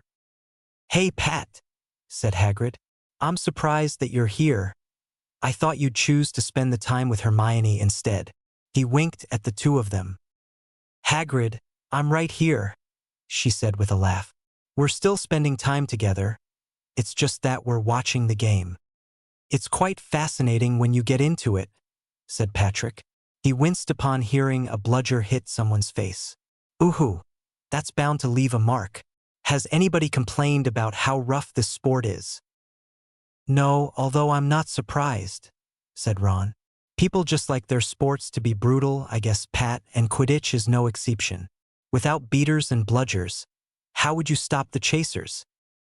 "He's got me there," said Patrick, shrugging his shoulders. "That's the smartest thing I've heard him say all year, so far. Now we just need peanuts and Cracker Jack." "I could care less if I ever get back," said Hermione. "So it's root for the home team," said Hermes. "Who's winning?" "Gryffindor's leading 60-0, still no sign of the snitch, Hermes," said Patrick. "When did you get up here?"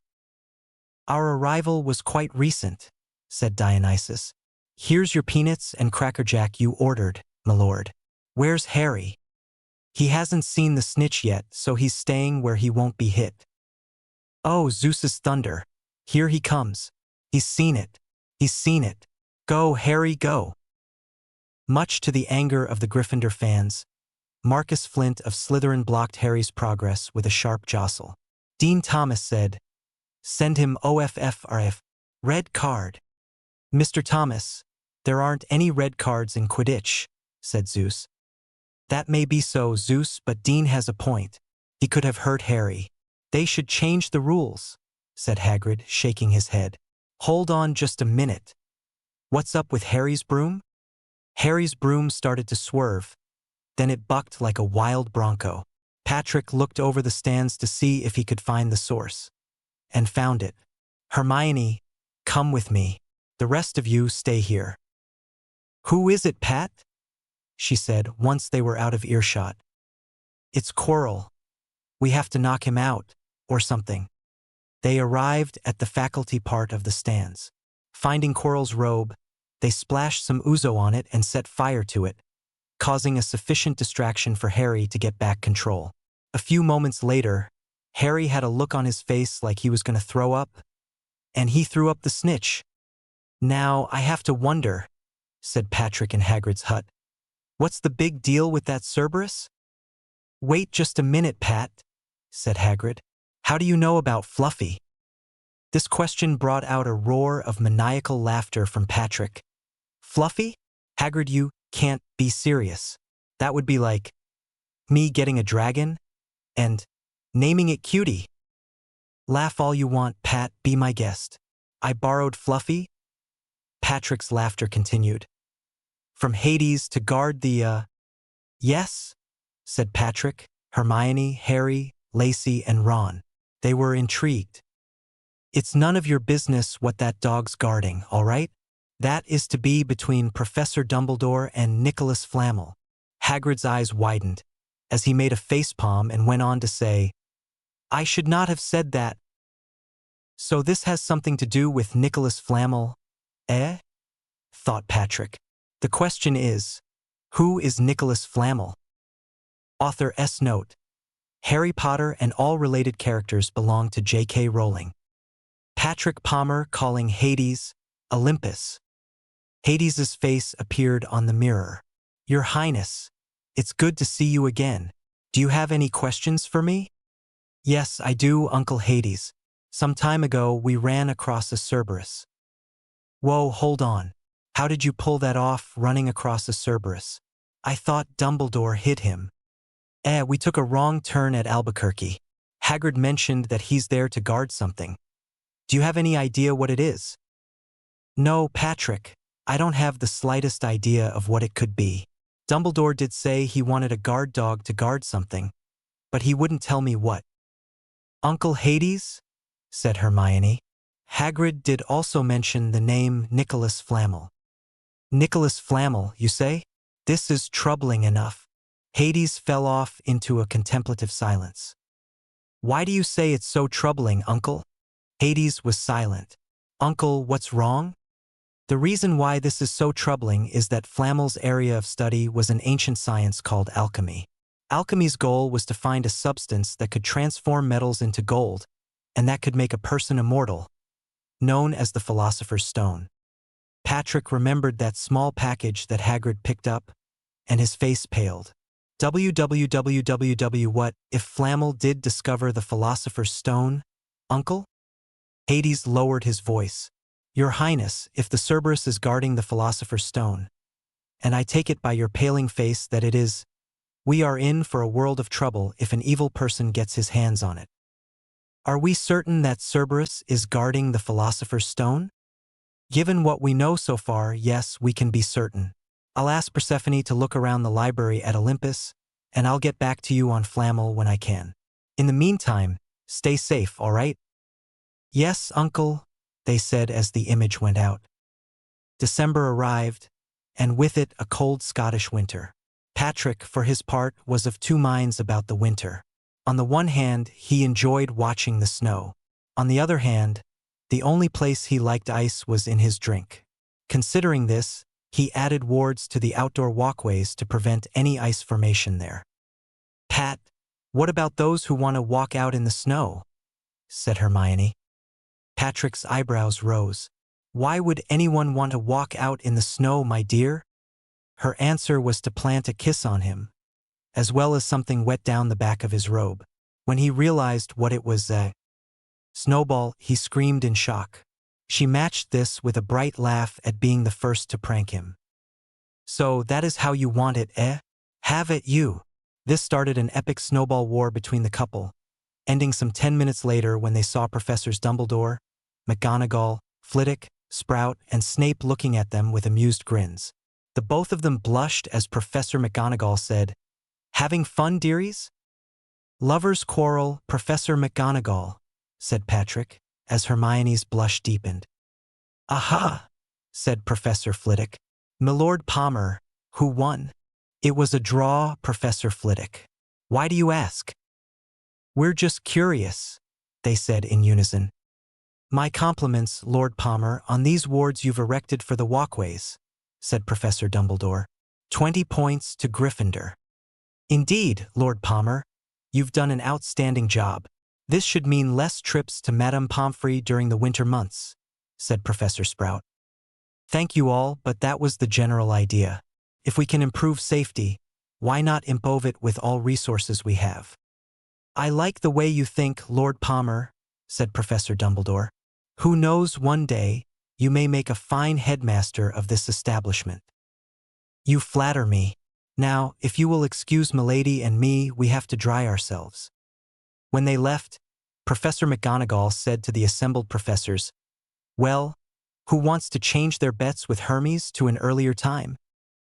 Coming back from being outside one day, Patrick, Hermione, Harry, Lacey, and Ron came upon Hagrid, who was carrying a large tree towards the castle. "Hagrid, you need any help carrying that?" said Patrick. "Hey, Pat, no, I'm fine. It's a big one, isn't it?" "That it is, Hagrid," said Ron. "Are you sure you don't need any help?" "I'm sure, Ron." "Weaselby, what's going on here? Are you trying to earn some extra money? Who knows, you might be lucky to get a post as assistant gamekeeper. Hagrid's hut must be a palace compared to your family's little hovel, Weaselby."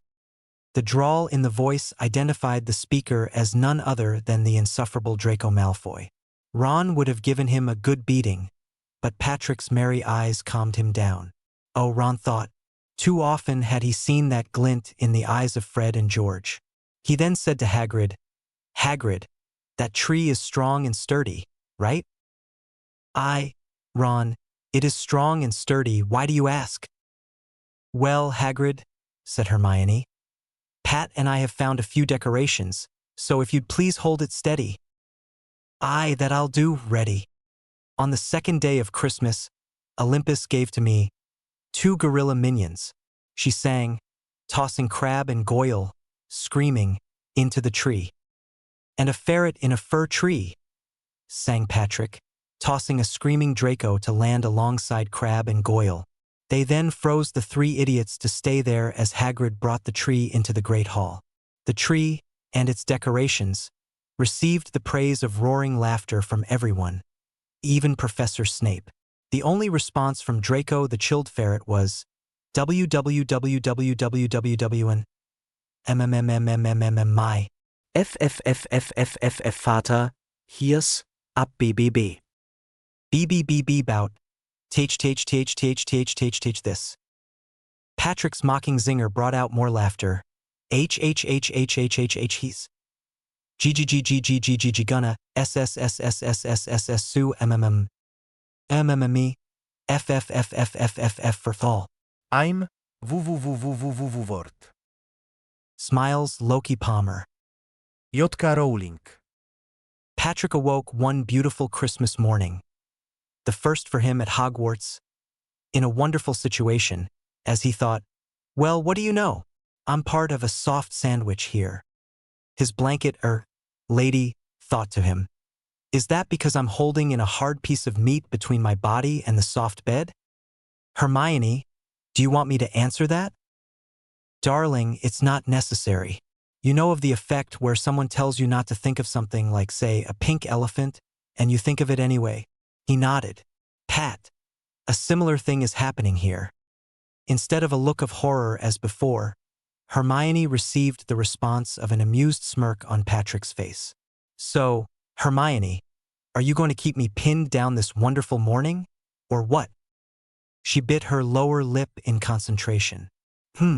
Pat, that is such a difficult decision to make. Either keep you pinned here and tease you, her body squirmed, making Patrick moan, or let you get up. Hermione, you're killing me here. You die with a smile on your face, right? Quite so, but having an angry father-in-law running after me is not on my wish list for Christmas. Pat, he understands the situation. Why should you need to worry about him being angry? I know he understands it, Hermione, but I don't think he wants to become a grandpa this soon. How long is pregnancy for an Olympian female? That would be about 9 months, same as any mortal female. 9 months? That's good to know. So, Pat, darling, tell me, when would you like to start trying for kids? Maybe sometime after 2nd year. Why not your birthday? Or for that matter, my birthday? That's another possibility, but we'll have to wait and see on that. Okay, Mione? She kissed him. I'm all right with that. After enjoying a shower with Hermione and getting dressed, Patrick spoke up. Darling, I have one surprise for you down at the entrance to Gryffindor Tower. Her eyes lit up in excitement. What is it? Close your eyes and take my hand. He led her down the stairs towards the entrance of Gryffindor Tower, where he put her hand up on something cold and wet. You can open your eyes now. Hermione opened her eyes, to see that the cold and wet thing her hand was on was a dog's nose. It wasn't just any dog. It was the Cerberus from the 3rd floor corridor. Her shock was evident as she said, Patrick Michael Palmer, why did you bring up a Cerberus and stuff him in the entrance to Gryffindor Tower? I thought he'd be lonely on Christmas. Isn't that right, boy? Woof! The Cerberus started nodding his heads, drawing attention to the Santa hats he was wearing. Of course, this bark woke everyone else up. Whoa, Pat, he is awesome, said Fred and George. May we pet him? Go ahead. They started to pet him, only to hear this odd sound from the other end of the entrance. Rat-tat-tat-tat-tat-tat-tat-tat-tat, tat-tat-tat-tat. Scratch that. It should better read. Waggity-waggity wag-wag-wag-wag-wag-wag-wag-wag-wag-wag-wag. All right, said Professor McGonagall. Which Gryffindor was bloody insane enough to stuff this megalithic mutt in the entrance? Lord Palmer, could you have him move out so we can come through? Yes, Professor McGonagall, but move back. He's a wide mutt, you see. A beeping, such as that of a semi-truck, sounded through the castle as the Cerberus backed up, still wagging his tail. When the professors came through with the Olympians, he re-entered the tower. A Merry Christmas to the professors, and, of course, to my family, said Patrick as he bowed. Professor McGonagall, how did you know it was I that stuffed the Cerberus into the entrance? Lord Palmer, there is not enough room in Godric Gryffindor's chimney for Santa to squeeze that mutt through to you. Hold on a minute. We have a chimney? All the houses do, my lord, said Professor Snape, except for Slytherin. Yeah, and what does Slytherin have, a bloody ditch? Said Hades. Professor Snape looked at him. Zeus's thunder. You do have a bloody ditch. No wonder Severus was so depressed. Santa Claus couldn't visit him in Slytherin. Oh, wait, I know why you were so depressed. You had Benji, said Nikos. If I may be so curious, Benji, what was your idea of a Christmas present for the Slytherins? One Christmas morning, a young Severus Snape was walking along a corridor when he sniffed and said to himself, "Why does this place smell like napalm?" Seeing Benji with gleaming eyes and a glowing flame in his hand, he then thought, "Oh, bugger." Hearing about this prank from Benji sent everyone laughing. Patrick said, "Benji, Madame Pomfrey must have had her hands full with you in the place." You know what's the funny thing, Your Highness? You're right. The place was so packed with injured Slytherins that she had to start charging them rent. More laughter echoed through the castle. It was still Christmas morning when the Olympians and the Gryffindors came out of the tower, walking down the stairs towards the Great Hall. Pat, what's this I've heard about 2 gorilla minions and a ferret in a fir tree? Said Hermes. Patrick's face broke into a grin. Oh, Hermione and I were getting tired of Draco taunting Ron so much. So we froze him, dumb, and dumber to the Christmas tree Hagrid was bringing into the castle. Benji's eyes widened. You froze Slytherins and put them up as Christmas ornaments in the tree? Patrick nodded. I wish I thought of that when I was here. Oh, Benji came up with some fantastic pranks when he could be so inspired, said Nikos. Once, he froze the floor trying to escape from a band of angry Slytherins, but he ended up freezing the entire floor of the castle for a week. James, Sirius, Remus, and I thought Christmas had arrived early, which it had. Watching Slytherins falling down over, and over, and over, and over, and over, now that was entertainment. Even Lily was laughing too hard to chastise me, said Benji with a grin.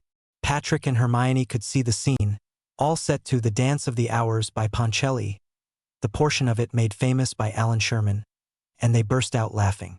Everyone else joined in. As Benji and Nico started humming it, with Sirius and Remus adding in crash sounds in the pauses.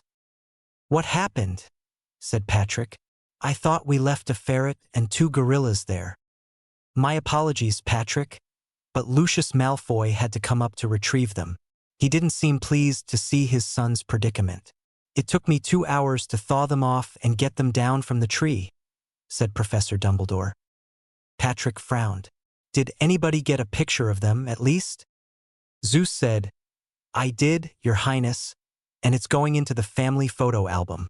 When he brought it out, the Olympians could not contain their laughter.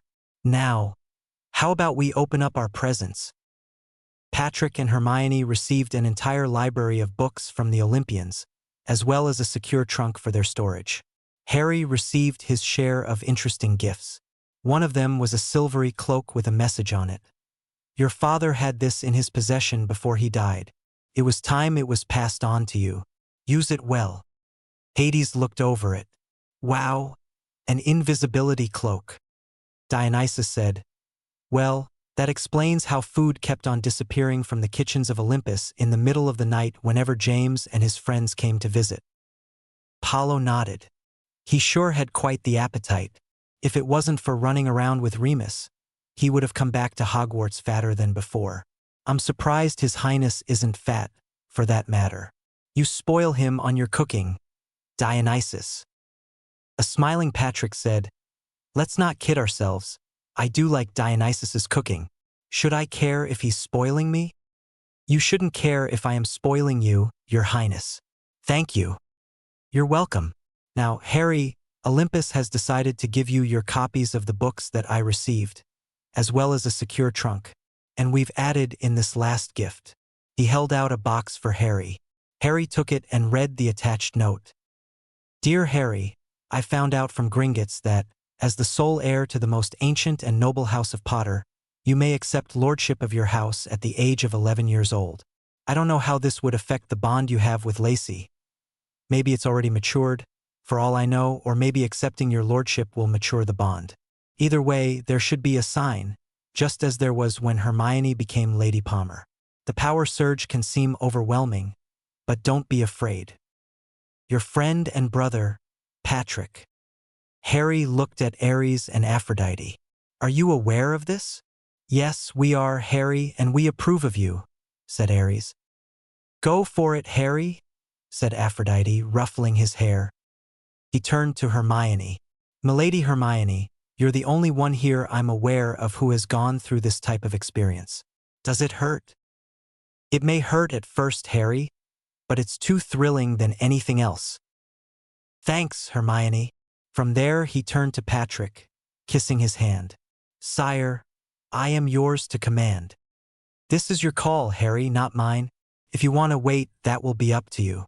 Also, remember that in the eyes of Olympus, we have been brothers and equals.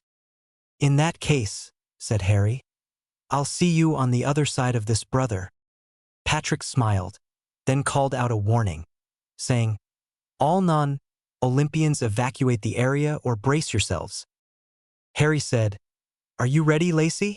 Lacey nodded and they kissed. At that moment, a surge of power hit them as the castle shook in recognition of another heir. When the blinding light had cleared, Harry had lightning flashing out of his eyes and the sword of Godric Gryffindor in his hand. Not only did the two of you duel for a half hour, you dueled to a draw, said Hephaestus. For a duel between two Olympian males, that's mighty impressive. There was a twin agreement between Nikos and Ares. That's my boy. You were going so fast. I'm surprised you didn't hurt each other, said Apollo. Patrick rolled his eyes. Oh, please. I wasn't planning to hurt him. I was working the stress out of my body. Hermione shook her head from her place behind Patrick. Give me a break, Pat. Stress relief? Your shoulders are still knotted up and tense. Not to mention, didn't Harry attack you? Either way, Hermione, a duel is well worth the massage after it, eh? Oh, Hermione, don't stop. It feels so good. You're so adorable when you're in a good mood, she said with a smile. Oh, look who else has come to join us this Christmas. Patrick opened his eyes and saw a centaur standing before him with a group of students. Ah, Chiron, it's good to see you after so many years. How long has it been? It has been a long time since I've seen your highness cradled in Zeus's arms, said Chiron. Allow me to introduce the students of Olympus, led by Perseus Jackson, son of Poseidon. The young boy, black hair with ocean blue eyes, bowed to Patrick to kiss his hand. Sire, it is an honor to meet you. You could call me Percy if you like. One problem with that, Perseus, is that we already have a Percy κεφάλι μεγαλή αυτού τη φούτε. His big head is filled with pride. There were guffaws from the older Olympians at this while the younger ones grinned. A girl standing next to Perseus said, No worries there, your highness. Our Percy is overwhelmed with the feeling that he has to save the world. Annabeth, said Perseus. Join the club, said Harry. I have that feeling every day. Well, what are you waiting for? Said Patrick. Have a seat. During the course of the meal, he met more of the students, such as Annabeth, daughter of Athena and Perseus's girlfriend, Grover Cleveland, Satyr, Clarice, daughter of Ares, Talia, daughter of Zeus, not to mention Fleur and Gabrielle Delacour, granddaughters of Aphrodite, to name a few. Ron said to Patrick, Pat, you did notice that Fleur and Gabrielle are Vila, right? Patrick rolled his eyes. Yes, Ron, I noticed. What of it? Wouldn't Hermione be concerned about, well, competition? Hermione smiled. No, I'm not concerned about that at all. Vila Charm only works on single men. Grandpa Zeus. Yes, Hermione? Is it possible for an Olympian male to be bonded to more than one female? Zeus had an embarrassed look on his face for a split second, thinking about all those myths. Considering the potential madness that being bonded to two females would cause any Olympian, no, it is not possible. Deo gratias. Fleur said, Hermione as nosing to worry about. No Olympian female would dare to try seducing a noser's bonded. Ares nodded. It's the same way among Olympian males too. No Olympian male would dare to try seducing another's bonded either. It's suicide. What about all those contests between you and Hephaestus, Uncle Ares? Said Patrick. Contests? What contests? His Highness is referring to that time in Homer's Odyssey when I created a net to trap you and Aphrodite in bed, Ares, said Hephaestus, a smirk on his face. It never happened, although I confess it would make a mighty hilarious prank. You see, Your Highness, myths are stories, nothing more. They can be true or they can be false. Difficult part is figuring out which ones are true. I'm sensing another presence at the door, said Patrick. Enter. A young woman entered the great hall, clothed in a blue and white robe and carrying a baby with her. Peace be with you all, she said. Who is the lord of this castle? Professor Dumbledore, Patrick, and Harry looked among themselves, then pointed to one another. He is. The woman laughed. I see that you are having some difficulty with my question. Patrick said, Professor Dumbledore's the headmaster. Harry said, Patrick's the heir of Merlin.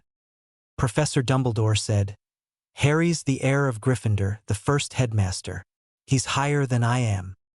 Harry said, well, in the Council of Four Founders, there had to be a tie-breaking vote, and that vote went to. Professor Dumbledore saw Harry's logic. Merlin. They both pointed to Patrick. He is. The lady turned her eyes to Hermione. And what says the heir of Ravenclaw? Lord Potter's logic is sound. Patrick, as the heir of Merlin, is also the lord of this castle, with the support of the heirs of the Four Founders. We may be equals in the eyes of Olympus, my Lord Palmer, said Harry, but you're the one to go forward and welcome our guest. I'll welcome her. Only if you, Lacey, and Hermione come with me. It is proper that the heirs of the Founders should come as well. The four of them stepped forward in great reverence, Patrick and Hermione removing their crowns. Patrick said, Χαίρε, Maria, και χαριτωμένη, Hail, Mary, full of grace. Harry said, Ο Κύριος μετά σου. The Lord is with thee. Hermione said, Ευλογημένη συν γυναίξιν, blessed are you among women. Lacey said, Και ευλογημένος ο κάρπος της κοιλιάς σου, Ιησούς. And blessed is the fruit of your womb, Jesus. The four of them said together, Αγία Μαρία, Θεοτοκέ, πρεσβευέ υπερ ήμων των αμαρτώλων, νυν και εν ώρα του θανάτου ήμων. Amen. Holy Mary, Mother of God, pray for us sinners, now and in the hour of our death. Amen. The child in Mary's arms giggled with delight as Mary smiled. He is pleased. Which one of you would like to hold him? At this question, Patrick's eyes widened. Did he hear it right? Hermione stepped forward and took the child in her arms, going back to Patrick's side. The child, enjoying himself, reached up and made the sign of the cross on their foreheads. At the same time, an angel appeared behind Harry and Lacey. In the blink of an eye, the quartet, the angel, and the child disappeared. J.K. Rowling. Now let's see where our favorite quartet disappeared off to. Smiley face. The quartet's mouths dropped open in wonder as they beheld the landscape before them, its colors far richer than anything they had seen. No offense, but not even Olympus looks this beautiful, said Patrick. It's like I've died and gone to heaven. You're half right about that, Patrick, said the angel behind them, causing them to turn. Patrick and Hermione noticed an odd contradiction in his face. It was joyful yet serious at the same time. The ways of angels are beyond your minds, young Olympians. Saint Michael? We're still alive, aren't we? Yes and yes. You have some family members to meet as well as Aslan. Is this real? Said Harry. Or is it happening inside our heads?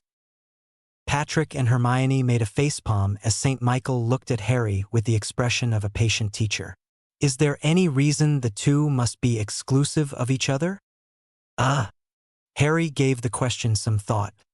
No. You sound uncertain of yourself, Harry. That is to say, no, I can't think of any reason why the two scenarios should be exclusive of each other. Therefore, you should not exclude the possibility that both scenarios are true. St. Michael smiled as he heard Patrick and Hermione say, It's all in Plato, all in Plato. Dear me, what do they teach them at these schools? Indeed, come along, the four of you. We have a mass to attend today. Pure natus est nobis, unto us a child is born. Et filius datus est nobis, and unto us a son is given. Cuius imperium super humrum iam, whose kingdom is on his shoulder. Et vocabiter nomen ius magni concilii angelus, and his name will be called the Angel of Great Counsel. After the mass was over, Patrick, Hermione, Harry, and Lacey came forward to meet Aslan. You and yours are more than welcome here in heaven, young Prince of Olympus. Sire, you do us too much honor. The lion chuckled. Indeed, I need to speak with you and Harry for a few moments. Come along. When the three of them had walked out some distance into the countryside, Harry said, Lord Aslan, what did you want to speak to us about? Sons of Olympus, heed my words of advice. While I am happy to grace the two of you with the love of Hermione and Lacey, there will be a time of suffering that you must undergo. Will this be because of something wrong, Lord Aslan? Nay, but like all good things, love must find itself tested as through fire to prove its worth. If it is pure, it will be worth the testing. Besides, said Aslan, looking into their eyes, have the two of you ever given any thought to the word passion and how it is related to suffering? Looking into Aslan's eyes, Patrick and Harry found themselves following a young rabbi, stripped down to a loincloth, stripes across his back, a thorny crown on his head and carrying a heavy wooden cross. Roman soldiers were later nailing him to it. Father, forgive them. They know not what they do. Eloi, Eloi, lama sabachthani. My God, why have you forsaken me? Aslan then took them to another scene of a lion, shorn of its mane and lying down bound on a stone table while a woman of cold beauty stood over him, sneering and mocking him. Do you think you'll save the boy by giving yourself away in his place? On the contrary, Aslan, you have handed Narnia to me on a silver platter. And when you are dead, who is to stop me from killing him as well? In this knowledge, Aslan, despair and die. Thunder shook the heavens as she plunged her knife into its heart. Stop it. Stop. Patrick and Harry had tears in their eyes. Why did you show us that, Aslan? Said Harry. You needed to know the suffering I endured. Yours will not be as extreme as martyrdom, I would hope. You would hope? Said Patrick, incredulous. You would hope? Aslan, you already know. Yes, I do, Prince. All I can tell you is that you will endure some kind of suffering. However, fear not. I will be with you even in the hard times. While the quartet was up there, they got to meet other people, such as the Asgardians like Odin and his family, James and Lily Potter, of course, among many, many others. J.K. Rowling. Does it really look like I'm giving up on this story? Far from it. I'm not giving up on it at all. I'm sorry if the ending of chapter 20 gave you that impression, but I'll be continuing on it. It was evening when Odin and Thor brought Patrick, Hermione, Harry, and Lacey back to Hogwarts, feeling a little wobbly yet glowing. Father Odin, Thor, said Zeus, what in heaven's name happened to these? The wine in heaven too strong, said Patrick in a drunken slur. What are you looking at? Dionysus? Ares, are we sure this is your prodigy? Of course I'm sure. Hey, wait a minute, said Ares, his face turning red as he realized that Dionysus had insulted him. After the prince had quaffed no less than 2 bottles at the feast, Thor then fought with him, said Odin. How did that go, Thor? Even when he seems roaring drunk, his skill with a sword is unsurpassed. Young man, he said, clapping Patrick on the back, you have made me very proud to have you as my heir. Before we go, there is a prophecy we have to deliver to you, young prince, and it reads like this. Prince of Olympus, heir of Thor. With the chosen one he'll stand in the time of war. He shall call forth the mighty heroes of light. And the dead will rise again, against the dark lord to fight. Heimdall also wished to give you this, his Giller horn. The loud horn that sounded Ragnarok, said Patrick in awe. Will I know when is the best time to use it? When the time comes, it will call to you. Take care of yourselves, and God be with you. A barrage of knocks sounded at Patrick's door, and he opened it with a scowl on his face. Τι πιείς, εγείρον ημάς εν τούτο ώρα αθέως. What are you doing, waking us in this ungodly hour? Πατρίκε, Ερμιόνη, εύρον τι, ου πιστεύσετε οφθαλμής ήμων. Patrick, Hermione, I found something. You won't believe your eyes. Hermione glared at him. Χάρη, ο μέσος της νυκτός εστίν.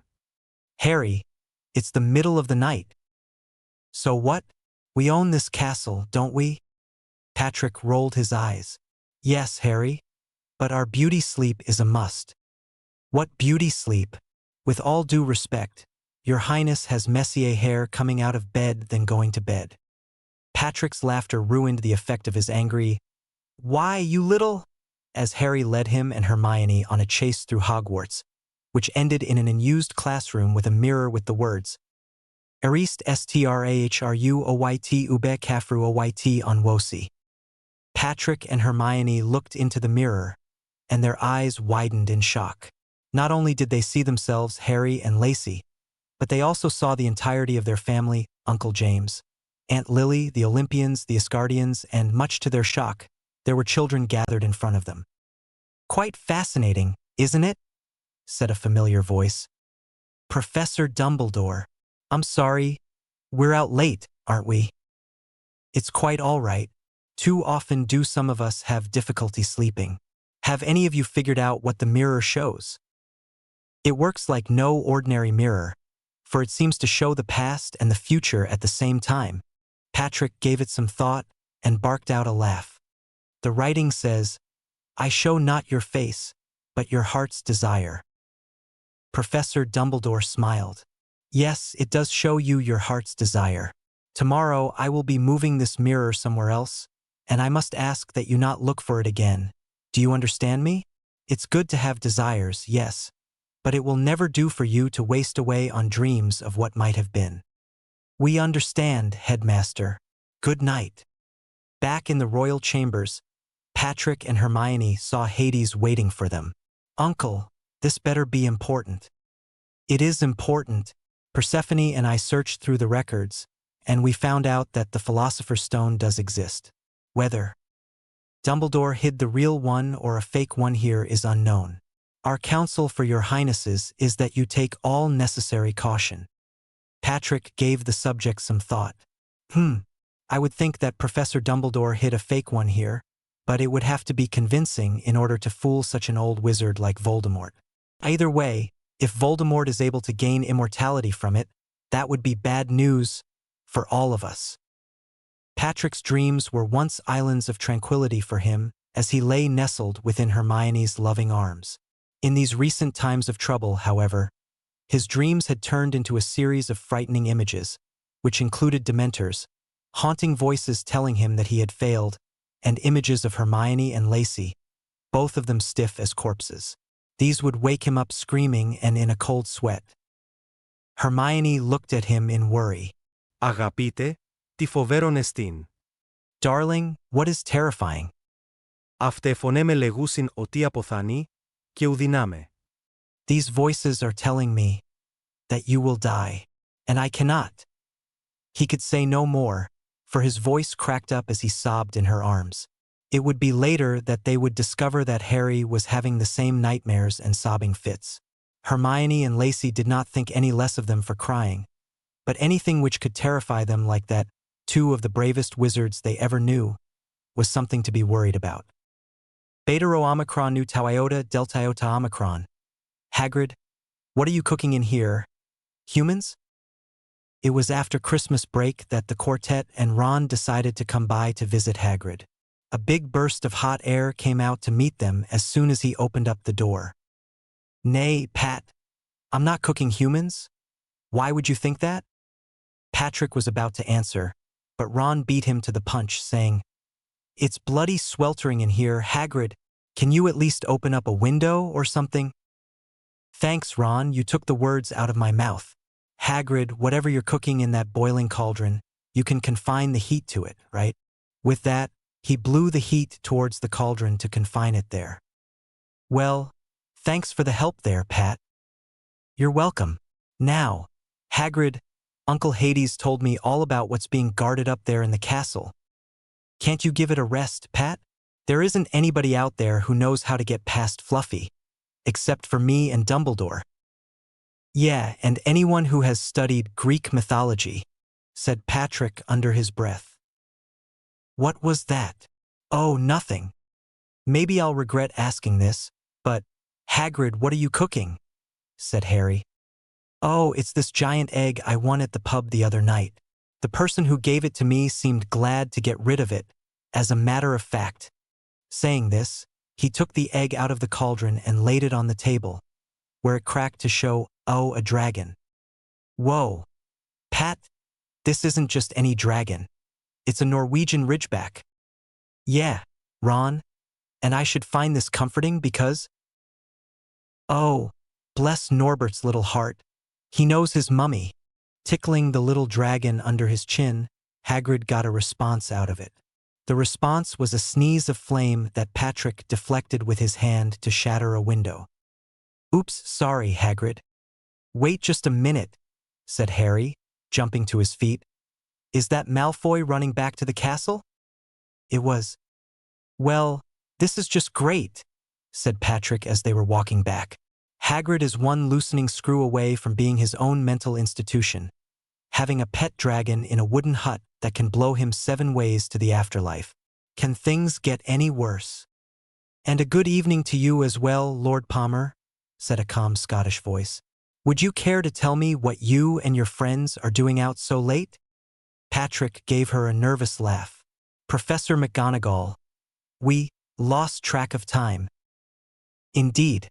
I will be taking 25 points each from Gryffindor and 25 from Slytherin, and I will be giving all 6 of you detention."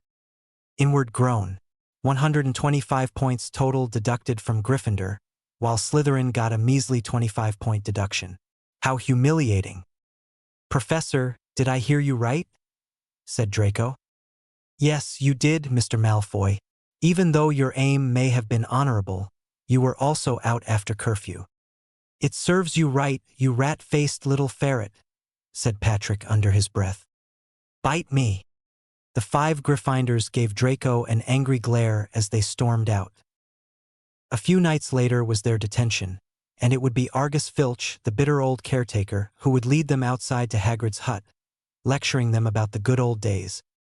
"It's a pity that they let the old punishments die. There used to be a time when detention meant hanging you by your thumbs in the dungeons. Gods above, how I miss the screaming and the wailing. In fact, I still have the whips on standby, in case I ever need them."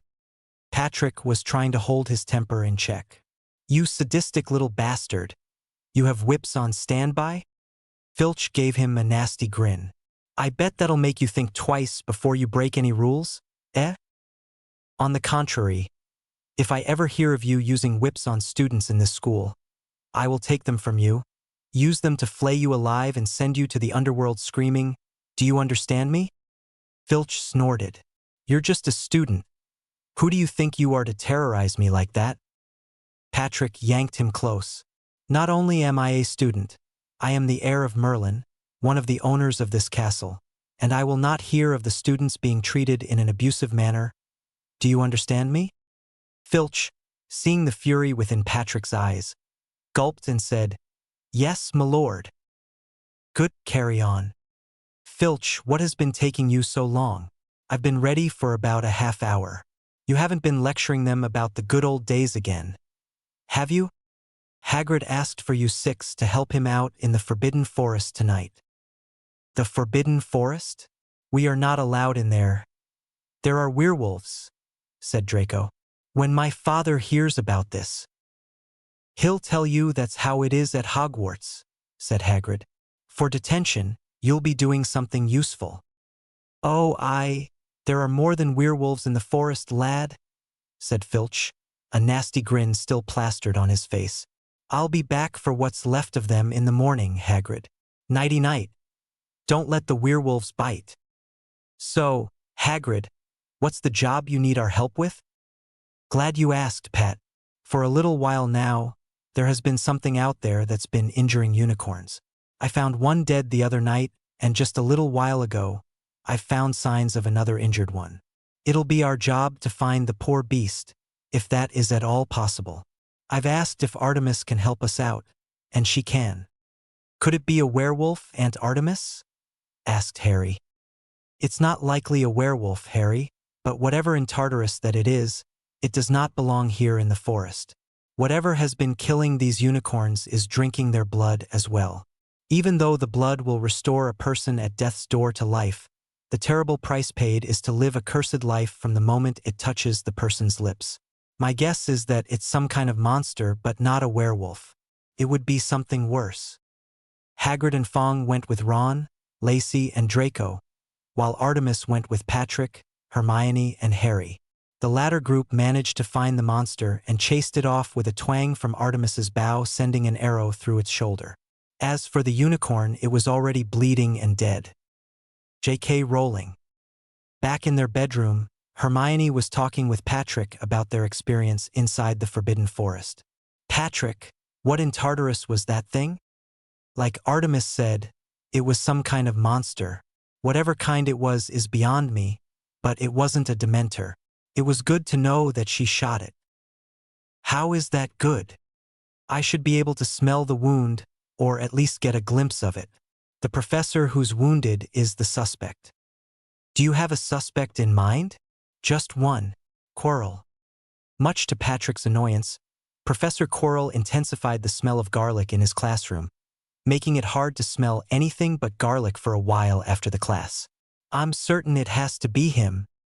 At the next Quidditch match, Apollo led the Olympian males in a song to the tune of Take Me Out to the Ball Game. Take us out to the Quidditch match. Get us up out of bed. Get us some Omicron Upsilon Zeta Omicron, Ouzo or butterbeer. We could care less. The gang's already here, so let's root for our seeker. Trying to find the gold snitch. Because that's the only real point of this game called Quidditch. Professor Snape was the referee for the match, and much to Patrick's additional relief, Professor Dumbledore was in the stands. Nothing bad happened for the match, but Harry did set a record, catching the snitch in the time of 5 minutes. Patrick woke up one morning to see that Hermione was not in bed with him for once. Looking over to the space she would occupy, he saw a parchment which read, Αγαπείτε μου. Σιωφίλο βίον μου, καρδιάν μου, ευχαριστιάν μου παντά εν εμή, παντά αλφα εχω σου ήσιν. Ημέρα αυτή γίνει, και διάσε, γίνει μακαρία ημί. Γενεσία σου μακαρία οσύν, αγαπείτε πριγκίπας μου. Σίγμα αγαπώ και σίγμα αγαπήσω εις τους αιώνος των αιώνων, Ερμιόνι. Ιστερόγραφο. Μνημονεύε, σώμα μου σου εστίν. Winky face. My beloved. To you I owe my life, my heart, my thanks. All things in me, all things that I have are yours. This day were you born, and because of you I am a happy woman. May your birthday be happy, my beloved prince. I love you and will love you forever, Hermione. Yes. Remember, my body is yours. Winky face. What a beautiful letter, he thought as he read it. So poetic. He had to roll his eyes at the postscriptum she included, as if he needed any reminders. Patrick Michael Palmer looked in the Gryffindor common room. Nobody was there. Did he sleep in and miss breakfast? No, that was not likely to happen, considering he would never miss breakfast if he could help it. How puzzling, he thought. He saw Crookshanks coming in through the fat lady's portrait, a feline smirk on his face. Crookshanks, where is everybody? And a good morning and happy birthday to you, sleepy Prince Mutt. Mistress Meowny sent me to fetch you. You're a cat, not a dog. So what, Your Highness? The metaphor still works. Now, are you coming?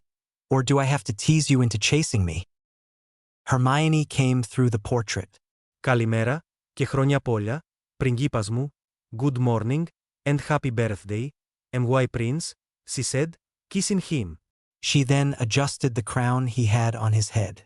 What is taking you so long? I'm just wondering where everyone else is. It's not like Gryffindor Tower to be empty this early, even on the weekend. What's more, you were not in bed when I woke up.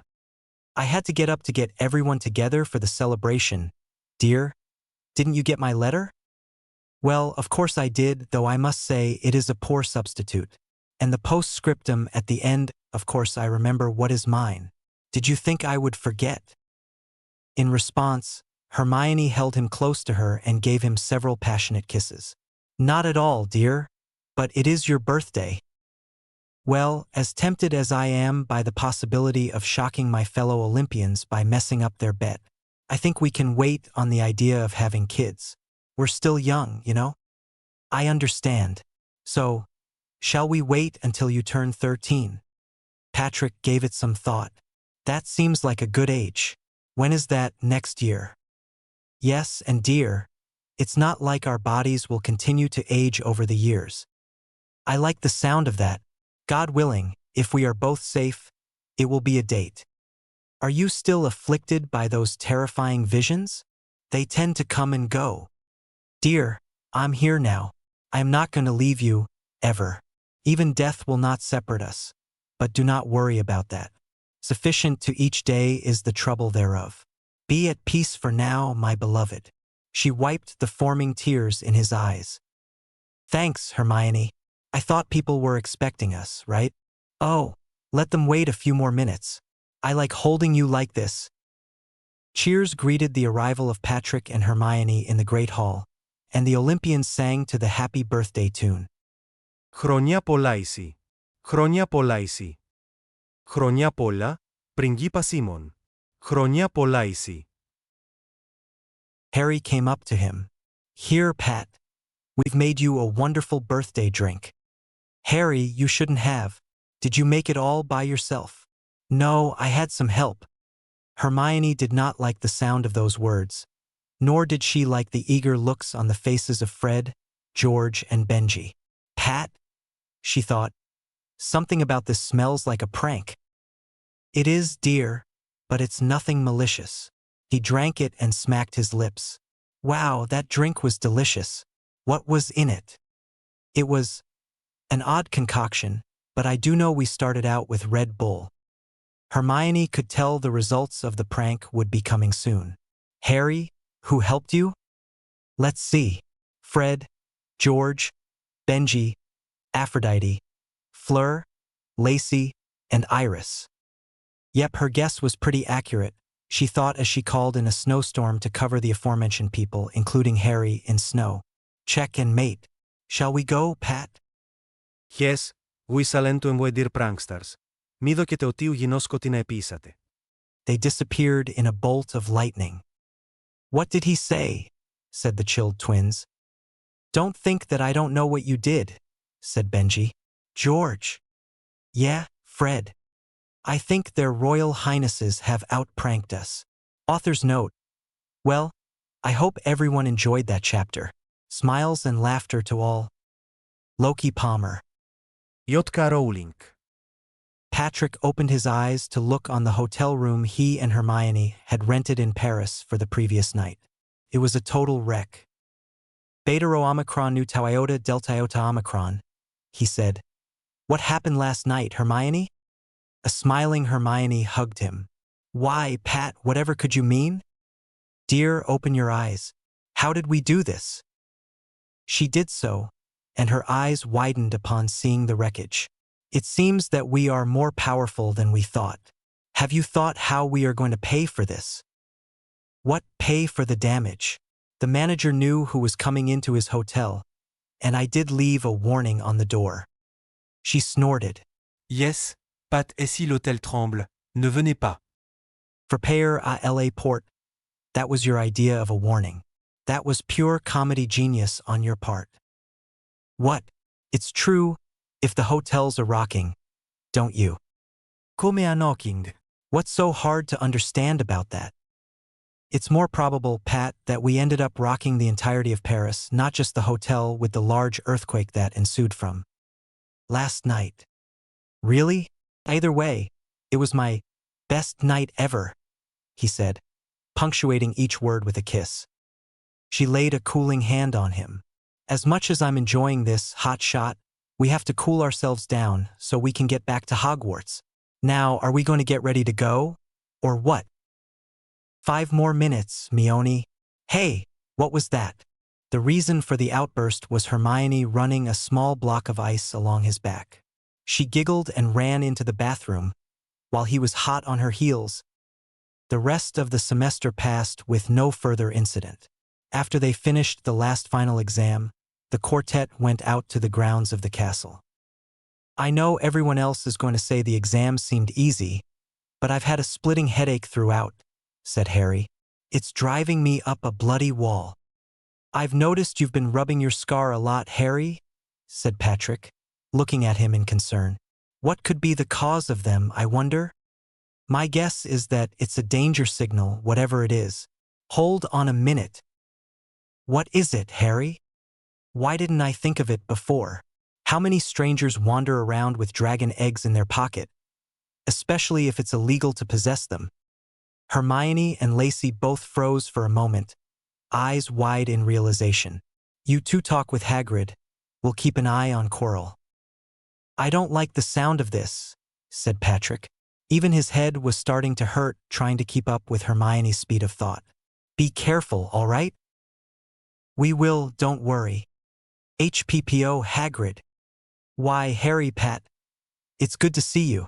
How were your exams? Fine, Hagrid, said Patrick. That stranger who gave you that dragon egg? Did you see his face? Nope. For some reason, now that I think about it, he always kept his hood up. This did not sound good. Harry took up the next question. Surely, the both of you talked, am I right? Oh, of course we talked, Harry. We had ourselves a few pints. He was curious to know what animals I looked after. Naturally, I did mention Fluffy. Patrick chuckled. That name was too funny to his ears. He seemed interested in Fluffy, right? Of course he was interested. It isn't every day that you run across a Cerberus, now, is it? However, I told him that Fluffy was not that hard. You play him a bit of music and he will fall asleep. Oh no, I shouldn't have said that. Hey, where are you going? Back to the castle, Hagrid. Harry, you head up to Quirrell's office to look for Hermione and Lacey. I'll head to the headmaster. Screeching to a halt in front of Dumbledore's office, Patrick said to the gargoyle, The heir of Merlin needs to see the headmaster. Will you open? The gargoyle was silent for a couple seconds. Then it bowed. Your Highness is more than welcome here. Go on ahead. Lord Palmer, what brings you up here? You look frantic. Headmaster, I've just found out. Our suspect knows how to get past the Cerberus. The Philosopher's Stone may not be safe anymore. Yes. The Philosopher's Stone may not be safe, so you think? So I think, Headmaster, if Voldemort gains that elixir of immortality, not even Olympus may be able to stop him. Of course the elixir will be a temptation for Voldemort, but I was the one to put in the final safeguard. Calm down, please, Lord Palmer. I am quite sure the Philosopher's Stone will be safe. Patrick took a few deep breaths and started to calm down, until he heard a loud, panicked voice shaking the castle. Patrick, we have a problem. Hearing that, he zoomed off to Gryffindor Tower. What did you find, Harry? If this letter I found in Quirrell's office says what I think it says, I shudder to think of the outcome.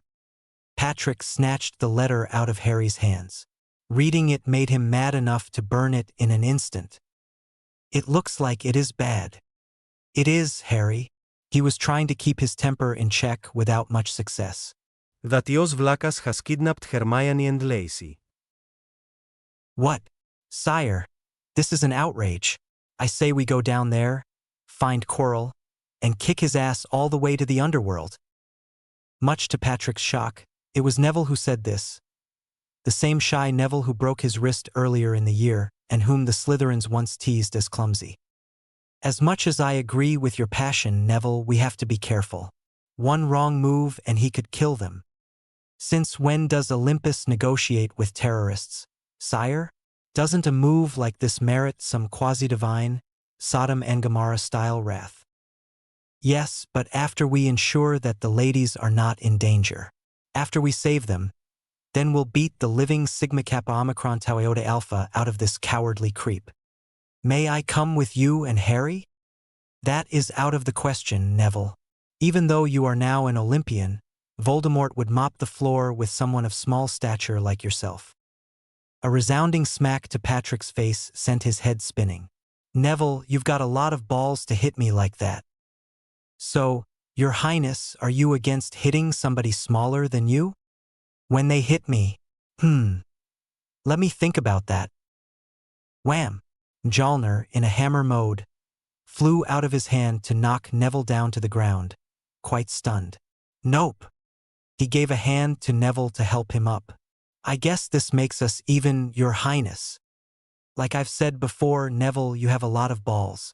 Now, would you mind holding Mjolnir for me? I would love to do that. But, aren't you the only one who can wield it? Yes, that is the general idea. Thunk. Sure enough, Mjolnir was too heavy for Neville to lift. I might need it later. Turning to Iris, he gave her a brotherly kiss on the forehead. Iris, stay. I don't even know if I will come out of this alive. Be safe out there, brother. As they left Gryffindor Tower, Harry asked, So, where are we meeting Quirrell? We're meeting him in the third-floor corridor. You know, where Fluffy is. J.K. Rowling. Entering Fluffy's chamber, they found the mutt sleeping. Εγείρε. Wake up! Waking up, it started to whine in apology. Κυριέ μου. My lord. Μη με ρήμα, ούτως καιρός σου εστίν. Ερμιόνιν και λεσινεβλέψας. Don't worry, this is not the time.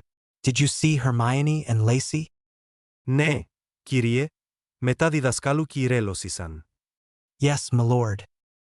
They were with Professor Quirrell. Ευχαρίστω. Θεός μετά σου. Thank you. God be with you. Και μετά πνευμάτος σου. And with your spirit. Harry and Patrick opened up the trapdoor. It was dark. Pat. Any idea what could be down there? Meh, I could use a little more light. Lumos. The bright light caused the plant that was there to move. The path was clear, so they flew down to the floor below. Ah, that must have been Devil's Snare. The next room was a room with flying keys. That was no problem for the youngest seeker in a century. Then there was a room with a troll. Much to Patrick's relief, it was already dead. The gigantic chessboard threw them for a loop. Neither one of them had done well in chess, especially against Ron Weasley, ironically an idiot in other areas, or Benji. Much to Professor McGonagall's later distress, they destroyed the chessboard with a storm. They came to a room with 7 bottles with a poem, which read, Danger lies before you, while safety lies behind. 2 of us will help you, whichever you would find. 1 among us 7 will let you move ahead. Another will transport the drinker back instead. 2 among our number hold only nettle wine. 3 of us are killers, waiting hidden in line. Choose, unless you wish to stay here forevermore. To help you in your choice, we offer these clues for. First, however slyly the poison tries to hide. You will always find some on nettle wine's left side. Second, different are those which stand at either end. But if you would move onward, neither is your friend. Third, as you see clearly, all are different size, neither dwarf nor giant holds death in their insides. Fourth, the second left and the second on the right are twins once you taste them, though different at first sight. Quote from Harry Potter and the Sorcerer's Stone, page 285. Patrick looked at it and laughed. What do you know? It's a logic puzzle. Did you solve it yet? Said Harry. Yep, it's the smallest bottle that will take us forward. Which one takes us back? Biggest bottle, rightmost. It doesn't look like the small bottle you mentioned has enough for two. It has enough for one, you're right. The fact is, it refills. Harry thought for a moment and nodded. That makes sense. Which one of us goes first? It shouldn't matter. I'll wait for you to join me. Llamas. Cheers. After stepping through those flames, Patrick and Harry heard singing, first from Lacey. So I won't give up, no I won't break down. Sooner than it seems life turns around. Hermione took the next part. And I will be strong. Even if it all goes wrong. When I'm standing in the dark, I'll still believe. Both sang together. Someone's watching over me. At that moment, the singers saw the arrival of their heroes. So did Professor Quirrell. Ah, Lord Palmer, Lord Potter, I've been expecting you. Professor Quirrell, wow. You can speak without your stutter. I'm surprised. Yes, life is full of surprises, isn't it? So, Professor, what do you want? Do you want the Philosopher's Stone for your master, Long life and riches, yes? Kidnapping our ladies is bound to get you the exact opposite. A quick trip to the underworld. Am I right? Quirrell shrugged. A risk worth taking, Lord Palmer, but you are right. It is the Philosopher's Stone that I want for my master. This mirror is the only thing in my way. It was the same mirror of Ariste that the quartet ran into over Christmas break. Do you mind if I try it, Professor? By all means, go ahead. Again, Patrick saw his family before him. Within the mirror's image, Hermione kissed him and slipped a blood-red stone into his pocket. He started to chuckle at the next image he saw in the mirror. Well, Lord Palmer, what do you see? I see the forces of Olympus and Asgard joined together to kick your master's ass. A cold voice spoke out of Quirrell's turban. Quirrell, you dang fool. He has the stone. Patrick, sensing a mounting threat, whistled. Back in Gryffindor Tower, Mjolnir sensed the call of its master as it zoomed off with Neville attached to it and screaming all the way. Iris followed along, holding on to his foot. HPPO wham. Patrick ducked as he saw Quirrell's body flying over his head. Neville and Iris landed next to Hermione and Lacey as Mjolnir landed in his hand. With power crackling all around him, his armor appeared. Quirrell's turban was gone. Ah, Voldemort, finally you show your ugly mug. Come here and I'll give your face some reconstructive surgery. You dare. Wham. You hurting yet? You don't know the meaning of pain. Wham. I'll take that as a no. Wham. You gonna fight me or what? Avada Kedavra. A green light flew from Quirrell's wand. Patrick dodged it, only to see with horror that Hermione was going to receive it if she didn't move. Neville shoved her out of the way while Iris stepped in front and took it. Patrick heard her last thought. Brace yourself. Neville let out an unearthly bellow of rage that shook the castle. The combatants froze and watched in awe as he grew in size and his muscles bulked out. The transformation was not as big as the Incredible Hulk, but it was still impressive and terrifying enough. Harry's eyes went wide. Βροντίδιος, Neville, τερασίτος. Zeus's thunder. Neville, you're huge. Neville, you still want a piece of him? A large grin split Neville's face as he nodded. Που λες, καλή διασκεδάση, και δύο λόγοι έχομεν. Well, have fun. And we have 2 words. Patrick and Harry said, Nu Epsilon Beta Iota Lambda. Sigma Pi Alpha. Neville, smash. As the quartet disappeared with Patrick carrying Iris, Neville turned on the almost conscious form of Coral. A weary Patrick fell into Hermione's arms in the hospital wing as they arrived. That Coral was a tough nut to crack. With that, he fell asleep, exhausted. 3 days later, he woke up. Headmaster, how is Neville? Mr. Longbottom is okay, Lord Palmer, in spite of the shock he got 3 days ago. I've been sleeping for 3 days? Aye, Lord Palmer, you've been snoozing and snoring like a mutt for all that time, said Madame Pomfrey. Headmaster, that philosopher's stone in the mirror. How did you do that? Ah, you see, Lord Palmer, the only person that would be able to get it out would want to have it without wanting to use it. Between us, that is saying something for brilliance. Now, I think you still have it. I do. Take it out and look at it. Patrick did so. Sir, it's a fake. Thinking over the subject, he could feel a storm boiling within. We risked our lives for a fake? Don't tell me you're feeling angry about this, Lord Palmer? Patrick took a deep breath. Only for a moment, sir. Having Voldemort come after the Real Philosopher's Stone would be an even heavier risk. If he tried using the fake one, would he have died? Yes, he would have died. Either way, it would have been win-win, assuming he did not discover it. Your reaction to him was proper, though I sympathize with the loss of Iris. What happened to Quirrell? We found his battered body among the ruined shards of the Mirror of Erist. Given the situation he placed you in, your reaction was logical. It is sad to say that Voldemort, while conquered yet again, still lives. We'll be ready for when he comes at us again. What about Nicholas Flamel and the real Philosopher's Stone? He has enough elixir in his body to put his affairs in order before he dies. We've agreed it's all for the best. Professor Dumbledore, why does Voldemort want to kill me? Said Harry.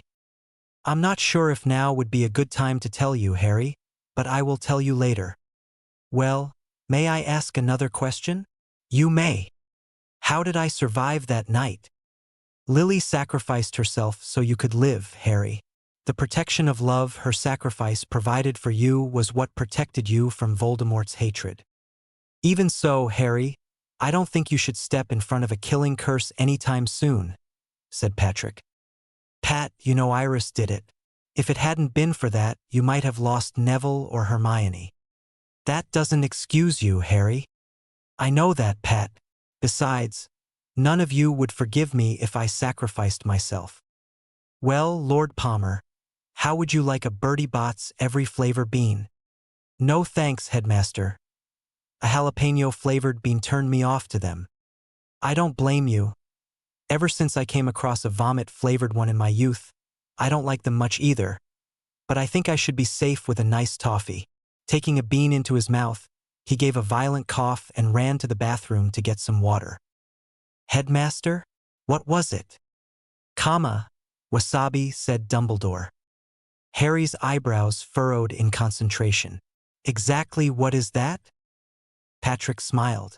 Harry, it's a powerful Japanese hot sauce similar to horseradish. Everyone laughed upon hearing that. And now, if Lord Palmer would like to come up and give us a few words? It was the last day of the semester. Professor Dumbledore handed out some last points to give Gryffindor its first House Cup victory in 7 years. However, in spite of this, the mood was still somber as they remembered the loss of Iris. In the short amount of time that I knew her, Iris Palmer was a wonderful little sister. Like the rainbow, she was here for a brief amount of time before disappearing away into the afterlife. Iris, we of Hogwarts and Olympus will miss you, most of all Neville Longbottom, the once shy boy that you brought into the family. Having said this, Patrick started up a light rain and burst some sunlight through the middle, creating a rainbow. Excuse me, Your Highness? Yes, Neville? I wish to request a boon. Will you allow Iris to be buried in the grounds of Longbottom Manor? Patrick thought for a few moments and smiled. Yes, I can grant this boon. Will you do us the honor of visiting Olympus for the summer vacation? Neville's eyes widened. Sire, you do me too much honor. I would be more than happy to accept, but what about my gran? She's invited as well, Neville. I'm more than certain she would like to see her grandson take part in a special event. This piqued Neville's curiosity. What special event is this? Hermione ran her hand along his cheek. Let's just say it's our special way of saying thanks for saving my life earlier. Olympians and Hogwarts people alike packed Olympus's cathedral from nave to narthex, and from top to bottom for the grand event. Patrick and Hermione were in front of the altar, with the Council of Olympus standing behind them. In front of them was a kneeling Neville. Patrick banged his staff to request silence. Neville Francis Longbottom, for your willingness to sacrifice your life for Her Highness's sake, Olympus has decided to give you the great reward of knighthood. Do you accept? Sire, I do. Will you serve us and our kingdom with all loyalty, even if it should cost your life? I will. Will you uphold our laws? I will. Will you protect justice and defend the innocent from all harm? I will. Drawing Mjolnir in a sword mode, Patrick tapped Neville on both shoulders.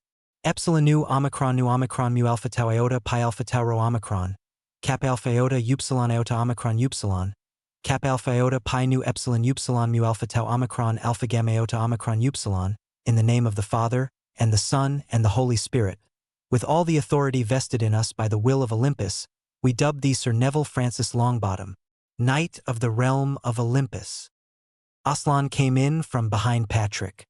Your Highness, if I may? My Lord Aslan, go right ahead. Sir Neville, look at me. Neville looked up into Aslan's eyes. Are you afraid of me, young knight? Neville gulped. Lord Aslan, I'd be lying if I said I wasn't. Good answer, Sir Neville. Brace yourself. With that, Aslan gave a thunderous roar into Neville's face, and what looked like a stream of fire passed between the two. Be strong and courageous, Sir Neville, he said as he disappeared. There was a roar of cheers from the crowd as Neville struggled to his feet with Patrick and Hermione supporting him. With him there, much to the surprise of the Olympians, were Mom, Dad. Nikos and Michaela were taken aback. Frank and Alice Longbottom? J.K. Rowling. The Olympians retired into another room with Frank and Alice Longbottom. What? Are you so surprised to see us, Nikos? Said Frank. After the Potters died, we thought you were dead. Since we didn't hear from you, said Michaela, trying to get over her shock. No, Michaela, Bellatrix Lestrange tortured us to the point where our minds locked themselves away. We were trying to protect Neville, said Alice. It seems to me from what we've seen from Sir Neville for the past year, said Hades. They were trying to protect Bellatrix Lestrange from Sir Neville. The Olympians laughed at this. Getting back to the subject, said Patrick. Your minds were locked away. Until when? Until the day Iris died, Lord Palmer, said Frank. Please, we are family here. You may call me Patrick if you so wish. Maybe when I am comfortable, Your Highness. Fine. I imagine Sir Neville is grateful for the return of his parents, and so we shall allow the three of you to have some time together at Longbottom Manor during the summer, if you wish it. Of course, as members of his family, you are always welcome within the halls of Olympus. Thank you, Your Highness. We shall be back in a few days. You're welcome. When the three Longbottoms left, Ares turned to Patrick. Your Highness, I can't wait to see how your new knight will do in a game of Capture the Flag. Are you sure about that, Uncle Ares? Why does Your Highness ask? He's mighty destructive, said Hephaestus. His Highness thinks that Sir Neville will smash anybody going against him. I bet 10 Delta Rho Alpha Chi Mu Alpha Iota that Sir Neville will smash his competition in Capture the Flag, said Hermes. I also bet 20 Delta Rho Alpha Chi Mu Alpha Iota that Ares cries like a baby. Do I have any takers? Later, when Neville came back, they had that game of Capture the Flag. Much to the shock of everyone involved, Hermes, Patrick, Hermione, Athena, and the others who took those bets won them. The Ares kids were arrogant enough to think they could take down Sir Neville, and ended up in the infirmary, much to the grief of Ares. The Olympian nickname that stuck to Sir Neville was the Tank. Well, well, well, if it isn't my favorite family of redheads, the Weasleys. Patrick, Hermione, Harry, Lacey, Nikos, Michaela, Benji, Sirius, and Remus were together in Diagon Alley to do some shopping for the upcoming year when they came upon the Weasleys. Arthur Weasley, a balding man, shook Patrick's hand first. Your Highness, such a pleasure to meet you at last. My name's Arthur Weasley, and I work in the Ministry's Misuse of Muggle Artifacts office. My wife, Molly, is a stay-at-home mom. Your Highness, she said with a curtsy. Most of the family you know already, like Percy, Fred, and George, Ron. The smallest one you haven't met yet, my daughter Ginny. Patrick crouched down. Hi, Ginny. Ginny, for her part, looked at him with wide eyes, not sure of what to say. Pat, I think you're scaring her, said Hermione. Oh, that's nonsense, Hermione. Maybe she's just shy. Maybe, Milord Dash, said a grinning Sirius. She is in awe of Milord's big, rippling muscles. Remus and Benji guffawed at this. There's nothing to fear, Ginny, said Hermione. By default, he's warm, soft, and very adorable. With a smile on her face, Ginny leaped into Patrick's arms to hug him. Since he was still crouching, the impact knocked him onto his back as the other Weasleys and his entourage cracked up in laughter. Are you okay, Pat? Said Harry. I'm fine, Harry. That was quite deliberate, I assure you. He heard the click of a camera. M.O.M. What? It was a cute moment for you? And you don't expect me to take a picture of it? Ginny was still smiling. Don't worry, Pat. I'm not interested in anything but your friendship from you. Patrick breathed a sigh of relief. Hermione looked down at her. Good, Ginny, because if you try to steal him from me, I will freeze you and stick your carcass somewhere out in the Arctic. Do we have an understanding? Yes, milady. Hermione's fine, I assure you. I hope we can be friends. I would enjoy that, Hermione. When the group arrived at Flourish and Blotts, they found it packed with screaming fangirls. Patrick looked at the sign and frowned. The one day we come here to get our books happens to be the same as an author's book signing? Gilderoy Lockhart? Who is that guy? Molly's face was open in shock. You don't know who Gilderoy Lockhart is? Is he a writer of popular, sappy, angst-ridden romance stories? Most, if not all, of his fan base here is female. No, milord, he is not. Did you not see the book list yet? Not yet. Hermione has it. Hermione gave him the list. Thank you. He read down the list. Okay, our new defense against the dark arts teacher is either a fan of Gilderoy Lockhart or is Gilderoy Lockhart. Either way, I've never heard of him before now. He's the most popular author in the wizarding world at the moment. He has been at the top of Witch Weekly's bestseller list for 40 weeks straight. Mrs. Weasley, with all due respect to your gender, I'm a guy. Why should I care about Witch Weekly's bestseller list? I don't read chick lit. I beg your pardon, milord? Chick lit, Mrs. Weasley, is literature that is made for female readers, like Twilight, for instance. All the non-Weasley males with Patrick groaned. Nice way to pick an example there, Pat, said Harry. Would milord care to explain? Sure. Twilight is a series of 4 books centered around a romance between an ordinary girl, Bella Swan, a vampire, Edward Cullen, and a werewolf, Jacob Black. Problem is, the girl is angst-ridden, whiny, also a bit of a retard. Not at all a role model I would want for a daughter. It's awful, Mrs. Weasley, said Lacey. Trust us on that. Now, about this book list.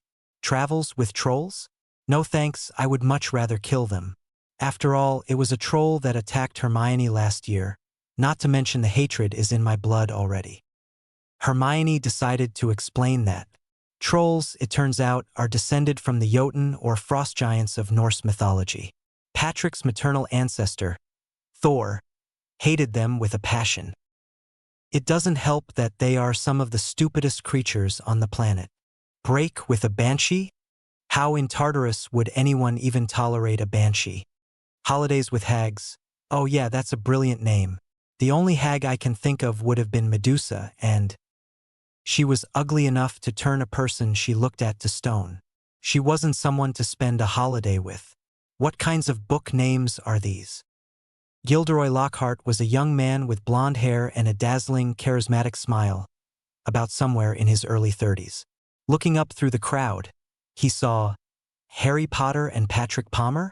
Can it really be you? Who wants to know? Would the both of you like to come down and have a picture with me?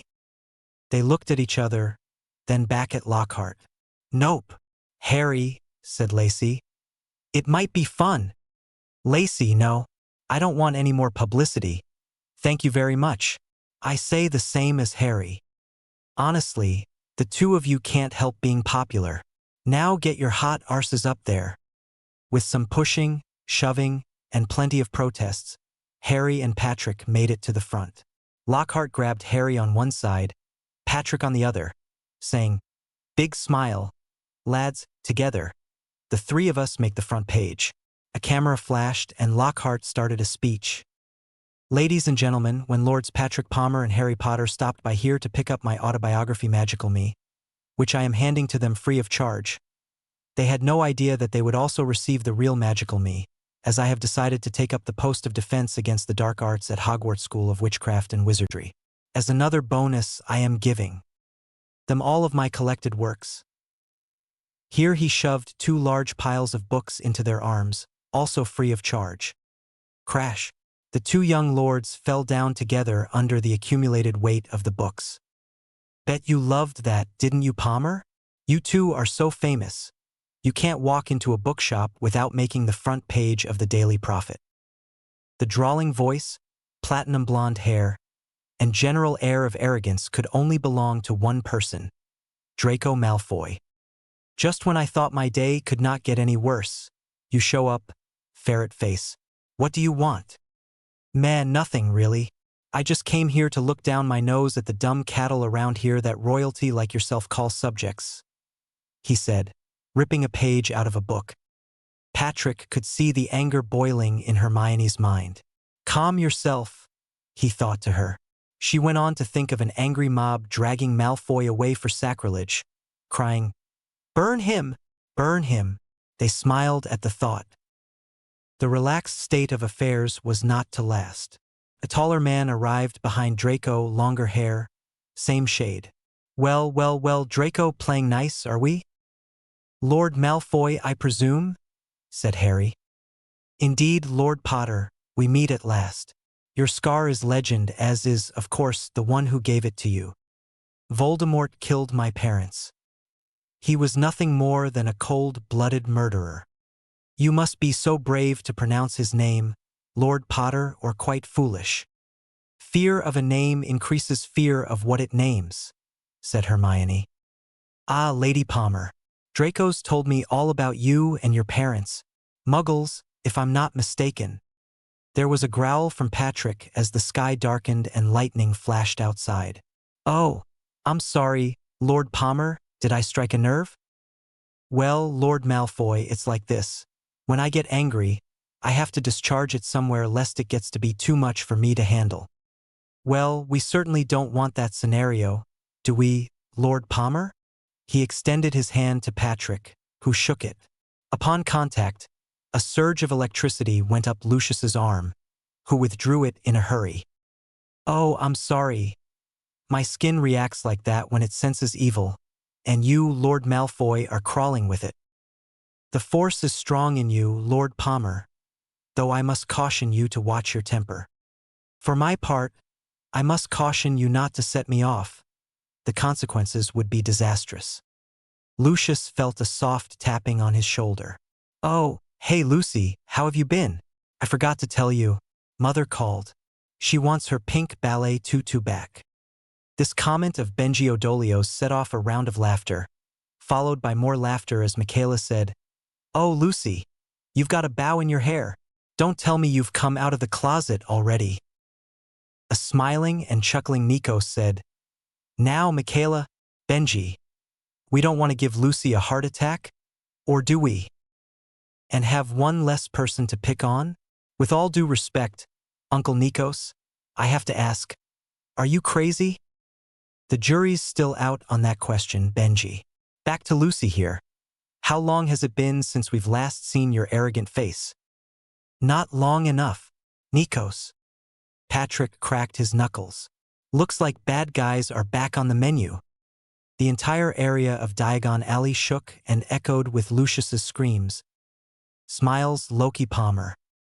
J.K. Rowling. "Can't sleep, Your Highness?" Patrick was outside the night before they were to go back to Hogwarts, and shook his head. "No such luck, Uncle Hades." "Are the nightmares still bothering you?" "Yes, they are. How did you know?" "Hermione told us about it." "She's very worried about you, champ," said Dionysus. Patrick sighed.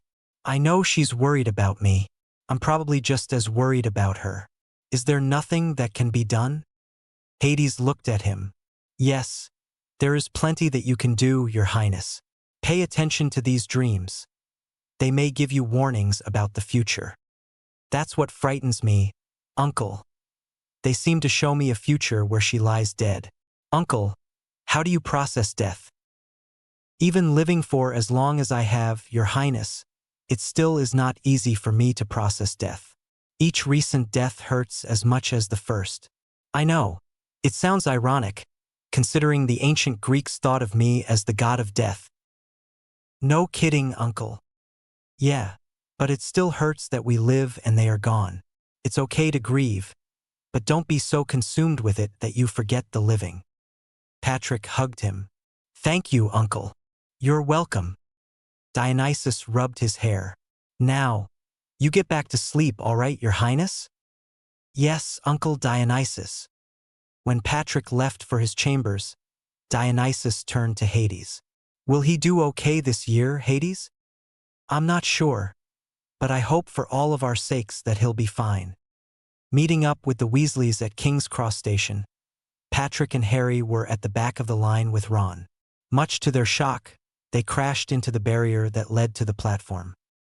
Hedwig, for her part, was not happy. "Ow! Son of a banshee! That hurt." Owie. The Muggle station guard came over. "What do you think you're doing?"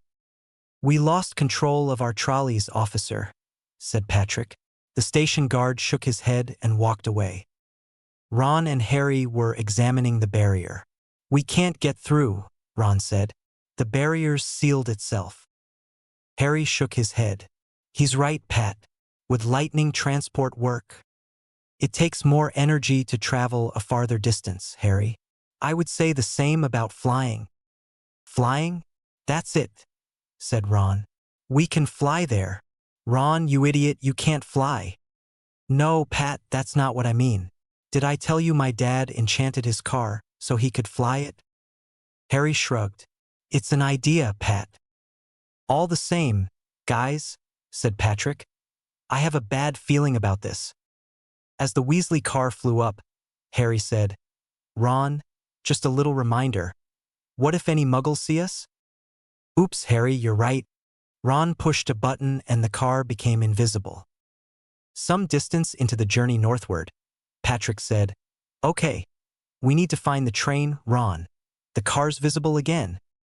"The invisibility booster must be faulty or something," said Ron. "Forget it, Ron. Go down so we can find the train," said Harry. The car descended to the tracks. They heard a whistling. "We can't be far behind the train. It should be right ahead." Hedwig cleared her throat. Guys, it's coming right for us." The four of them looked behind and screamed. "Move it, bird brain. Take us up. No, don't spin around. Where's your squawking sense of direction?" "Zeus's thunder, Pat. Next time. I'm taking a squawking plane with somebody that can fly. Because this bird brain troll brain can't fly, even if his meal depended on it." It was evening when they saw Hogwarts coming up. "Ah, home, sweet home," said Harry. The car started to lurch. It was out of gas. Well, guys, said Patrick, it was fun flying with you, so here's where I'm getting off. Harry, it will be up to you to make sure comedy relief makes a good landing. Pat, I wouldn't count on it. One plate full of bacon says that troll brain screws up the landing. Patrick nodded and leaped out of the car. Lacey, said Hermione in the Great Hall, where do you think Patrick could be? I'm worried. Cheer up, Hermione. I'm sure he'll be dropping in soon. Yahoo. Patrick crashed through the roof of the Great Hall to land on top of Hermione. Wow, is it that time of the week already? Said Lacey. I didn't mean that literally, you know. Hi, Hermione. Thanks for breaking my fall.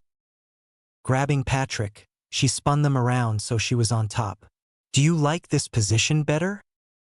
I do. I can look up into your eyes and the stars, and your eyes are hogging all the attention they can get. He extended his hand towards the hole he created. Reparo. While I must compliment your skill repairing the hole you created, my Lord Palmer, I will still have to give you a detention for creating the hole in the first place, said Professor McGonagall. Now, if you'll excuse me, Severus is looking a bit too happy. Professor Snape looking happy? This could be bad news, said Lacey. The next morning at breakfast, Gryffindor was together at its table when Errol, the Weasley's ancient owl, crashed into the table, clutching a red envelope. Look, everyone, Ron's got himself a howler, said Seamus. Can anyone tell me what a howler is? Said Patrick. You'll find out soon, Pat. It's terrible, said Neville. Everyone should stand back and cover their ears. Ron, you'd better open it quickly or it will be worse. Even with his ears covered, Patrick and everyone there could hear the deafening message that came out of the envelope. Ronald Bilious Weasley, your father and I were so worried when we saw the car was gone. How dare you steal it? You, Harry, and Patrick could have been killed on your way in. Did you give any thought to that? If that isn't bad enough, your father's now facing an inquiry at work. I'm just hoping he doesn't lose his job. Thanks to you. If you put one more toe out of line, Ronald, we're coming up there personally and we will drag you straight back home. Pat, said Harry. It looks like there's another one coming for us. Oh, Murd, said Patrick. Upon contact with the table, the howler exploded with Michaela's voice, and, if anything, the decibel level had gone beyond that of Molly Weasley. Patrick Michael Palmer and Harry James Potter, what were you two thinking when you went in Arthur Weasley's flying car to get to Hogwarts?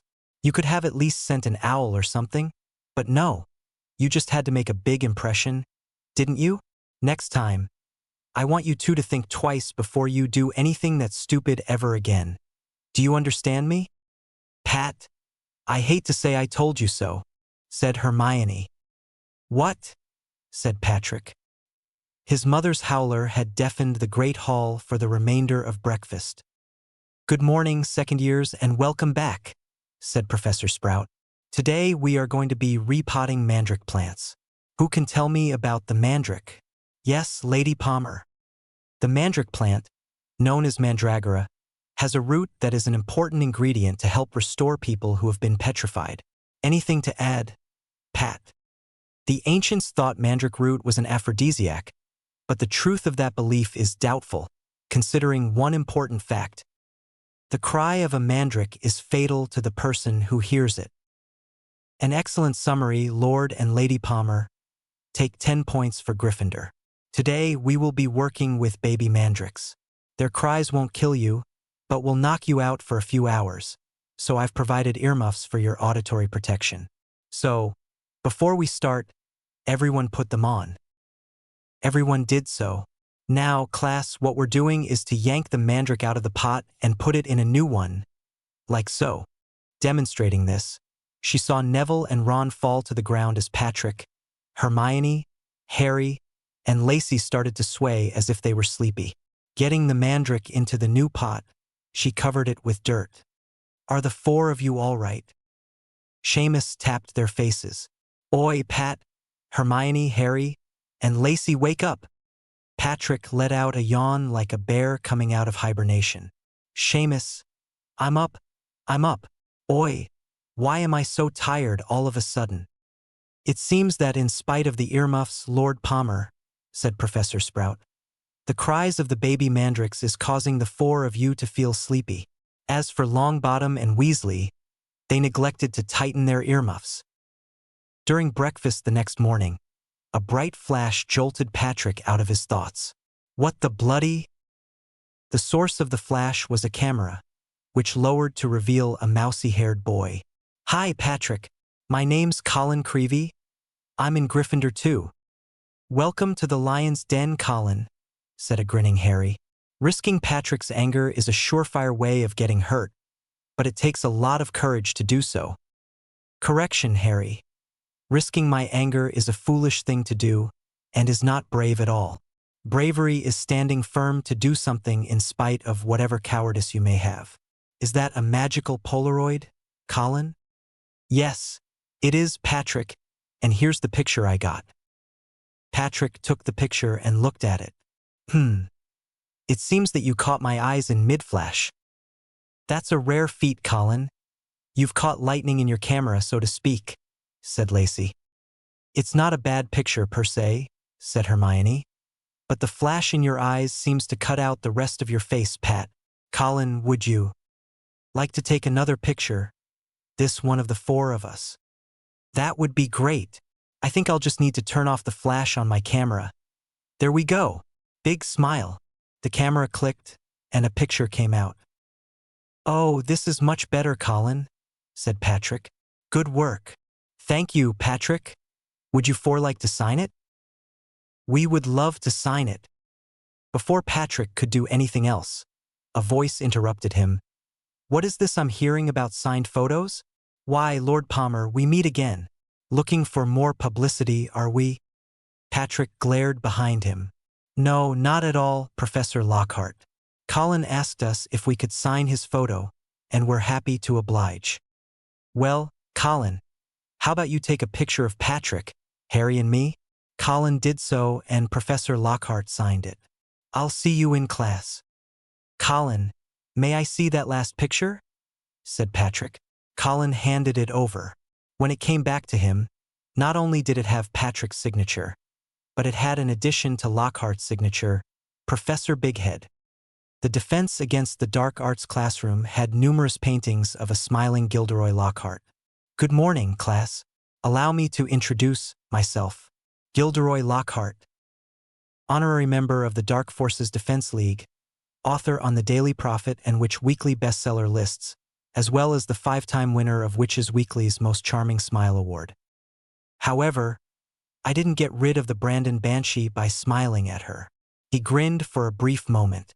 That being said, it will be my job to arm you against the fearsome creatures you will face, but have no fear. Nothing can harm you here. Except your ego-driven incompetence, Patrick said under his breath. The other males heard this and snorted in laughter. Professor Lockhart came to a cage he had hidden under a cloth. Now, I must ask you not to scream. It may provoke them. Lifting the cloth, he revealed a cage full of Cornish pixies, said Seamus. Everyone else laughed at this. How could pixies, Cornish or otherwise, be so dangerous? Professor Lockhart, I can guess what you're about to do, and I ask it with all respect, but, sir, have you lost your mind? Said Patrick. Lockhart's response to this was to open the cage. It was mayhem. One group of pixies picked up Ron Weasley and attached him to the chandelier. Another group tried to do the same to Neville Longbottom, but he got mad and smashed them. During the course of his anger-fueled rampage, the chandelier came crashing down. Patrick was panting by the end of it. So, boys and girls, what did we learn today? Harry was panting as well. Never let pixies loose in a classroom. Too true, said Lacey. How's the comedy relief? Neville lifted Ron off the wreckage of the chandelier. Ron, are you okay? I feel like a herd of centaurs ran me over, but I'll be okay. Just feeling sore all over. J.K. Rowling. Wow, it seems to me like it's been a long while since I've last worked on this fanfic. Hopefully, I can garner more reviews. And my thanks to my fans, of course. Halloween arrived, and with it came some news from Professor McGonagall. Lord Palmer? Lord Potter. Yes, Professor McGonagall? Professor Lockhart has requested that you serve detention with him tonight for that incident at the beginning of term. I know it will seem unpleasant, but you have to learn your lesson one way or another. They lowered their heads in shame. Thank you for letting us know. It turned out that detention with Professor Bighead Lockhart involved helping him with his fan mail. Can either one of you think of a better detention than to help me with my fan mail? No, sir. As much as you may enjoy your fame, remember that fame is a fickle friend. Celebrity is as celebrity does. Think about that.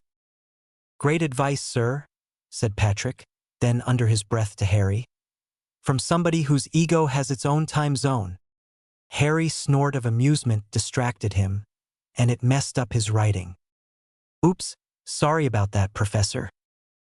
That's okay, you can redo it. I have plenty of envelopes. An odd voice sounded through the castle. Section let me rip you. Let me tear you. Time to kill. Section. Tien Tartaro. What in Tartarus? Said Patrick. You heard it too? Said Harry. Patrick nodded. What? Said Professor Lockhart. That voice, you didn't hear it? Said Patrick. You must be getting drowsy. And no wonder. Great Scott, look at the time. I've kept you here for 4 hours. You should be running along now. Meeting up with Hermione and Lacey, the quartet discovered Mrs. Norris, Argus Filch's cat, hanging upside down and stiff. Upon a nearby wall were these words. The Chamber of Secrets has been opened. Enemies of the air, beware. It's written in blood, said Hermione. I hope that isn't Mrs. Norris's blood, said Lacey, green in the face. How could anyone do this? I think the bigger question is who or what did this, said Harry. What's going on here? Said Argus Filch, coming through the gathered crowd of students. His mouth dropped open in shock. My cat? Somebody killed my cat. I want to know who was responsible for this. You and me both, Mr. Filch, said Patrick. Argus glared at him and grabbed him by the robe. Was it you? Did you kill my cat? Patrick glared back as thunder rumbled. Let me go. How dare you accuse me without the slightest shred of evidence? I found you at the scene of the crime. Boy, that makes you as good as guilty in my book. Crack. Patrick broke his wrist and threw him onto the ground. He then raised Mjolnir, ready to strike. Lord Palmer, Argus, stop this at once, said Professor Dumbledore as he came onto the scene with the other professors. Are the 4 of you okay? Said Zeus. The 4 nodded. Will everyone go back to your common rooms except for the 4 of you? Draco passed a quick note to Patrick, mouthing to him, Read it later. Patrick nodded. Well, I am curious to know what happened here, said Professor Dumbledore. Argus struggled to get back on his feet. Ask Lord Palmer, Headmaster. He's the one who killed my cat. That is an unfounded lie. You cantankerous mean person. I never touched Mrs. Norris. I would recommend that you have evidence before you accuse my grandson of a crime, Argus. What evidence is there? I found this quartet at the scene of the crime. Isn't that enough? It may have been either of these young lords, Argus, said Professor Snape. Maybe it was Lord Potter, or maybe it is more likely that they were at the wrong place at the wrong time. I don't recall seeing either of them at dinner. That would be my fault, Severus, said Professor Lockhart. They were helping me with my fan mail. Professor Snape smiled. Ah, quite. That would explain it. In that case, it looks like wrong place, wrong time. My dear cat is dead. I want to see some punishment. My dear Argus, Mrs. Norris isn't dead, said Professor Dumbledore. This news took everyone by surprise. She's not. No, she has been petrified by what? I'm not sure. But Professor Sprout has a growth of mandrake in the greenhouses. Given some time, we can cook up a mandrake draught which will cure Mrs. Norris. In the meantime, I urge caution to all of you. Olympus will have a council meeting tomorrow, said Zeus. Get some rest in the meantime. Back in the bedchamber, Patrick opened Draco's note, which read, Your Highness, we need to talk. Arriving at the council meeting the next morning, the quartet was surprised to see Draco Malfoy there. Draco, what brings you out here? Draco bowed. Your Highness, if it is not too much trouble, I thought what I had to say to you I could say to the council. I had to agree with Mr. Malfoy's logic, Your Highness, said Zeus. Any testimony regarding this incident would be more than welcome to the ears of Olympus. Indeed, said Athena. I am curious to hear Your Highness's testimony first. What happened? Well, Harry and I were serving detention with Professor Bighead Lockhart when we heard this strange voice in the wall, saying something about ripping, tearing, killing. Were you the only people to hear it? Said Hades. What about Lady Palmer and Lady Potter? We heard it as well, Uncle Hades, said Hermione. How could anyone not hear it? I thought it odd that I could hear it. That's why I was running to find the four of you, said Zeus. Continue, please. We discovered Mrs. Norris stiff as a board, with words written in blood about the Chamber of Secrets being opened and a warning to the enemies of the air. Which air, anyway? Que sí, Salazar? And you, Salazar? Said Zeus under his breath. Πώς ουτόν είναι δύναται?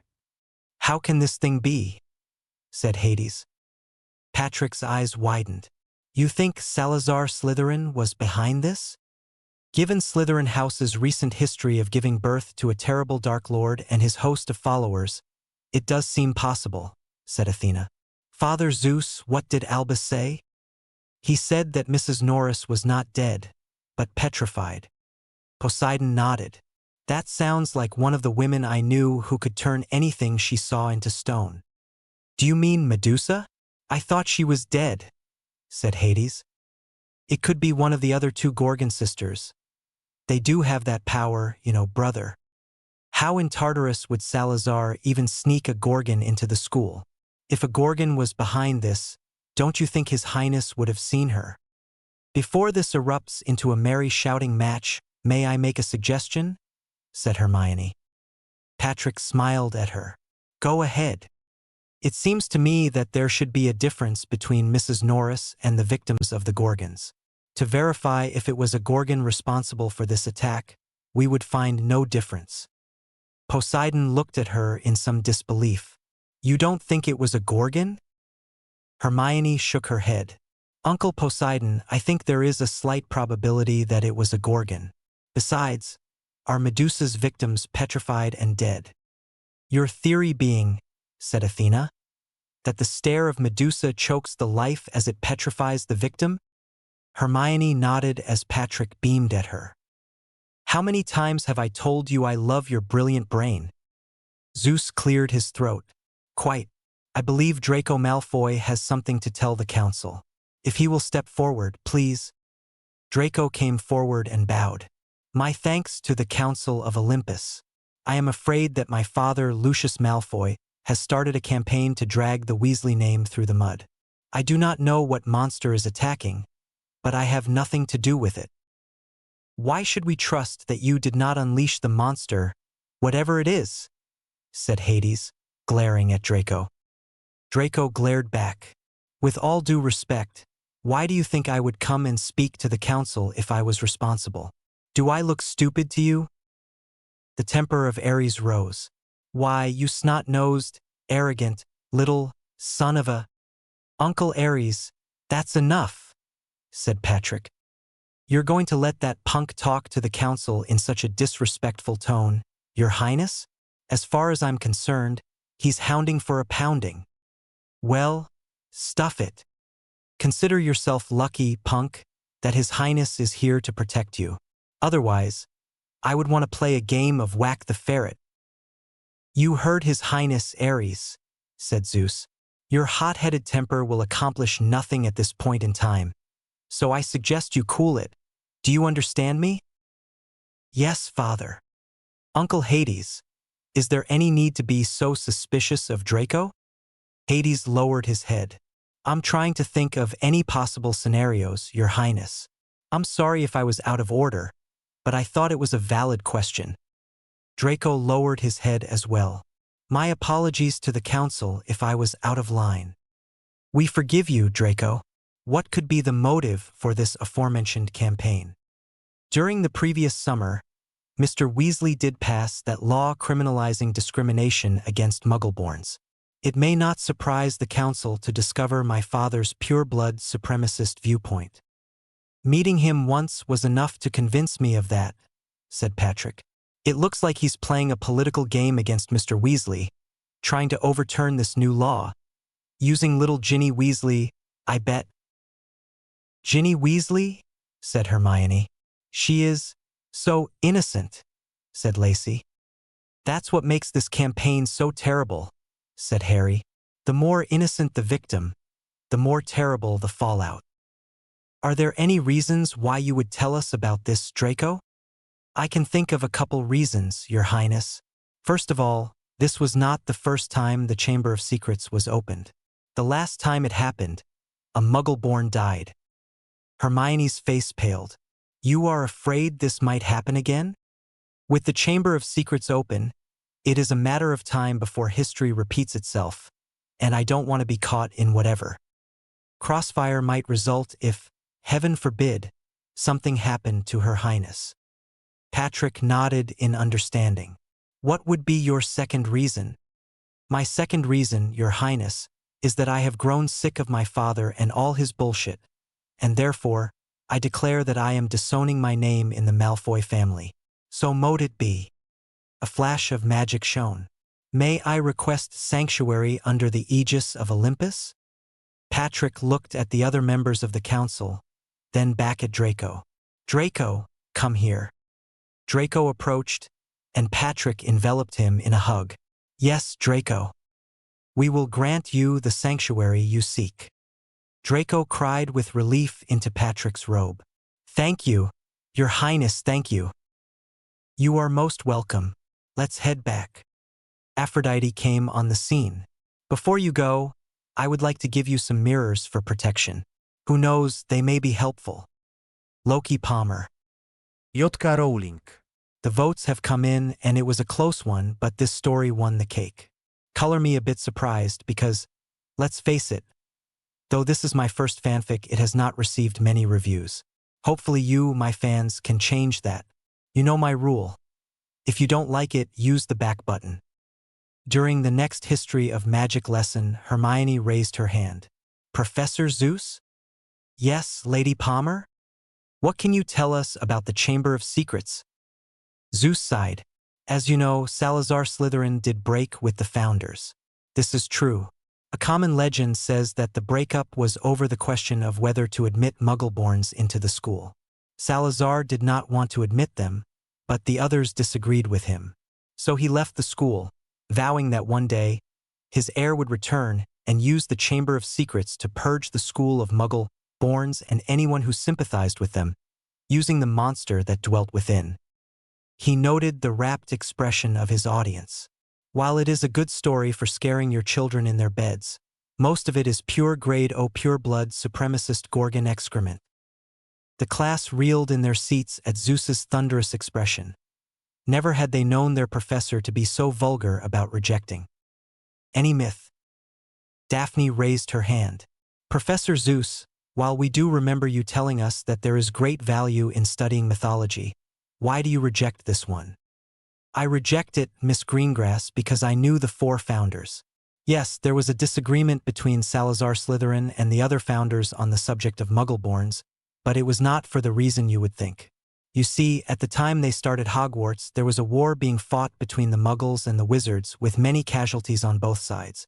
Salazar feared that the Muggle-borns might tip the balance of the war against the Wizards, but he was no pure-blood supremacist.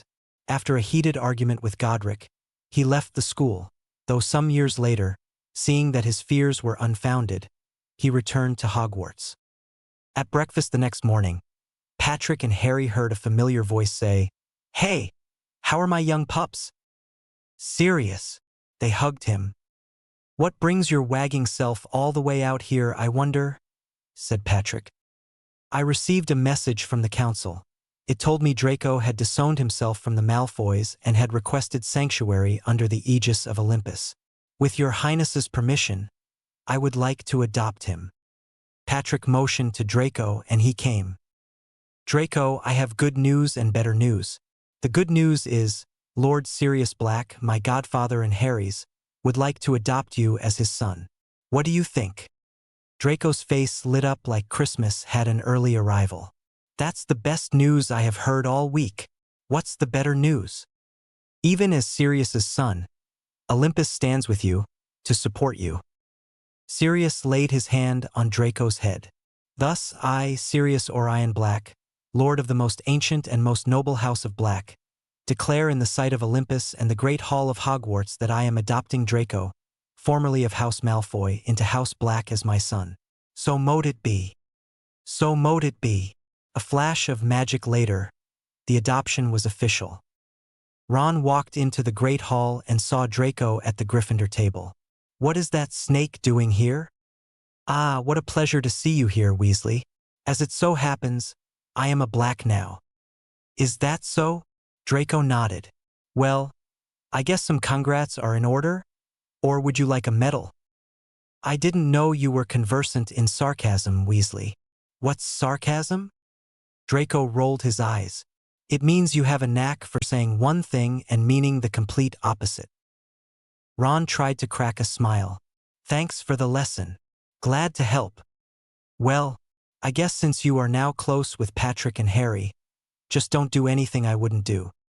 Draco grinned. "Like your sister, perhaps?" Harry and Patrick made a double facepalm. He should not have said that, they thought. Ron's face reddened. "What are you insinuating, Black?" "Ooh, insinuate is such a big word. Did you overtax your small brain when you thought of it? Why, you little—" Before Ron could rush Draco and pummel him, two spells hit them and transfigured them into a weasel and a ferret. Patrick glared at the weasel with a rolled-up Daily Prophet in hand. "That's a bad comedy relief. No, bad comedy relief." He swatted the weasel like he was swatting a dog whom the master had caught piddling on the carpet. He then turned on the ferret and swatted him. "As for you, ferret, shame on you, egging him on like that. That's a bad ferret. Bad ferret." "Aw, they're so cute," said Lacey. "How did anyone know I wanted a pet ferret?" "Look at this, Lacey," said Hermione as she hugged the weasel to her bosom. "I have a pet weasel as well. I'm going to hug him and squeeze him and love him and call him George." The weasel's eyes bugged out, as if he was saying, "Help me, for the love of everything holy. Help me before she suffocates me." The ferret's eyes were seeming to say the same. Colin took a picture of the two animals and one spell flashed later, courtesy of Professor McGonagall. "Draco? Ron." Much to the uproarious laughter in the great hall, both boys dropped to the floor with disheveled hair and dumbfounded looks on their faces. "Harry." "Yeah, Pat." "I think they broke them. Were our ears burning? Or did we just hear Hermione say she was going to name her new pet weasel after me? Now that I think about it, Fred the ferret sounds awesome, doesn't it?" "You're right, George. It does have an awesome ring to it." This exchange increased the general laughter at the prank. Loki Palmer.